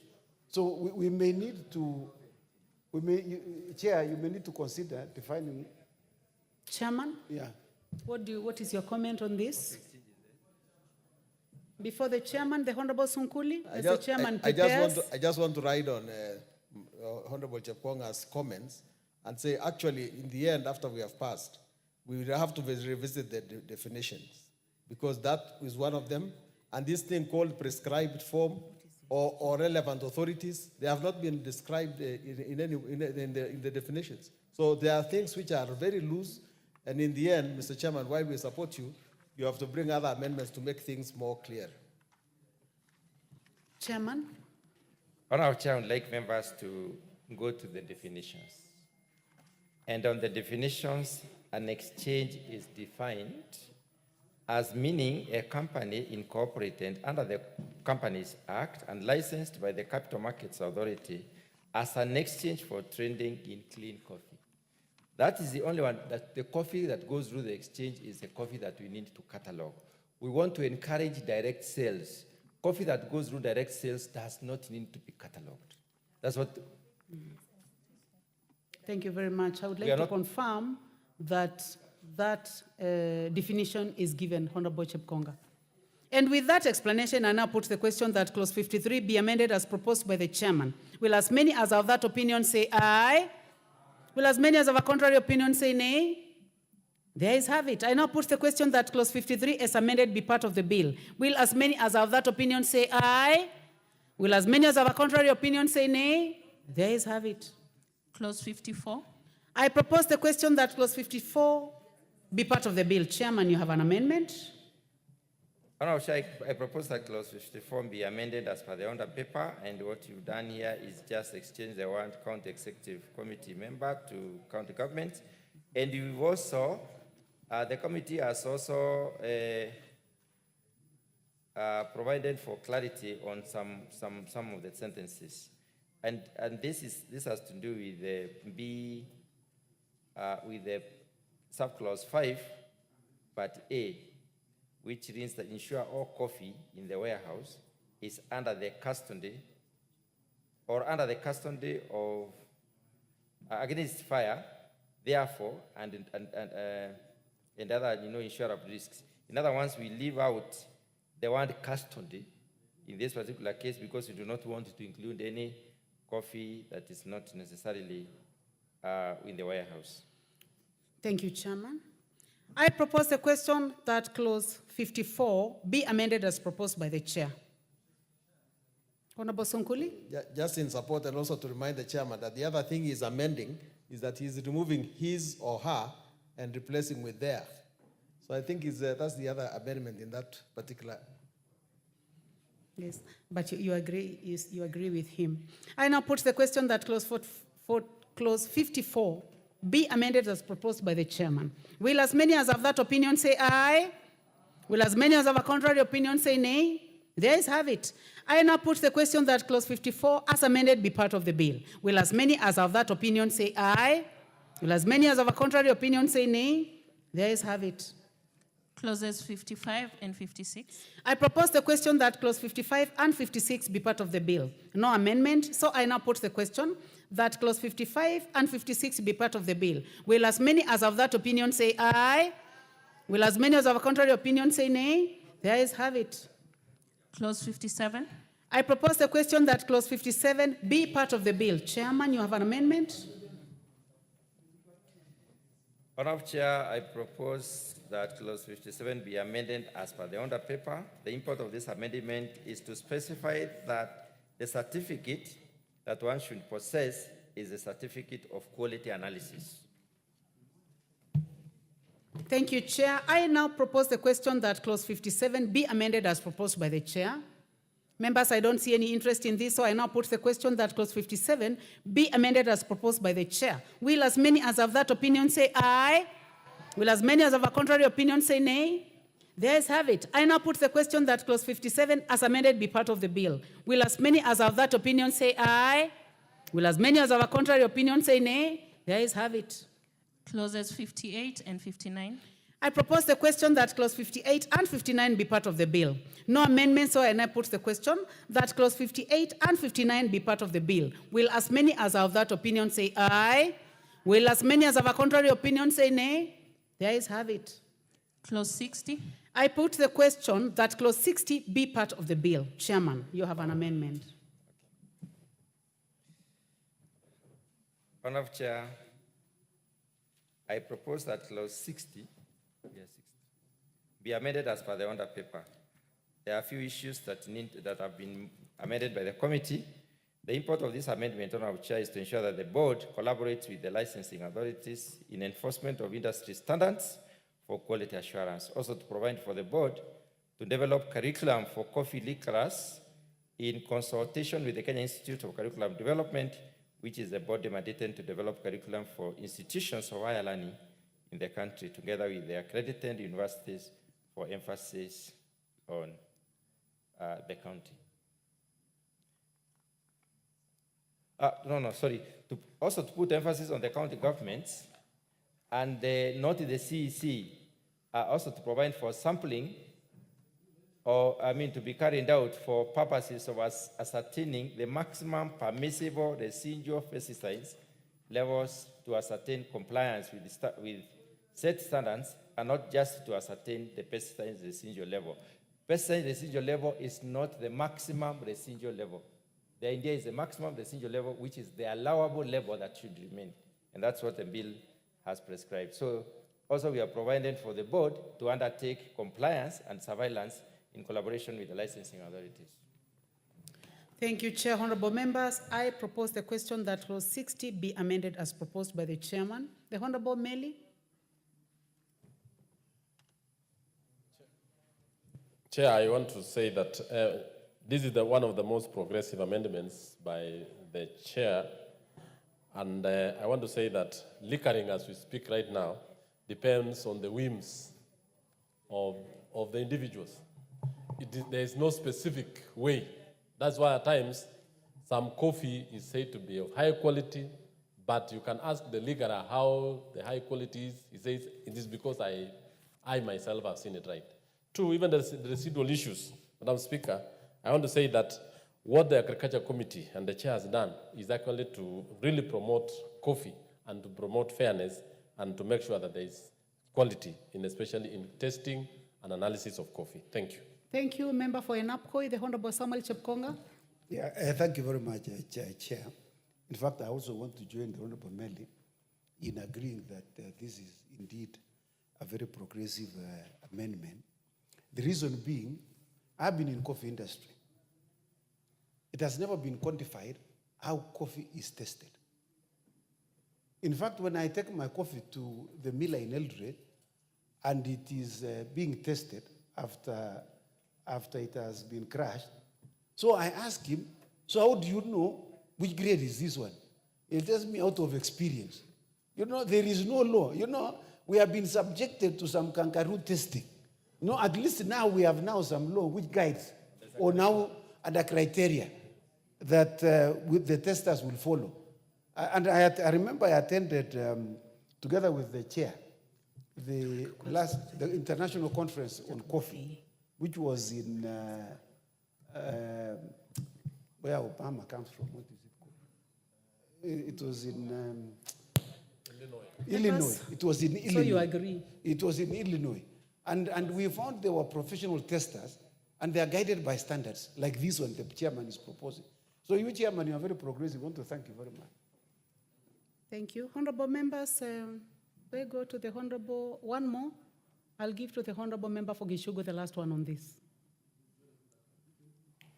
This is a space that coffee farmers have been shortchanged for a long time, and requiring that there is adherence to the international standards.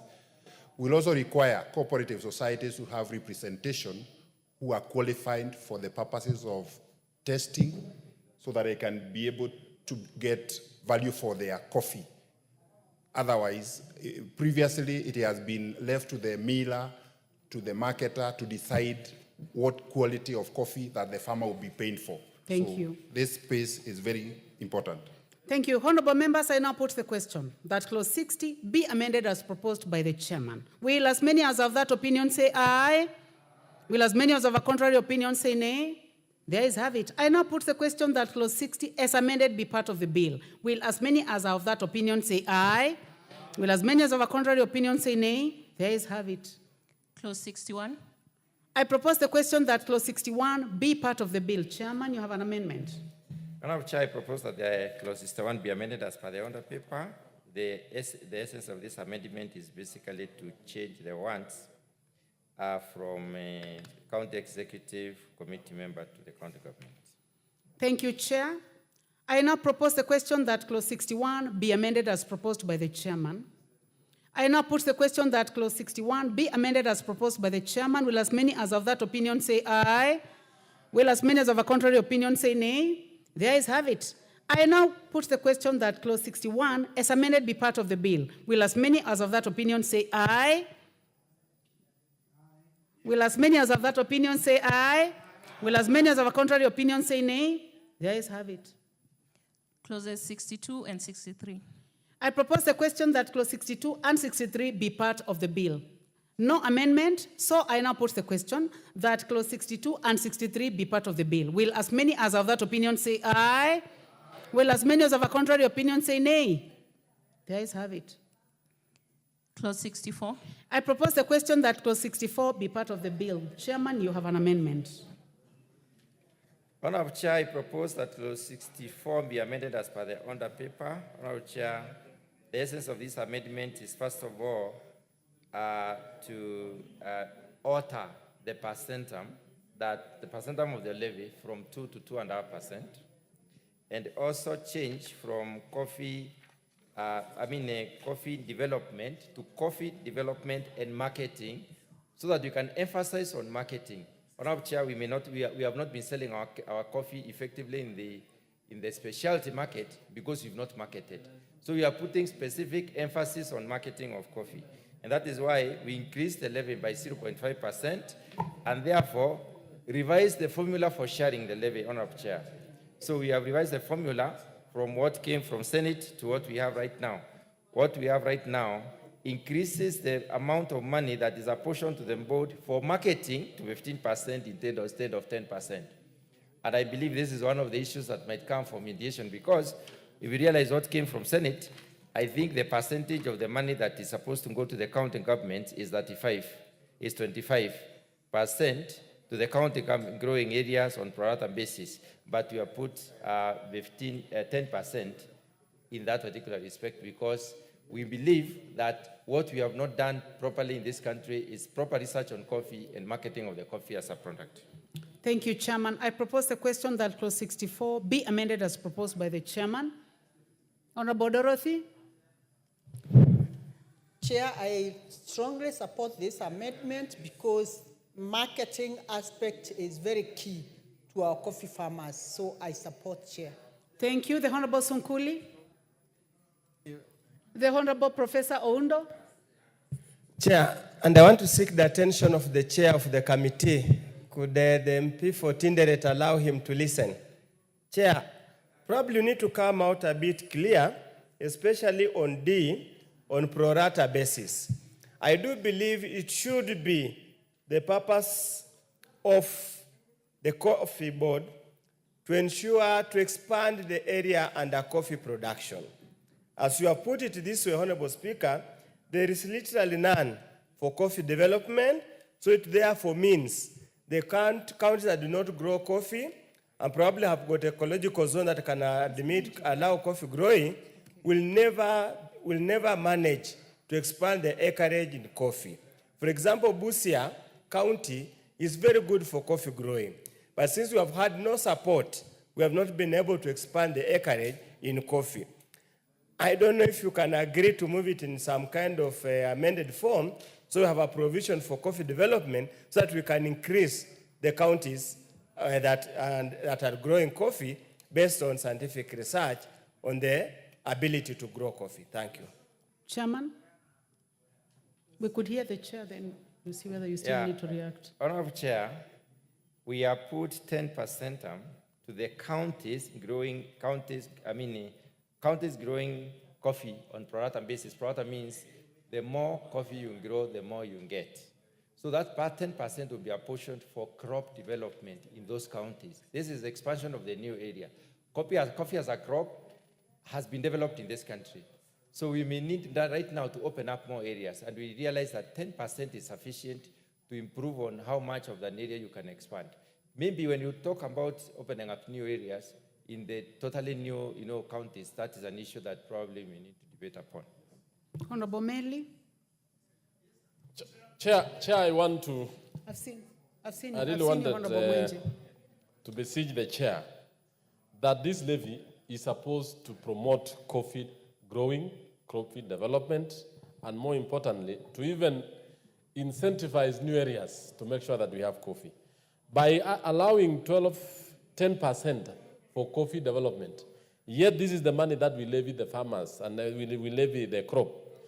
35% to the institute, Madam Speaker, 20% for the board, almost 15% up to the board for marketing purposes. So the board here is taking almost 40%. This one is actually upside down, Madam Speaker. And I want to request that these other crops like tea, sugar, has given a farmer a more prominent role, especially in this levy. Even the building of roads, even the issue of educating cooperative farmers, all these should actually have a higher percentage than what is provided here. I want to ask the chair that this actually be relooked again. Yes. Okay, Honorable Mwenje. Thank you, Honorable Chair. Honorable Chair, my concern is on this 10% that has been proposed in the amendment, and the chair has rightly pointed out that it will go to, it might have to be one of the issues that goes to mediation. I'd want him to reconsider, because I believe the fact that this grant was going to help in development, especially in coffee growing areas, and the Senate in its wisdom passed it to be at 25%, that even if he considers that to be a higher figure, would he be open to probably meeting them halfway and probably reduce it to maybe about 15% or thereabouts, rather than lowering it as far as 10%? And yet this grant, this conditional grant, is something that would do quite a lot for coffee farmers in the counties where they're growing the same. Thank you, Honorable Chair. Thank you, Honorable Chepkonga. You can make the comments brief. Yeah, thank you very much, Honorable Chair. You know, as far as I'm concerned, you know, when you talk about all these percentages, these are percentages on 2% that has been deducted. So people should not assume that it is a lot of money. It is a minimal amount of money. And secondly, you know, when we talk about coffee growing areas, there is no county that has been barred from making an attempt to grow coffee. Like, for instance, Uasin-Gishu has not been a coffee growing area. But because of our attempts to grow coffee, we have now become a coffee growing area. Nothing will prevent the Honorable Oundo himself personally. And I think he can come to my farm and I can introduce him to coffee farming. And I can give him some seedlings for free. So that you can become a county growing coffee, even when you have only 3 seedlings. So I support the amendment, Madam You support Chair. the amendment by the chair. The last one, honorable members, will be the Honorable Amushomba, and then we put the question. Thank you. Chair, I have a problem. And honorable members, as you comment, please bear in mind that it is 10% of the 2%. Yes, we understand it's 10% of 2%. But I have a problem with any money going to the county. And I want to cite an example of tea farmers because they have gone through the pain that we are just about to expose the coffee farmers through.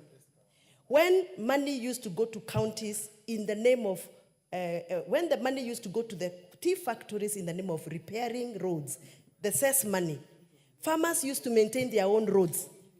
But when that money was diverted back to the counties, Those cess roads were neglected. And right now, farmers are struggling because counties pick the money, but they don't make roads.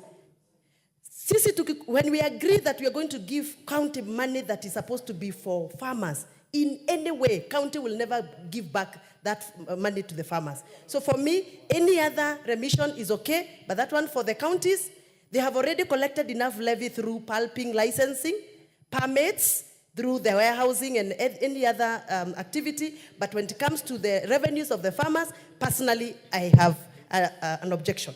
Honorable members, I'll now go ahead to put the question. Oh, Chair, you'll be the last one. Okay. Somebody else? Is it burning? Is your card in there? Yeah, your card is there. Honorable David Kiplangat, member for Soy, please proceed.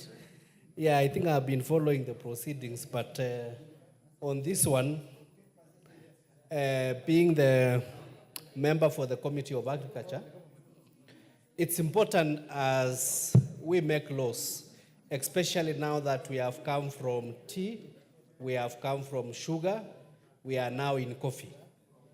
If we look at the quantum that we are dealing when we were dealing with sugar, the issues of money going to counties was such a big debate that maybe majority whip, I think I should be heard in silence.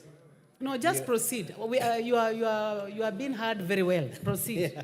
And you have now half a minute. Yeah, so what I was saying, it is something that went for mediation, and it is important that whenever we are pushing money to counties, we know very well what they are going to do. So I propose that what we did in sugar, we also did we also do it in the coffee, so that instead of the 10% going to counties, we can ring-fence it within the coffee board, so that it is the coffee board that will use to develop those areas, whether it is infrastructure, whether it is what, but we retain the way we are done in the sugar, we also do in coffee. So and then the thank you. percentage we can go up. Thank you. Chair, Okay. you will be the last one on this. There's somebody else? Okay.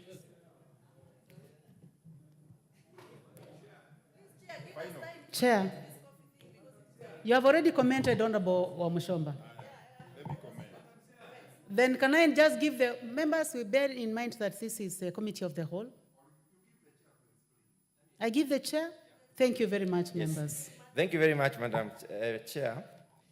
Number one, the reason why we are saying that 5% should go to the Coffee Research and Training Institute. We want Coffee Research and Training Institute to come up with technologies, innovations, and management practices for coffee. New varieties for new areas so that you can open up Kenya for coffee. That's number one. Number two, the money that is designated for county. Look at that particular statement. It said 10% to the county's growing areas on pro rata basis as a conditional grant for coffee development. This money is going to be domiciled at the board, and it will be the discretion of the board to give a conditional grant, even if a county doesn't grow coffee, but it has the potential for growing coffee. The board can open up that county for coffee growing. So this is why it's a conditional grant by the board, not to be given to the governors. So this is, even if it means killing this, we better kill it. Because if you give this money to the governors, they will not do it. They will not do the work. They will not improve. So, thank you. So, with the explanation from the chair, I now put the question. Let me explain two things. The last two. The 20% to the board for regulatory purposes. We need the board to comb the entire area, map and zone Kenya, and develop regulations for each region based on the varieties that are suitable in those areas and the challenges peculiar and specific to those areas. And oversight them. And then the final one is specifically for international marketing of coffee. We have not marketed our coffee.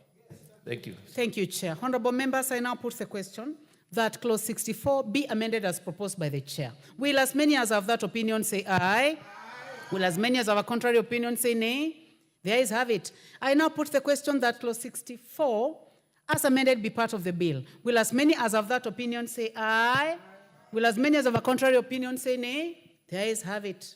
Clauses 65 and 66. I propose the question that clause 65 and 66 be part of the bill. No amendment, so I now put the question that clause 65 and 66 be part of the bill. Will as many as are of that opinion say aye? Will as many as have a contrary opinion say nay? The ayes have it. Clause 67. I propose the question that clause 67 be part of the bill. Chair, you have an amendment. Honourable Chair, I propose that clause 67 be amended as per the under paper. What you've done in this particular clause is basically to remove Senate and National Assembly and leave Parliament, because it's just Parliament. Thank you. I propose the question that clause 67 be amended as proposed by the chairman. I now put the question that clause 67 be amended as proposed by the chair. Will as many as have that opinion say aye? Will as many as have a contrary opinion say nay? The ayes have it. I now put the question that clause 67 as amended be part of the bill. Will as many as have that opinion say aye? Will as many as have a contrary opinion say nay? The ayes have it. Clauses 68, 69, and 70. I propose the question that clause 68, 69, and 70 be part of the bill. No amendment, so I put the question that clause 68, 69, and 70 be part of the bill. Will as many as have that opinion say aye? Will as many as have a contrary opinion say nay? The ayes have it. Clause 71. I propose the question that clause 71 be part of the bill. Chairman, you have an amendment?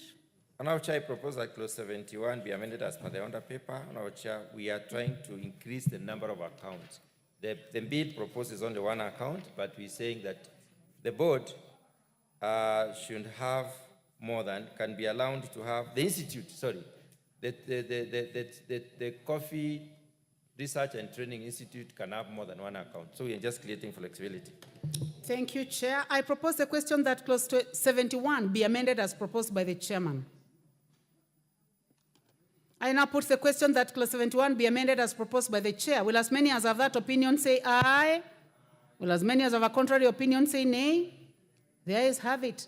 I put the question that clause 71 as amended be part of the bill. Will as many as have that opinion say aye? Will as many as have a contrary opinion say nay? The ayes have it. Clause 72.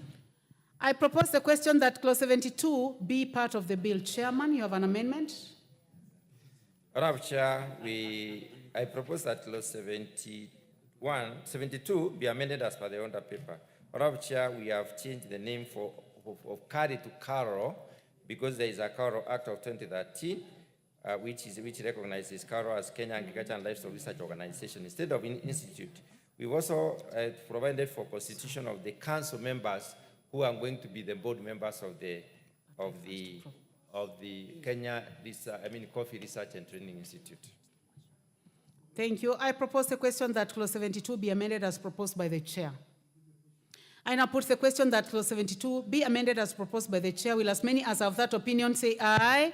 Will as many as have a contrary opinion say nay? The ayes have it. Honorable Oundo, you have an amendment also. Chair, I have an amendment as proposed in the other paper, and basically is that those members appointed through Farmers Association and the rest need to have to hold at least a post-secondary education certificate. Honorable Speaker, you are going to join a board of a research institute, a training institute. For you to understand their mandate and to contribute positively, there's some basic minimum education qualifications I'm calling for. Because the bill as it is, and what as it is, it only prescribes qualification for the chair, but leaves the rest of the members without any minimum education qualification. And that's why I'm asking the House to approve that we set some minimum education standards. That's a post-secondary education certificate. Thank you, Honorable Chair. Thank you. Honorable members, I propose the question that clause 72 be amended as proposed by the Honorable Oundo. The first chance to the chair. The Honorable Member for Insecurity, you can start before we go to the chair. I think this is a very important amendment by Professor Oundo, because one of the biggest problems that we experience right now, particularly in this sector, is where people go and they're supposed to deliberate on very sensitive matters.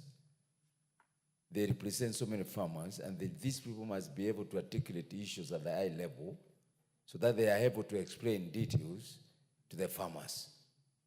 Because of that, we need to have at least a minimum qualifications. Thank you. And I ask the chairman to consider that favorably. Thank you. Thank you. The Honorable Moses Kirima. Honorable Moses Kirima.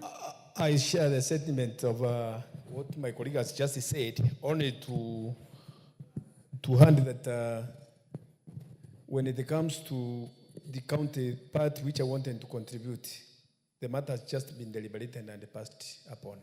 Thank you very much. Honorable members, I now put the question that clause 72 be amended as proposed by the Honorable Ondo. Will as many as of that opinion say aye?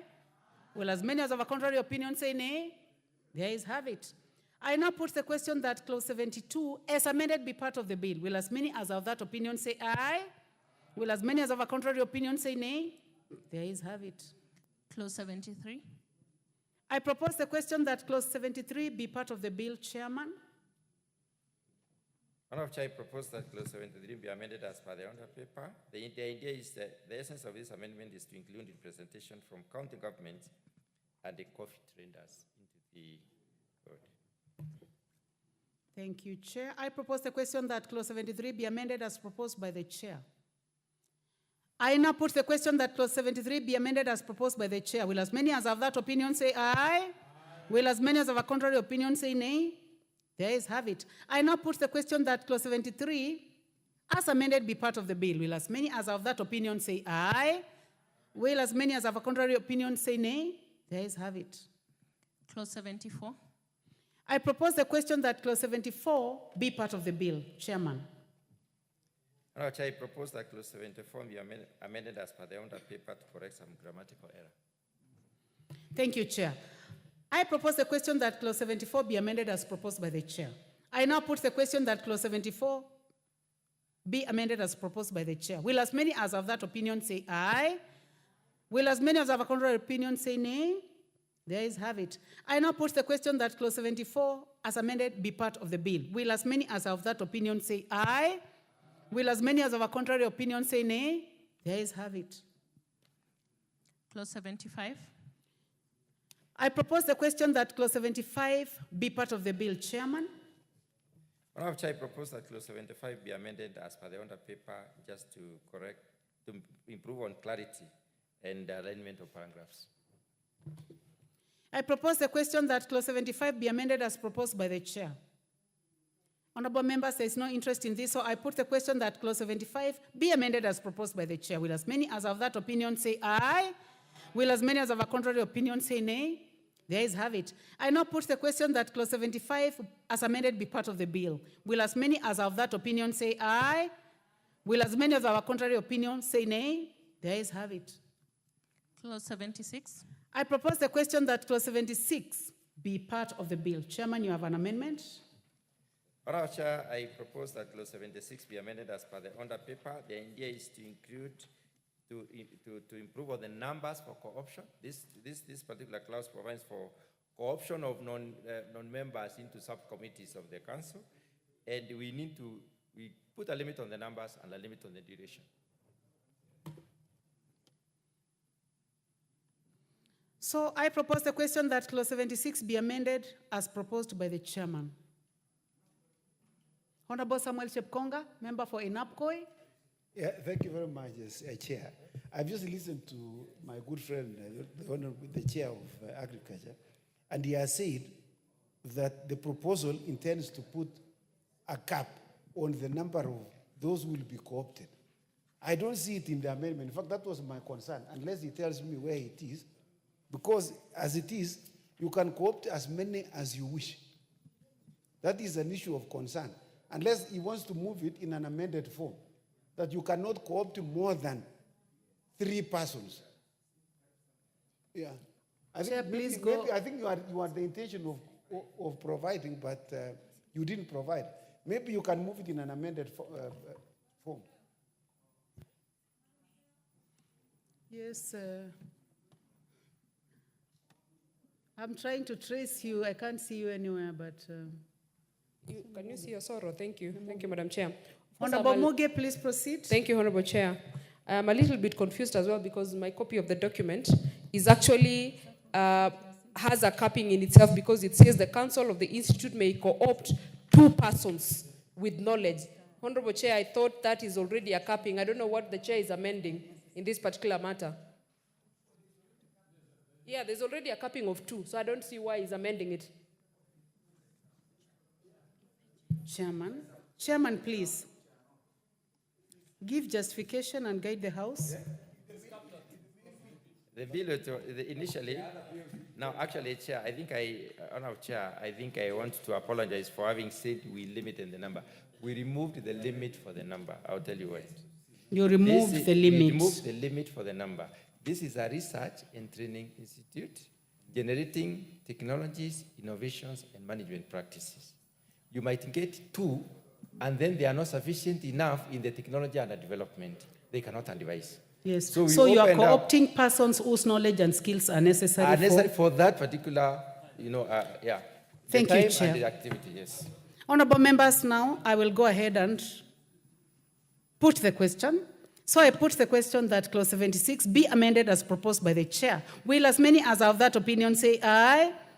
Will as many as of a contrary opinion say nay? The ayes have it. I now put the question that clause 76 as amended be part of the bill. Will as many as are of that opinion say aye? Will as many as of a contrary opinion say nay? The ayes have it. Clause 77. I propose the question that clause 77 be part of the bill. No amendment, so I now put the question that clause 77 be part of the bill. Will as many as of that opinion say aye? Will as many as of a contrary opinion say nay? The ayes have it. Clause 78. I propose the question that clause 78 be part of the bill. Chairman, you have an amendment? Honourable Chair, I propose that clause 78 may be amended as per the under paper. The idea is the justification is to ensure that allowances, which are part of remunerations, are stated or determined by the Salaries and Remuneration Commission. Thank you, Chair. Honourable members, I propose the question that clause 78 be amended as proposed by the chairman. There be no interest. I put the question that clause. Do you have interest? Cynthia, please, I want your card in because it's not easy to see you from where you are. But now you may proceed. Thank you, Chair. Chair, I'm a bit confused because the provision already on clause number 78 is actually giving the powers to Salaries and Remuneration Commission to determine the allowances. But again, I see the amendment being moved. I don't understand what is being amended exactly. It already has the SRC being able to determine how much they're going to get in allowances. Chair. Okay, the Honorable Professor Oundo. Chair, what we have in the bill that came from Senate was that the membership of the council will be paid allowance, whatever, as the cabinet secretary shall. What the amendment is doing is to remove the cabinet secretary because the cabinet secretary plays no role at all under the constitution in setting remuneration and allowances. Just wanted to put that on record. When I don't sit in a committee of agriculture, but that's my reading. The constitutional provision of SCRC. Chairman, is that the justification? Yeah, also, Chair, we know that allowances are also remunerations. There's no need of saying allowances and remunerations. Just call them remunerations. So we removed we deleted the word allowances. Thank you, Chairman. I now put the question that clause 78 be amended as proposed by the chair. Will as many as are of that opinion say aye? Will as many as of a contrary opinion say nay? The ayes have it. I now put the question that clause 78 as amended be part of the bill. Will as many as are of that opinion say aye? Will as many as of a contrary opinion say nay? The ayes have it. Clause 79. I propose the question that clause 79 be part of the bill. Chairman, you have an amendment. Honourable Chair, clause 79, we brought, I propose that clause 79 be amended as per the under paper. Honourable Chair, the essence of this amendment is to align with the Mwongozo Code of Conduct, Code of Good Governance, and also introduce the requirement that the CEO must be a PhD holder. This is a research and technology generation institution. I want, first of all, honorable members, before we go to you, I propose the question that clause 79 be amended as proposed by the chairman. The Honorable Meli. Thank you. I do agree with the chair, especially on the issue of Mwongozo, but that the CEO needs not to be a PhD holder. it has been known and it has been seen that a number of very competent first degree holders are very good CEOs in the banking sector. A number of our professors, even in the universities, have really displayed a lot of inability to manage. So I just wanted to say that, yes, experience is there, but putting a requirement that an individual has to be a PhD holder to be a CEO is not right, Madam Chair. And I want to propose that Honorable I want to Sunkuli. propose that Okay. the Members, chair actually looks into it. Yes. well, Although you don't need to. order, members. Let us give time to the Honorable Meli to finish. Have you finished? You finished? Okay, the Honorable Samuel Chepkonga. No, Chair. Thank you very much, Chair. Chair, I support the proposed amendment by the Chair. You know, when you are doing research, you know you philosophize. If you have not studied to the point of having a permanent endowment, you know, it is very difficult for you to understand some things called research. You know, research is not, we do research. I have done research at my master's level, but I have not gone in depth. You know, so, you know, let me tell you, and I will tell you this, Madam Chair. I was the company secretary for KPCU. We had a lot of, my chairman for KPCU, the late Abraham Wangi, was the chairman of the Coffee Research Institute. You know, and they employed PhD holders, and it has been a tradition of coffee research to employ PhD holders. What we have just merely done is to codify the practice, because out of the practice it has been known, and you know it's a very complex process, Madam Thank Chair. you. Thank Very you, Honorable complex. Chepkonga. If you know how You made you your relate point. Actually, you have made your point very well about justification for PhD. The last one will be the member, the Honorable Sunkuli.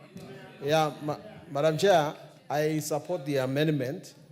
Madam Chair, you know, picking up the last point, looking at Kemri, Kipre, and the rest, most of the employees are PhD holders. If you have a CEO who is less educated than his employees, it will not work. I think for a research institute, let's maintain this particular amendment. Let me go to this side. And who was saying that he wants to speak for the youth? Karemba? It's me. Okay. I am equally a youth, Chair.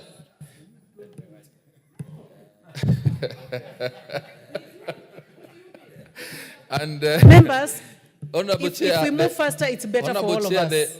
Honorable Chair, the kind of research we are talking about is not mere inquiries out there. And this position that we are talking about, the Chief Executive Officer, is a very serious position that requires a person who is properly educated. And you know, Chair, the fish starts rotting from the hand. So it's better we have a properly qualified person who will ensure that the institution is led properly and the research is properly conducted. So I support the amendment by the Honorable Chair. Thank you. The Honorable Mwenje? Thank you, 1 Chair. minute, please. Chair, I want Because to oppose. the matter is straightforward. I want to oppose this provision extremely, Chair. And Chair, let us just do a quick roll call. Those counties that grow coffee, where are they going to get somebody who has a doctorate in philosophy? From those counties, Murang'a, Kiambu, where will they get anyone? So now you're going to get somebody from out there who's going to go to those places. So this one, Chair, we must oppose this provision. This is not a university, that requires a vice chancellor with a professor. Yeah, that is not the case. Thank you. Thank so you, this Honorable one, Mwenje. apana. Thank you, Honorable Mwenje. The Honorable Sabina Maitu Chege. Thank you, Chair. Chair, I tend to agree with the Honorable Mwenje, though I want to inform him that from Murang'a we have several PhD holders. So that's not a reason for us to not to have a person not holding a PhD. But Chair, for equity, I would want to say we can say PhD can be an added advantage. So that we leave it maybe at master's level, and if you have PhD, is an added advantage, Chair. So that we open it up, and this is not going to be a job up reserve for a few cliques who will create their own position. Thank you, Madam Chair. Honorable members, for purpose of making progress, I'll give the last opportunity to the chair and then I will put the question. Chairman. Yeah, Chair, let me explain something. Chair, before you proceed, I'll give an opportunity to the Honorable Gladys Boss. Okay, Honorable Chair, thank you for giving me a chance. And now, just to maybe it's good for people to know the statistics of this country. According to the National Bureau of Statistics, this was 2 years ago in 2020, that's the last one I checked, they published that only 596,000 people in Kenya had undergraduate degrees. 596,000, about 500,000 people. So don't I assume that everybody in Kenya is highly educated? And the ones that are PhDs, the PhDs are even less. So I want you to Google from the Kenya Bureau of Statistics, so as you recommend. So I don't believe that you can set such high standards and expect to get people who have experience and a passion.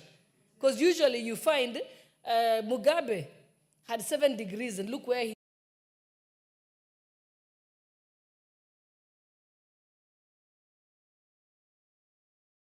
education. Thank you.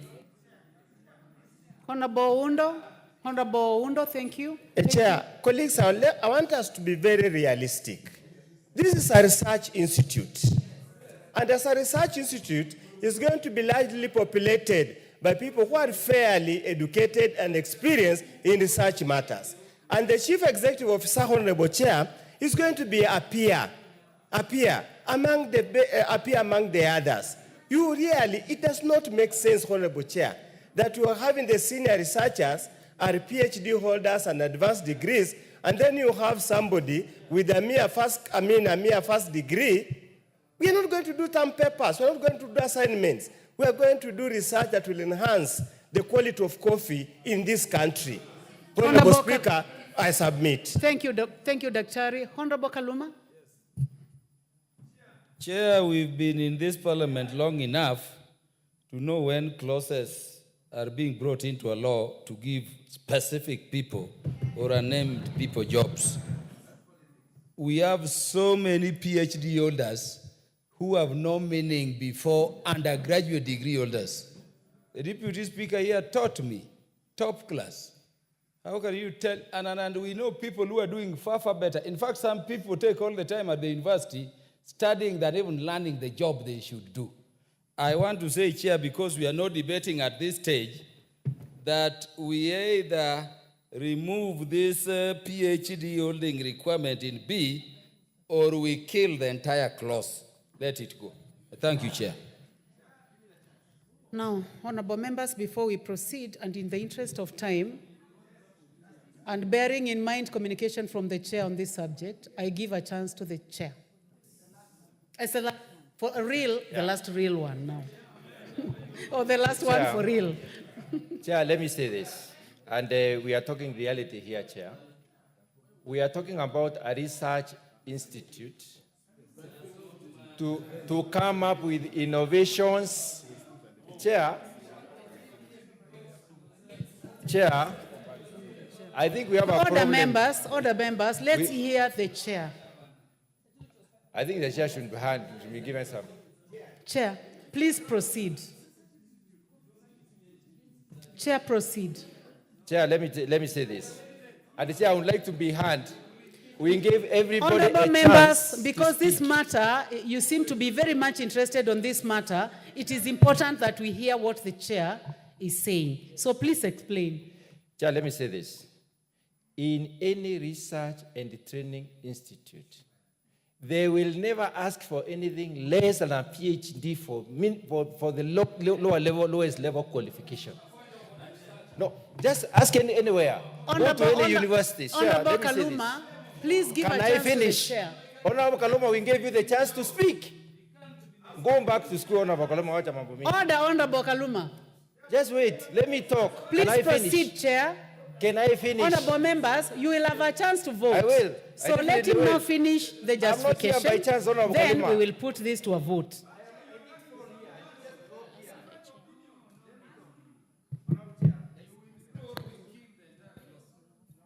Chair, please address me to make it easier for us to move. Talking to you. When this research and training institute of ours decides to go on and further innovations, technologies, and management practices, they will look for researchers. The minimum requirement will be a PhD holder because their science is very refined. Chair, Honorable Kaluma is still disrupting you now. Chair, I am a PhD holder, but I don't want to go and do research in a Coffee Research and Training Institute, for sure. I will never apply for such a job. But let me tell you, there is no university in this country which will ask for anything less. There is no research institution which will ask for anything less. That is number one. Number two, Order, yeah, Honorable you are Kaluma. teaching us a research fellow. Honorable Kaluma, You are not please take your seat. You are teaching us whatever, but that is different. Now, that is the minimum required. Chair, This is a Chair, reality. You know this is your bill. This is your bill, so do not address the Honorable Kaluma. I've changed. That is the first thing I've seen, Honorable Chair. The second thing, Honorable Chair, the second thing, research is about discourses and international collaboration. When people go out there, they look at who is presenting the paper. You can easily be ignored, and it has happened many times. It doesn't matter how much noise you make here. That's not the kind of noise you make out there. Chair, the I now final put the thing. question. Thank you very much, Chair. I think the House has done justice to this clause. So now I'll go ahead and put the question. So, honorable members, I put the question, which is that Clause 79 be amended as proposed by the chairman. Will as many as of that opinion say aye? Aye. Will as many as of a contrary opinion say nay? Nay. The ayes have it. I now put the question, which is that Clause 79, members, you do not have enough numbers.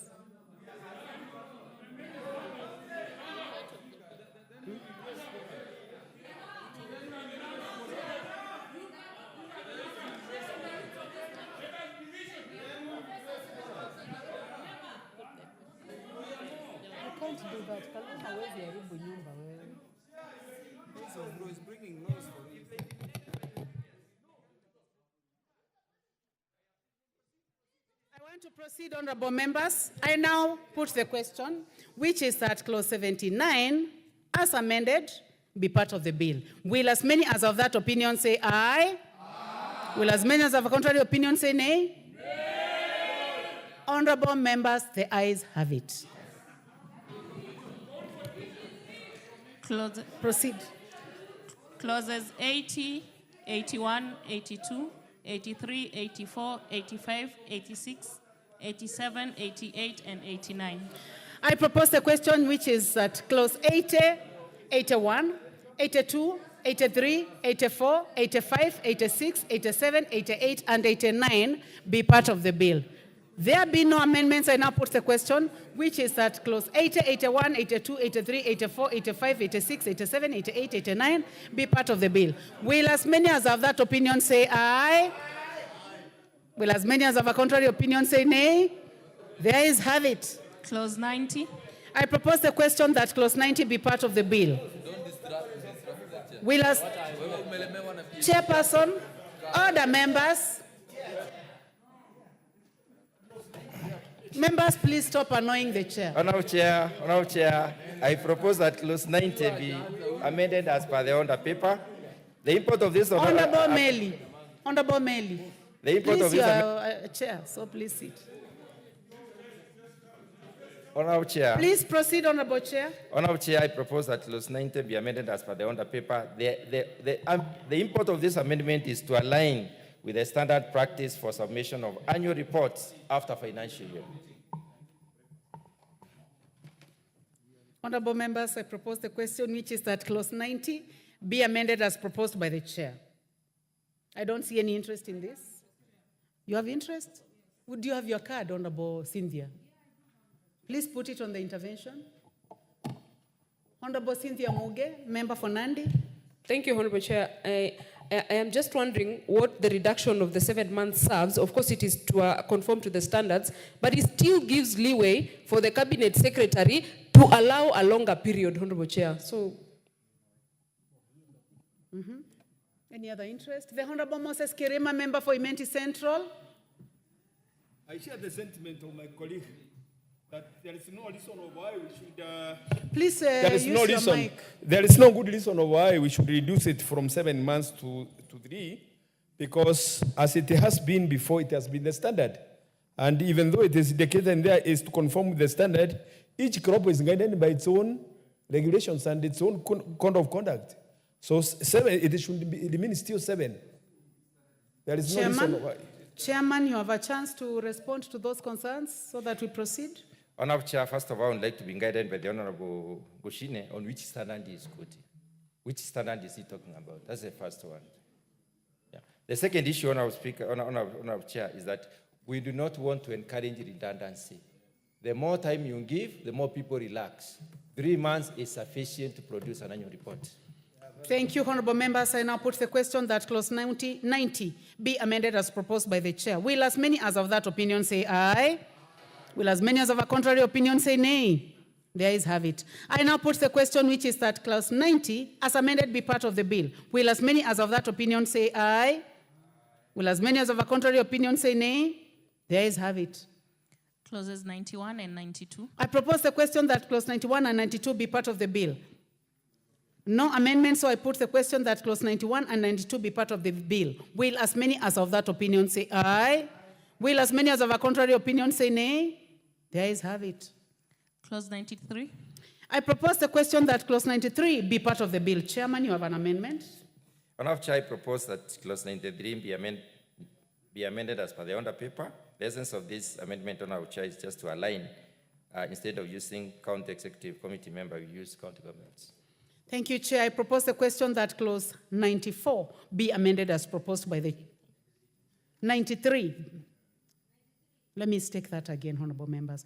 I propose the question that clause 93 be amended as proposed by the chair. Thank you. I now put the question that clause 93 be amended as proposed by the chair. Will as many as of that opinion say aye? Will as many as of a contrary opinion say nay? The ayes have it. I now put the question that clause 93 as amended be part of the bill. Will as many as of that opinion say aye? Will as many as of a contrary opinion say nay? The ayes have it. Clause 94. I propose the question that clause 94 be part of the bill. Chairman. Honorable Chair, I propose that clause 94 be amended as per the under paper. The import of this particular amendment is to equate the offense with the penalty. Chair, the justification seems not to be clear to the members. We want to equate the offense with the penalty. The initial one, I can read clause 94.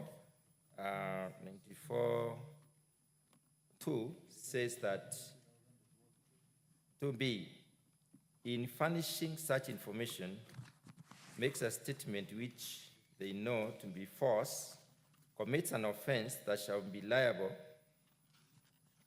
on conviction to a fine not exceeding 50,000 shillings, and here we are put, instead of 50,000 shillings, I think 50,000 shillings is intended, and then or to imprisonment not exceeding 3 months. So we have put 6 months instead of 3 months. So 50,000 or 6 months. Okay, let me propose and then we can come to your opinion, honorable members. I propose the question that clause 94 be amended as proposed by the chairman. The Honorable Wilberforce Oundo. Chair, I have difficulties with this clause, even the original clause, because here it's about supplying information. Is imprisonment of order and a fine sufficient enough to remedy failure to supply information? Is it sufficient?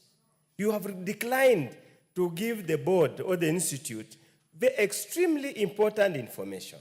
And all that you do, you are punished with a paltry 50,000, or you go to jail for a mere 6 months, and then it has got long-term repercussion on the development of the coffee industry. So it's something that we need to look at it now that we have an opening to look at it. The Honorable Samuel Chepkonga. Please use the intervention button. Thank it will you, be Chair. easier for me to notice. Looking at the original text, which is providing for imprisonment of 3 months, Okay, I'll call you. I thought the chair was doing better by providing 6 months, which is more of a deterrent as opposed to 3 months. Because if you provide for 3 months, someone would, it's not a deterrent. So, but if you provide for 6 months, at least that becomes a deterrent, becomes a little bit serious. You will be locked in for 6 months. Thank you. The Honorable Julius Olesonkuli, member for Kilgoris.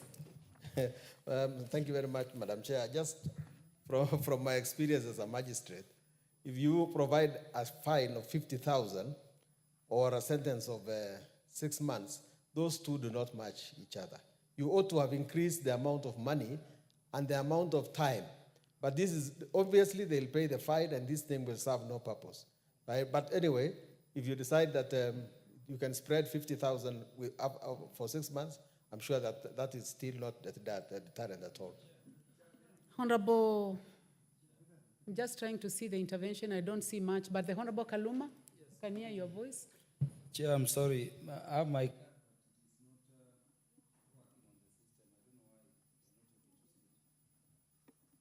You proceed. And that mic seems to have a problem, so you may have to move to another one. Yes, Chair, so that we may not delay. Chair, failure to give information is what in law we call a misdemeanor. It's not a serious offense, it's not a felony.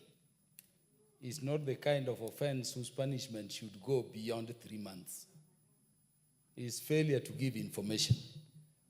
And on that account, I believe the chair would agree, and I see Honorable Gichimu agrees, that the punishment of 50 and 3 months is the remit of a misdemeanor, not a felony. And therefore we oppose. And then I see the former chair of Justice and Legal Affairs Committee, the chair of the Committee on Delegated Legislation agrees. That is the nomenclature of various offenses in law. These are small offenses. They're not like robbery, those things which can cause you to be removed from office. It's failure to give information. Let us reject this amendment. We leave it at 3 months. It is a misdemeanor. The Honorable Gishimo. Chair, actually, this is not a penalty for failure or refusal to give information. Actually, it's furnishing false information, which is a misdemeanor.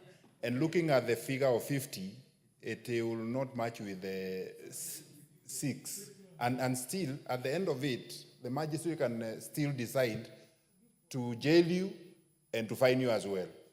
Though that can be enough deterrent. So let it remain as it is. Because actually matching 50 and 6, someone would opt, of course, to pay 50 and go. So let it remain as it is per the bill. Chair?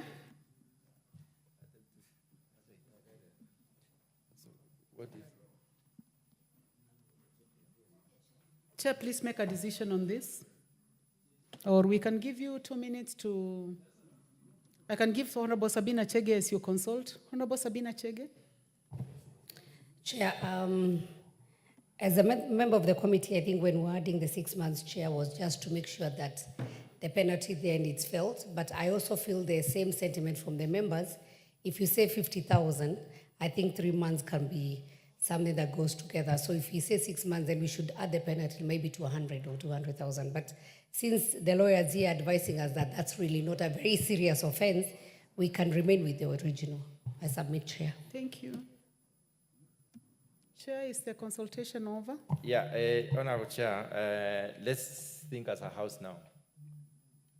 Number one, the provision is if somebody is furnishing, who is giving such information, makes a statement which they know to be false, is lying, or commits an offense, they commit an offense. So I think the provision for 50,000 is low for this particular case. If you are lying, 50,000 is too much. Yes. More than 6 months, more than 6 months. Honorable Kaluma, I think it's more than 6 months. 6 months you don't lose. Not more than 6 months. Okay, we can maybe then take the original. We can take the original one because You it take just the increased original? yes. To So 6 months. now, Chair, you need to be on record that you are dropping this amendment. Chair, in view of the discussions that the foregoing discussions, I wish to drop the amendment to clause 94 so that we revert to the original version of the bill. So then you having dropped means that there is no amendment. So then, honorable members, I propose the question. I put the question that clause 94 be part of the bill. Will as many as have that opinion say aye? Will as many as have a contrary opinion say nay? The ayes have it. Clause 95. I propose the question that clause 95 be part of the bill. Chairman, you have an amendment? Honorable Chair, I propose that clause 95 be amended as per the order paper. It is also the same issue, equating the offense to the penalty. Honorable Chair, clause 95 provides that the penalty is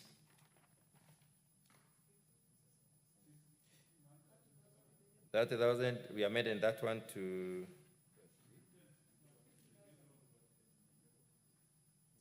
50,000, and then the other one, and then the part B, we changed to from 2 years to 6 months. We reduced from 2 years to 6 months.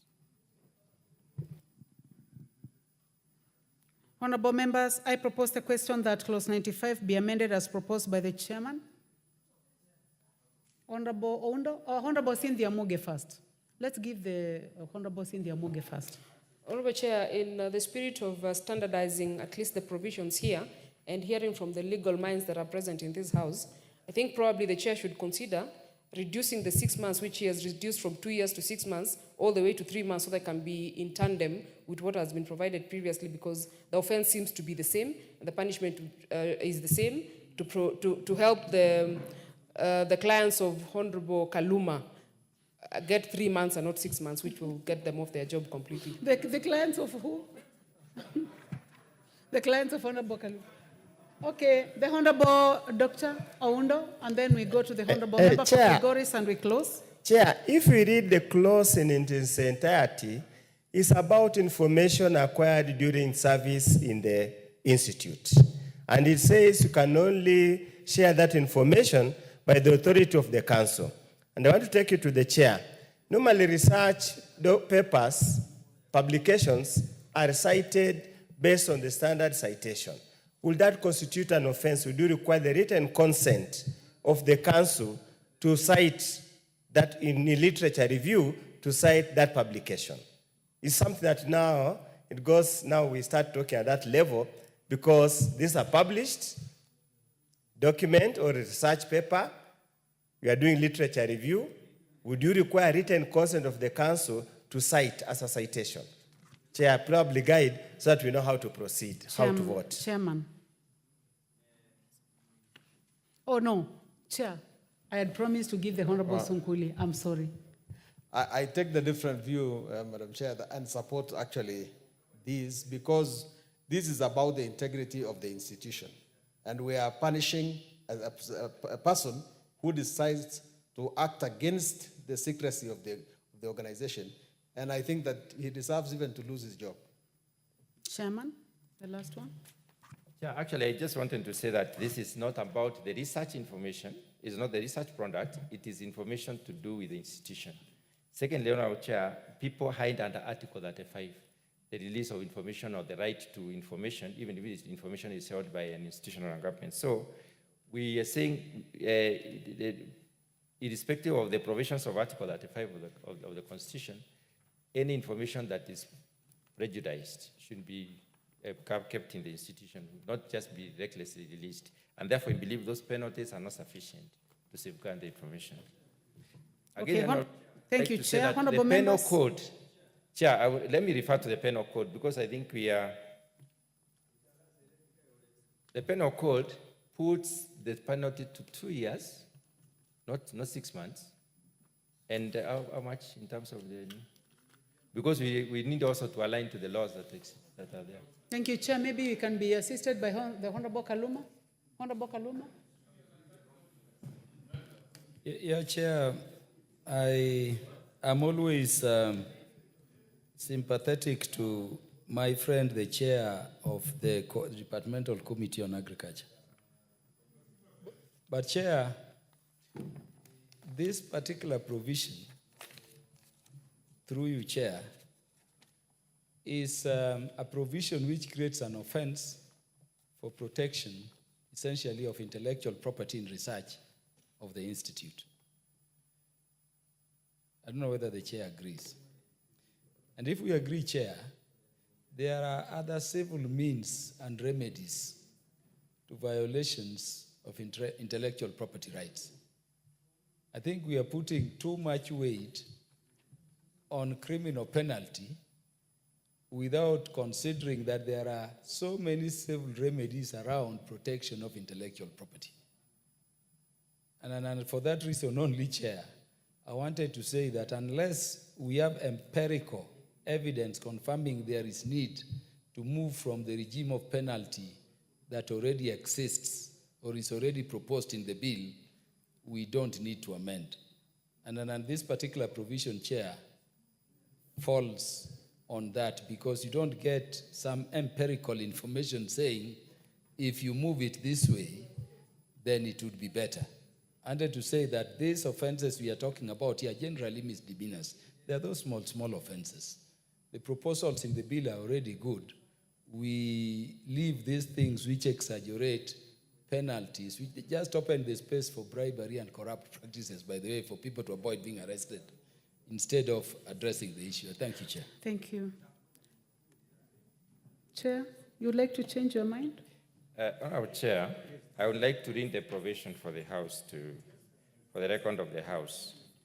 95.1 reads as follows. Pursuant to Article 24 of the Constitution, the right to access to information under Article 35 of the Constitution shall be limited with respect to information, and listen to me here, whose disclosure is, in the opinion of the Council, likely to prejudice the integrity of research or any intellectual property. Integrity of research is the main issue here. If the integrity of research is, if any information leaks on a research process, research is not a one-day affair. We are talking about the production of new varieties. If you're in the process of producing a variety and this information is released, before the release of the variety itself, you go back to zero. That is important. We need to safeguard that. So I tend to think the penalty provided under this bill as it is right now is not sufficient. That's why the committee felt we need to enhance that penalty to protect the institution. Okay. Honorable members, I now put the question that clause 95 be amended as proposed by the chair. Will as many as of that opinion say aye? Will as many as of a contrary opinion say nay? There is have it. I put the question that clause 95 as amended be part of the bill. Will as many as are of that opinion say aye? Will as many as of a contrary opinion say nay? There is have it. Clause 96. I propose the question that clause 96 be part of the bill. No amendment, so I put the question that clause 96 be part of the bill. Will as many as of that opinion say aye? Will as many as of a contrary opinion say nay? There is have it. Clause 97. I propose the question that clause 97 be part of the bill. Chairman, you have an amendment? Honorable Chair, I propose that clause 97 be amended as per the order paper. The import of this particular amendment, Honorable Chair, is basically to change the one, to add the one whichever is higher, to give possibilities for the choice. Thank you. I propose the question that clause 97 be amended as proposed by the chair. I now put the question that clause 97 be amended as proposed by the chair. Will as many as of that opinion say aye? Will as many as of a contrary opinion say nay? There is have it. I now put the question that clause 97 as amended be part of the bill. Will as many as of that opinion say aye? Will as many as of a contrary opinion say nay? There is have it. Clause 98. I propose the question that clause 98 be part of the bill. No amendment, so I put the question that clause 98 be part of the bill. Will as many as of that opinion say aye? Will as many as of a contrary opinion say nay? There is have it. Clause 99. I propose the question that clause 99 be part of the bill. Chairman, you have an amendment. Honorable Chair, I propose that clause 99 be amended as per the under paper. The import of this particular amendment, Honorable Chair, is to include the licensing authority in consultation with the Cabinet Secretary in making regulations, so that there is consultation. Also, to limit the delegated powers to the scope of Article 94(6) of the Constitution, which stipulates that regulations should be defined and the scope limited to provide for power to make regulations on qualifications and appointment of inspectors. I propose the question that clause 99 be amended as proposed by the chair. I do not see any interest in this, so I now put the question that clause 99 be amended as proposed by the chair. Will as many as of that opinion say aye? Will as many as of a contrary opinion say nay? There is have it. I now put the question that clause 99 as amended be part of the bill. Will as many as of that opinion say aye? Will as many as of a contrary opinion say nay? There is have it. Clause 100. I propose the question that clause 100 be part of the bill. No amendment, so I put the question that clause 100 be part of the bill. Will as many as of that opinion say aye? Will as many as of a contrary opinion say nay? There is have it. Clause 101. I propose the question that clause 101 be part of the bill. Chairman, you have an amendment. Honorable Chair, I propose that clause 101 be amended as per the under paper. The justification is to provide for a transition clause on the assets of the board, which is missing, and to also provide for the assets and liabilities. Thank you, Chair. I propose the question that clause 101 be amended as proposed by the chair. I do not see any interest in this, so I put the question that clause 101 be amended as proposed by the chair. Will as many as of that opinion say aye? Will as many as of a contrary opinion say nay? There is have it. I now put the question that clause 101 as amended be part of the bill. Will as many as of that opinion say aye? Will as many as of a contrary opinion say nay? There is have it. Clauses 102 and 103. I propose the question that clause 101 and 102 be part. I propose the question that clause 102 and 103 be part of the bill. No amendment, so I put the question that clause 102 and 103 be part of the bill. Will as many as of that opinion say aye? Will as many as of a contrary opinion say nay? There is have it. Clause 104. I propose the question that clause 104 be part of the bill. Chairman, you have an amendment. Honorable Chair, I propose that clause 104 be amended as per the under paper. The essence of this particular amendment is to correct the wrong referencing to the authority instead of board. Thank you, Chair. Propose the question that clause 104 be amended as proposed by the chair. Honorable Cynthia Muge? No, Chair, I don't have interest. Not on this one? I now put the question that clause 104 be amended as proposed by the chair. Will as many as of that opinion say aye? Will as many as of a contrary opinion say nay? There is have it. I now put the question that clause 104 as amended be part of the bill. Will as many as of that opinion say aye? Will as many as of a contrary opinion say nay? There is have it. Clause 105. I propose the question that clause 105 be part of the bill. Chairman, you have an amendment. Honorable Chair, I propose that clause 105 be amended as per the under paper. The essence of this amendment, Honorable Chair, is to bring in a skills audit to determine suitability of the staff in transition from the authority they are right now to the board. Thank you. I propose the question that clause 105 be amended as proposed by the chair. The ones on the intervention, do they have interest in this one? So the Honorable Julia Sole Sonkuli? Yeah. Madam Chair, this seems to be a very subjective thing. What is suitability test and who determines these skills audit? I think it's creating something you cannot test. And it's the same thing we are undergoing with SHIF and NHIF. Let people transition. The Honorable, let me just say, I'll come to you, Honorable Sabina. The Honorable Wilberforce Oundo, 1 minute. Chair, Respectively, I want to request the chair to withdraw this amendment. And we should borrow from what we did with the Sugar Act, respectively. Because suitability test is so subjective, it is so, witch hunting, you will punish innocent staff. Let them be subjected to typical annual review and be weeded out as a matter. Please, we beg you. Honorable Sabina Chege. Thank you, Chair. On the contrary, Chair, I want to support the amendment by the Chair. Chair, we know some institutions, when people are being hired, sometimes we don't have the right people doing the right duties. It is important, suitability test, there are papers, and even in this house, I think, continuously we've had some checks and balances, where might be some people presented fake papers and the like. So, Chair, it is important. When transition is happening, let us look at suitability so that even the positions that, Chair, we have put very high qualifications, we can see who suits where. So, suitability test, I support, Chair. Thank you. The Honorable Majimbo Kalasinga. Oh, okay. Thank you very much, Madam Chair. I think, Madam Chair, this clause will be abused very badly. It will be used against whichever you want to eliminate from an institution, and therefore I will kindly ask the Chair to drop this. Thank you, with a lot of humility. This will be abused by that institution. Because how do you, there is no measuring stick actually to get this to this point of actually what you want to achieve in this matter. Thank you, Mr. Chair. Honorable Mwenje. Thank you, Chair. Chair, this again takes me back, and I want to echo the words that the Honorable Kaluma said, because even at the point, it seems they are predetermined people for some of these positions, the way this is going.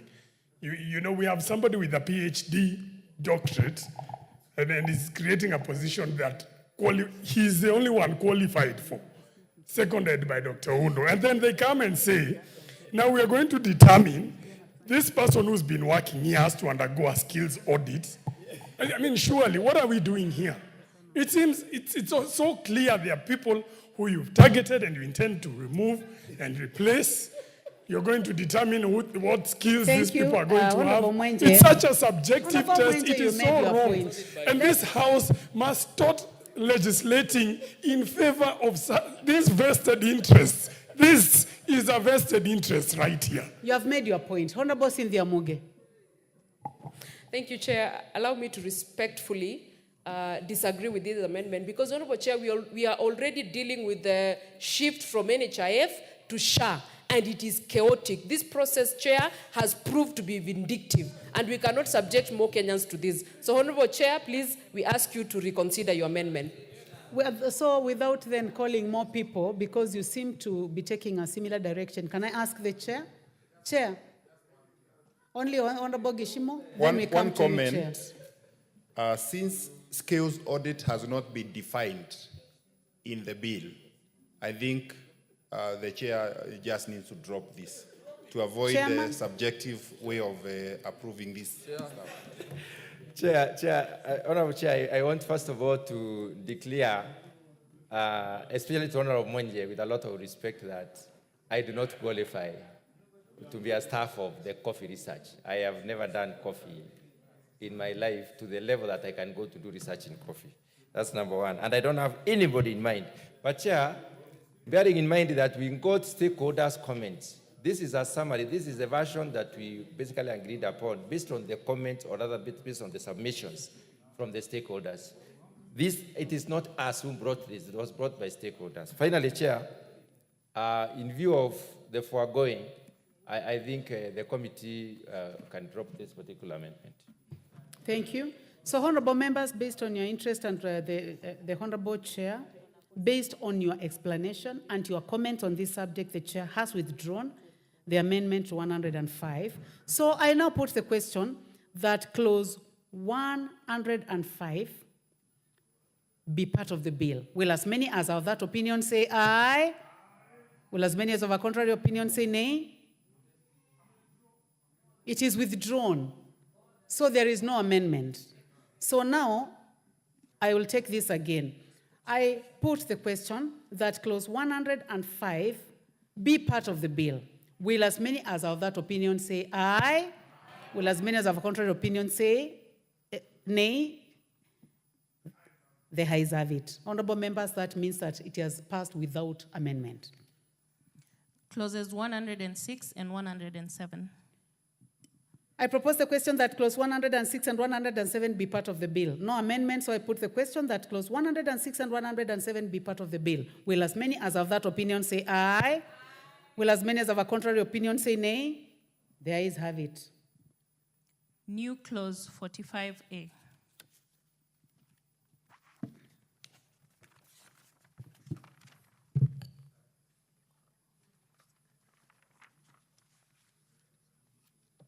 Honorable members, I now call upon the mover to move second reading of the new clause 45A. Mover? Chair? Honorable Chair, I move that new clause 45A be read a second time. Thank you, honorable members. I propose the question that new clause 45A be now read a second time. Honorable Eric Mushangi, member for Nyenjes. No, I have no comments on this, Honorable Chair. Okay, I now put the question then that new clause 45A be now read a second time. Will as many as of that opinion say aye? Will as many as of a contrary opinion say nay? The ayes have it. I now put the question that new clause 45A be part of the bill. Honorable members, I don't see any interest, so I put the question that new clause 45A. Yeah, please go to the intervention. That's why I couldn't. Honorable Mwenje. Chair, we can't find this clause 45A anywhere. So we have no idea what it says. And you know, with what's been happening here, we are very much afraid of the chair of agriculture, that he doesn't create another position specifically for him. Honorable Mwenje, you need to go to the order paper. You know, for you to be able to deal with this bill, you need to have the order paper and everything else. It is self-explanatory. So, honorable members, can I go ahead and put the question? Can I ask the chair? Chair, please explain the clause. Honorable Chair, while we were discussing clause 46 actually, I said, no, clause 48. I said clause 48 has been moved to become the new clause 45A. So it was moved exactly the way it was. For purposes of alignment, we have not introduced anything. Honorable Mwenje. Thank you very much. I now put the question that new clause 45A be part of the bill. Will as many as of that opinion say aye? Will as many as of a contrary opinion say nay? The ayes have it. First schedule. What is out of order, Honorable Cynthia Muge? Honorable Chair, I don't see any other opportune moment to submit my intentions to recommit at, for 79.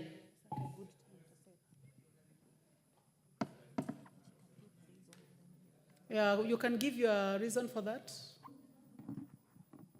For the benefit of the House and those who were not here when that was going on. Thank you, Honorable Chair. The 79 is a provision for the qualifications for the Chief Executive Officer of the Institute, and there was a sharp divide on the qualification of the CEO, Honorable Chair, and I'd like to recommit it so that members can have a better opportunity to make a proper decision on this, because the decision that we made earlier is not satisfactory to all of us, Honorable Chair.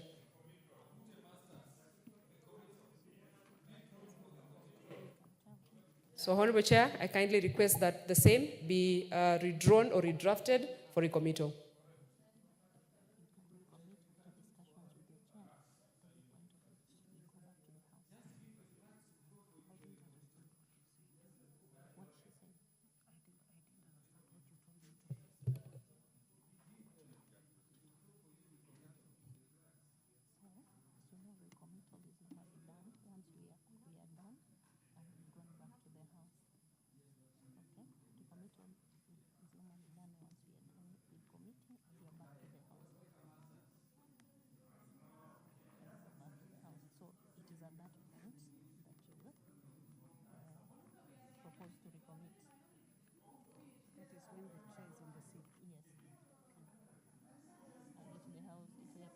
House approves that we commit, then we'll go back to the close.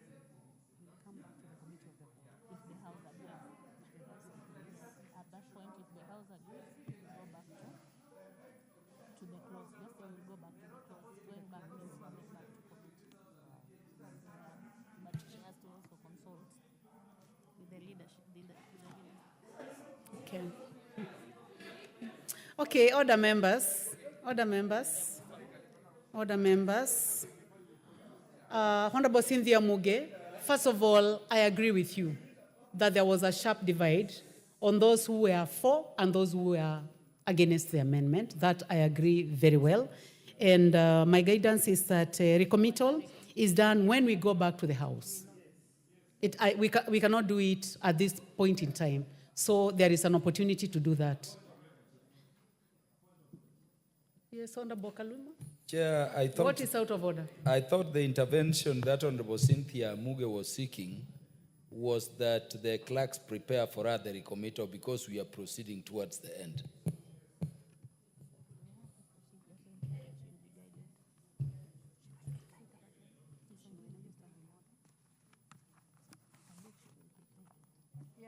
Honorable Kaluma, the Honorable Cynthia Muge will be guided. We have the mover here, and we have the clerks of this committee, and I'm sure there will be proper consultation. Proper consultation will have been done by the time we finish. So you need to engage the mover and also engage, you can start making those arrangements, but at this moment in time, I cannot do a recommittal from this position. So, honorable members, we proceed.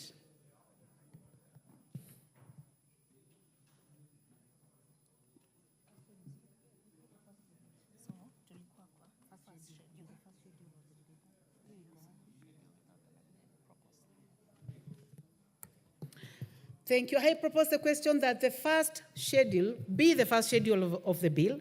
There be no amendment. Now I put the question that the first schedule be the first schedule of the bill. Will as many as have that opinion say aye? Will as many as have a contrary opinion say nay? The ayes have it. Second schedule. I propose the question that the second schedule be part of the bill, and this schedule as an amendment by the chairman. Honorable Chair, I propose that the second schedule be amended as per the order paper. Honorable Chair, after a lot of debate at the committee level, we realize that some of these licenses, permits, and certificates need to be done in consultation. So we bestowed the responsibility to issuing the licenses to certain institutions, but in due consultation with others. For instance, the warehouse licensing. Warehouse is where you keep green coffee or parchment coffee. So we propose that instead of the county governments doing this, for purposes of the board being sure that this coffee is really the grade of coffee that they would like to, and the conditions remain optimal, it is the board that could issue that license in consultation with the county government. When it comes to coffee nursery certificates, again, we would like the board to be in charge of the material that farmers plant, because it's a regulatory body. So we agreed that the board does issue the licenses in consultation with the county government, because it will be produced at the county level. On pumping station, for purposes of keeping the standards, we propose the same. However, on the pumping station, no, I think there is license 13. Pumping station license and pumping station license, I think there's confusion there. Pumping license is left to the county government in consultation with the board. And the final one, the second last, is the coffee marketing agent license should be issued by the Capital Markets Authority, and the trading license should also be issued by the Capital Markets Authority, as opposed to the provisions right now, whereby those licenses are supposed to be issued by the board. Okay, honorable members, before I call upon you, I would like to propose the question that the second schedule be amended as proposed by the chairman. Honorable Mwenje. Thank you, Chair. I'm getting the direction the chairman is guiding us. But I'm afraid of something that you're opening here. You're opening an area where you're saying the issuing authority is the board in consultation with the county government. Are you trying to create another? I mean, let me take you to the issue that we have at times with public participation, which gives us a problem. At times when you're trying to get something across. What happens in an event where, when you consult, this person you've consulted refuses with what the issuing authority decides to do? What if you have a difference of opinion? Don't you think you'll create an avenue for argument here, and by the time you're issuing that license, you could have two varying positions? And you're looking at this is the county government in consultation with the board. Both of them with mandates, both of them can gazette, and both of them can gazette two different decisions. So I think there's a bit of clarity here. Thank you. And I'm foreseeing a problem that is going to happen, especially in terms of where you... It's all right, both Honorable of- Mwenje, I think you have made your point. Honorable Sunkuli? Madam Chair, because eventually this crop is for, the end product is for export, and the name of Kenya will be at stake. I think we should not localize two things. First, we should not localize standards. And we should not localize our brand so much. I think that it is very good, because this is about policy as well as implementation, that both the county and the board do have a role in this thing. I think the mechanism must be found out, but I personally support this. Honorable Kaluma? Chair, I have a problem with consultation based on what the mover may want to achieve. In the sense, Chair, that consultation does not essentially mean concurrence. So if we are seeking concurrence, the mover should think of a word that would secure that. Otherwise, you'd have a situation where you're just told, we have consulted, full stop. Does not necessarily mean concurrence. Number two, Chair, in the earlier provisions, I saw us removing authority and replacing it with board. Here now I'm seeing issuing authority. I'm not clear, but let us be sure that we are talking about the board or authority, or in terms of definitions, we've made the usage of authority and board, clear at clause 2. Cynthia, Thank you. Cynthia Muge. Thank you, Honorable Kaluma. Honorable Cynthia Muge. Thank you, Chair.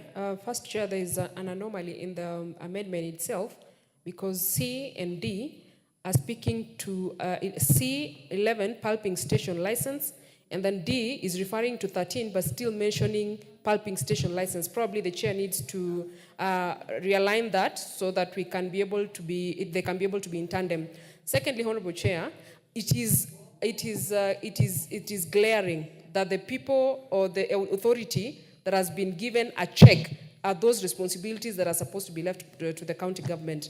While appreciating Honorable Sunkuli's comment on the standards and not localizing standards, Honorable Chair, it must also be noted that pulping, the issues of pulping, the issues of warehouses, the issues of coffee nursery certificates, Honorable Chair, are issues that are currently being handled by the county government. And being a stakeholder in coffee, I have so far not had a problem with them. Honorable Chair, probably we just need to leave this one down there, because this counter-checking will increase the bureaucracies and it will actually take longer to get those services. And the services to do with agriculture, especially these goods, Honorable Chair, they need a very efficient system where things and decisions are made almost there and then. Honorable Chair, I propose that this should be left to the county governments. Honorable Chairman, the last one, and then I put the question. You want to support? Chair, because of health standards in export, health standards locally, it will be a misnomer for us not to leave the county governments to be in charge of licensing and warehousing and ensuring they meet the health standards. It is important that we involve the board. Second, Honorable Speaker, I just want to draw the attention of the Chair, this number 16, 17, 18, and 19. We have passed amendments on clause 30, which then will be a bit of a conflict. Because in clause 30, you are saying the authority, which I thought is the board, in accordance with the provision of the Capital Market Act. So exactly, you need to be very clear. Who is the issuing authority? Is it the board or the authority, or is it Capital Market Authority? Thank you, Chair. Chairman, please, you'll be the last one. Let's hear, then we put the question. Honorable Chair, first of all, we have defined the issuing authority. Licensing authority is in the definitions immediately after the exchange, after the institute. Licensing authority is defined, it means the board, the county government, or the capital markets authority. Either of them is a licensing authority. So we have used the word across the bill, the word licensing authority to refer to any of those three. That's number one. Licensing authority. Alafu, now the other issue, Chair, is that the issue that the Honorable Muga has brought on board is number 13. It's actually supposed to be coffee roasters license. It's not coffee, it's not power paying station, because power paying station is number 11. Number 13 is roasters license. According to what is in the bill, if you look at the bill, there is an schedule 2, which has this, the table.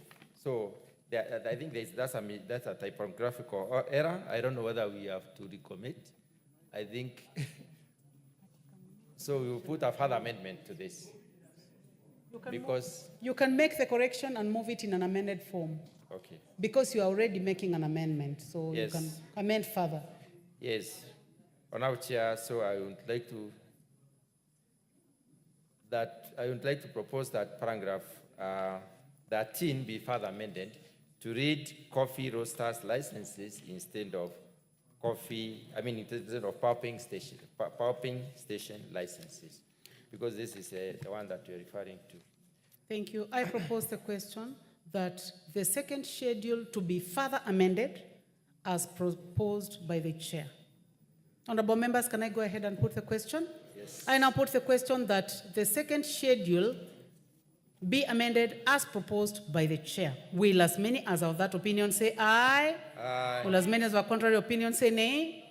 The ayes have it. I now put the question that the second schedule as amended be part of the bill. Will as many as of that opinion say aye?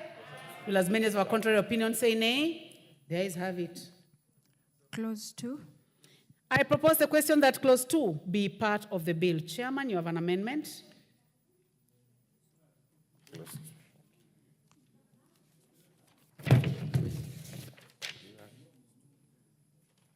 Yeah, Honorable Chair, I propose that clause 2 be amended as per the under paper. The amendment seeks to delete terms that have been defined but not used in the bill. Also introduce terms that have been used in the bill and not defined. It's also supposed to cushion the farmers from brokers, define grower in the proper context with respect to processing, and define catalog in the proper context. Thank you. I propose the question that clause 2 be amended. I propose first, then I know you have an amendment. I propose the question that clause 2 be amended as proposed by the chairman.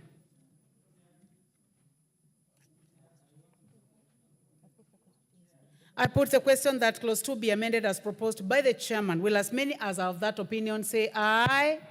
Will as many as of contrary opinion say nay? The ayes have it. We have another amendment by the Honorable Robert Gishimu. Thank you, Chair. Also seeking to amend clause 2 under the definition of the buyer to expand the meaning of the buyer, because the buyer as defined in the bill only refers to the buyer who buys coffee at the exchange.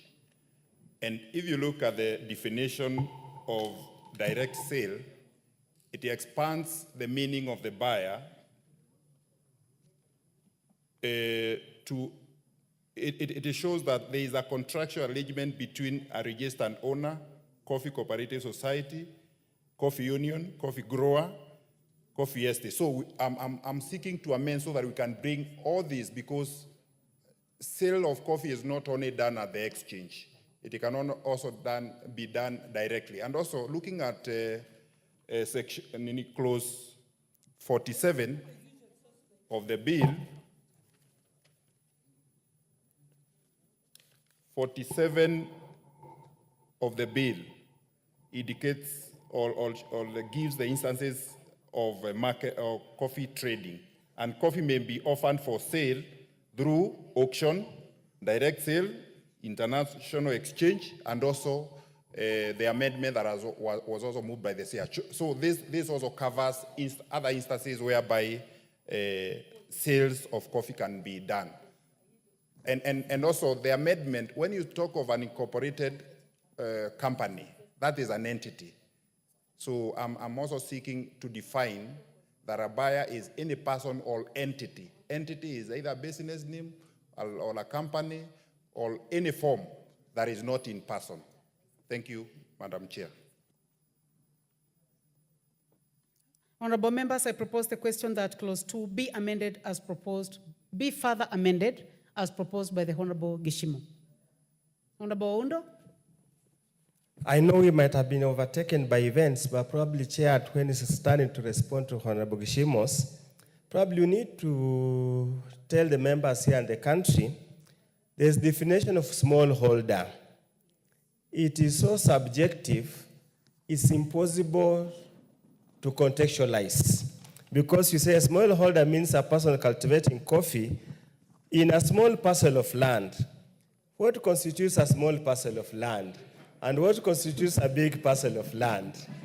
Is Kaluma small or is Kaluma big? It depends which part of Kaluma you have touched so that you decide whether small or big.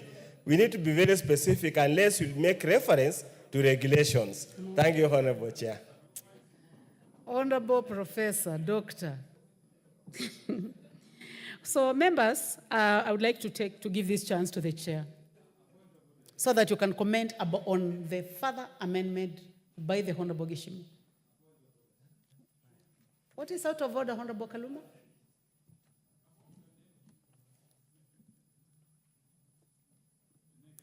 Please give the mic to the Honorable Chair, Kaluma. The Honorable Oundo has mentioned my name in relation to some parts of my body, which he says are small and other parts big.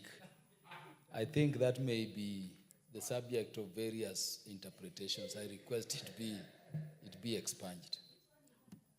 Honorable Honorable Oundo, you heard the comment by the Honorable Kaluma, and for sure you mentioned him. Yes, I did. You went ahead to make some descriptions. So what is your comment? Which are visible, Honorable Chair, descriptions that are visible. Some will look at his ear, say they're big. Some will say they're small. But if he feels sufficiently offended or if thinks he's in danger, in trouble, because of that comment, allow me to draw that reference. Thank you, Honorable Chair. So,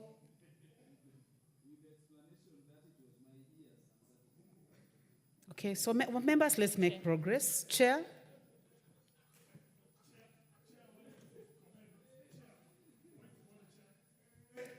I wanted let's hear the chair because it may just make it easier and assist us to make progress. Mwenja, I'll come to you.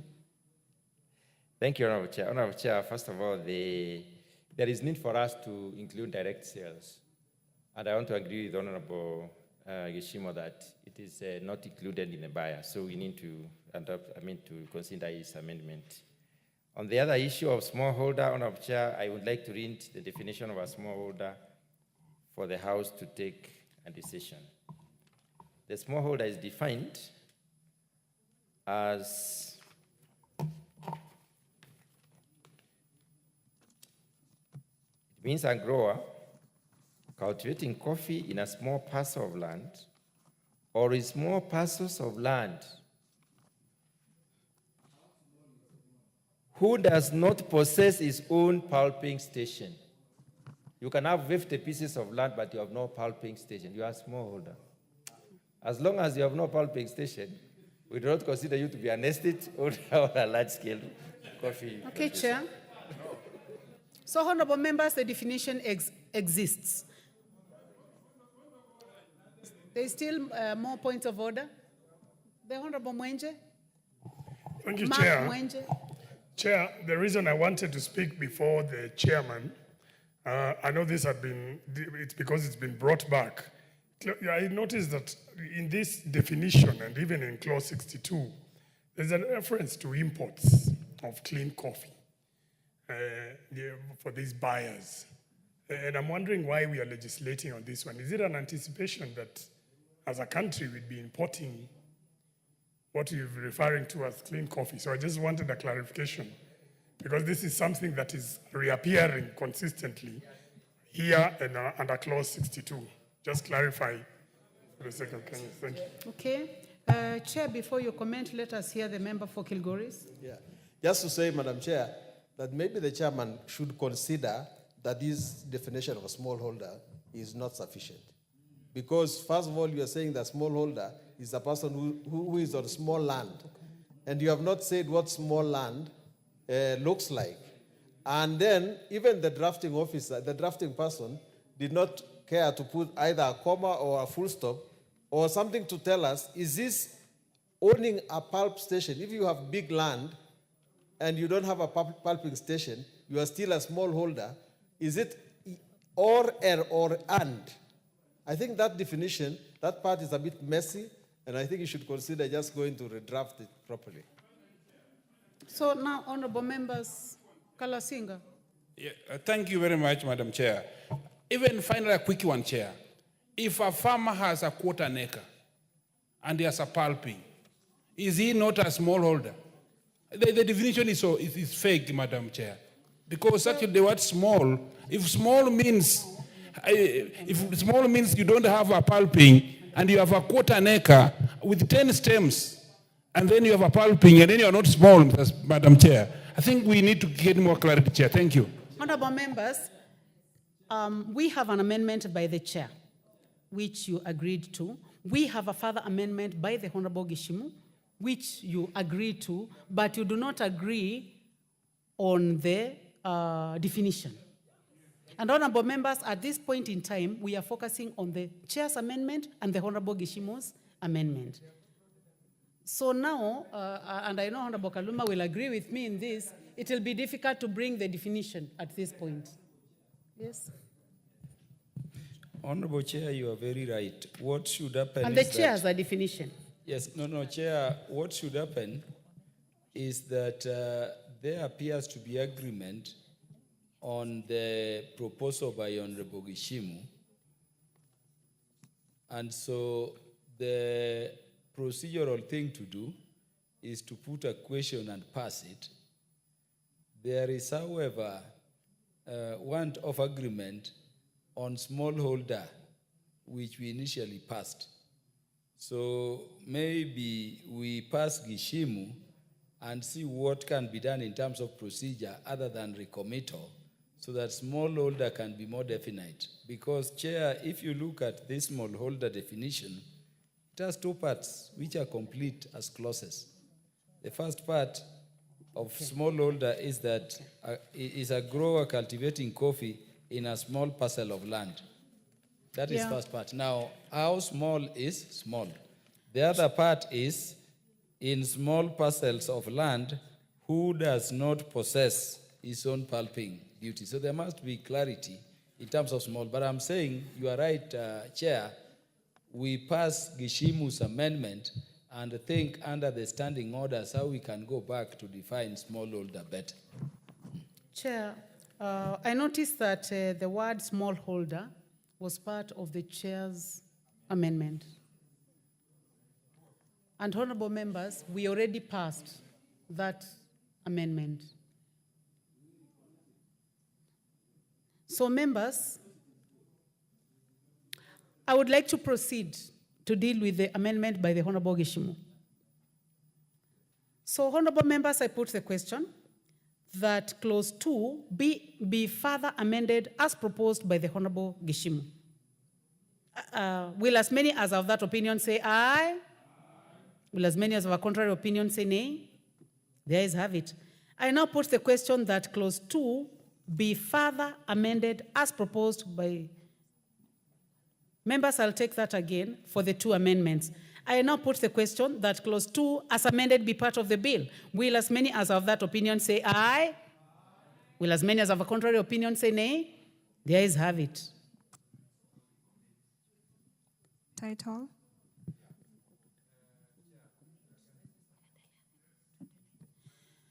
Honorable members, I propose the question that the title be the title of the bill. There is no amendment on the title, so I put the question that the title be the title of the bill. Will as many as have that opinion say aye? Will as many as have a contrary opinion say nay? The ayes have it. Clause 1.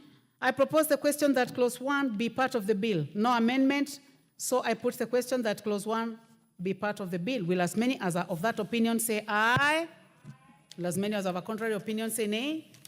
The ayes have it. Honorable members, we have come to the end of this coffee bill, and I thank you very much for your support.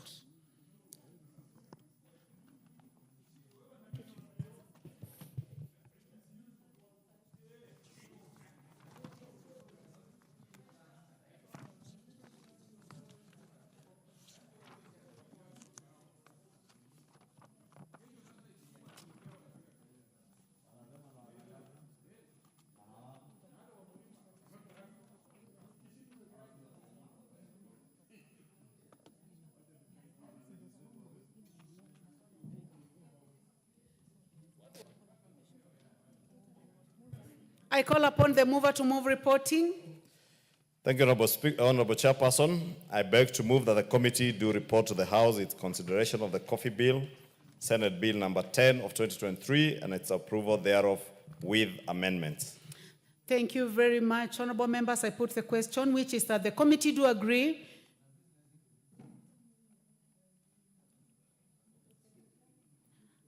I take that again. Honorable members, I put the question, which is that the committee do report to the House its consideration of the coffee bill, Senate Bill number 10 of 2023, and its approval thereof with amendments. Will as many as of that opinion say aye?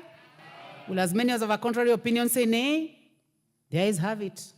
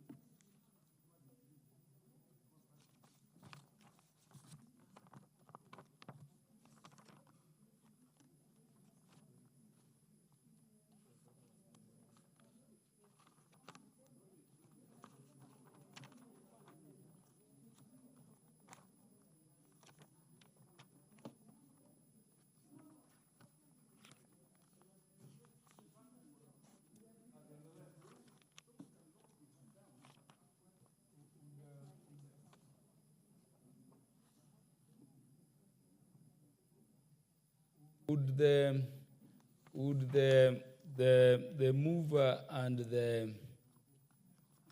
the mover, the chair and Honorable Cynthia Muge approach the speaker?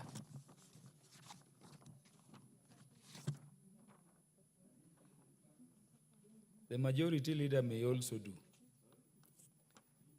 I'm requesting the majority leader, the two members proposing recommittals, and the majority leader to approach the speaker.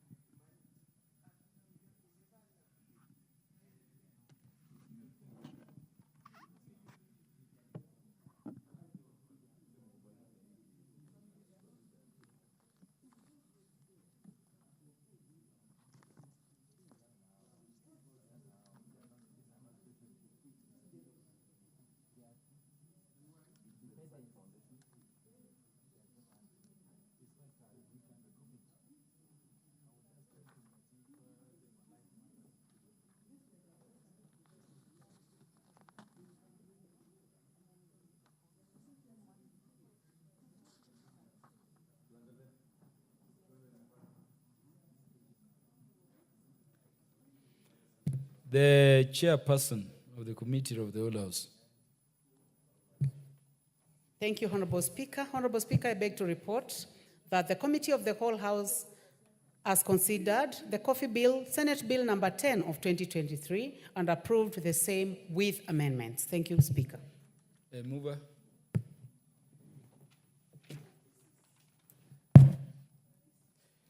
Honorable Speaker, I beg to move that the House do agree with the committee in the said report, and I also request the Honorable Oundo to second the motion for agreement with the report of the Committee of the Whole House.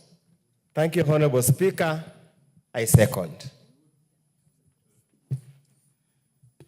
Honorable members, I now propose that the House agrees with the report of the Committee of the Whole House on its consideration of the Coffee Bill, Senate Bill number 10 of 2023.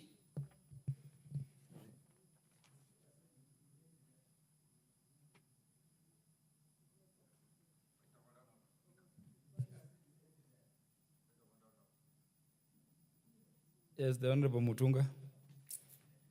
Honorable Speaker, I wish to request that I be allowed to move to recommit clause 8 of the bill.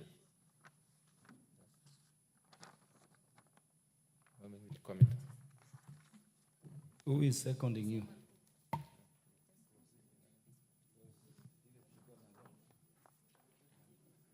Okay. Honorable Speaker, I do give notice for the committee that the motion for agreement with the report of the Committee of the Whole House be amended by inserting the following ones, subject to the committee of clause 8. Seconder. I wish to request the Honorable Gishimu to second. Honorable Gishimu. Honorable Speaker, I second. Thank you. Honorable members, I now propose the question that the motion for agreement with the report of the Committee of the Whole House be amended by inserting the words subject to recommittal of clause 8.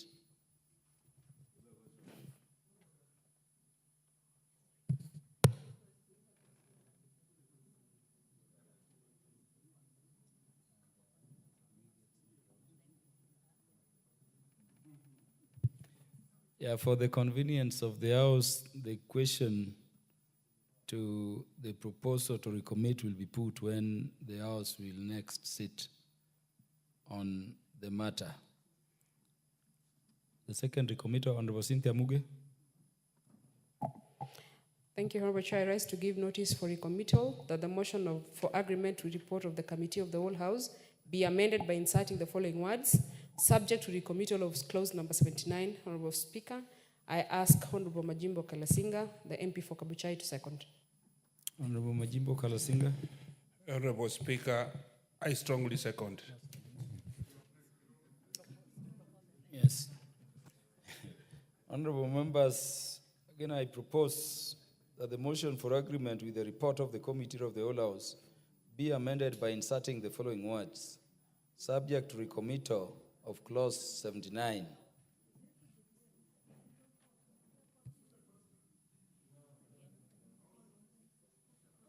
Again, for the convenience of the House, the question to the proposal to recommit will be put when the matter will next be scheduled to be transacted by the House.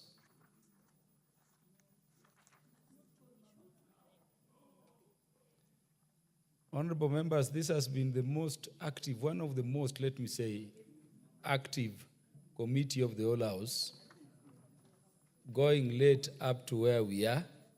I want to thank the members for the commitment.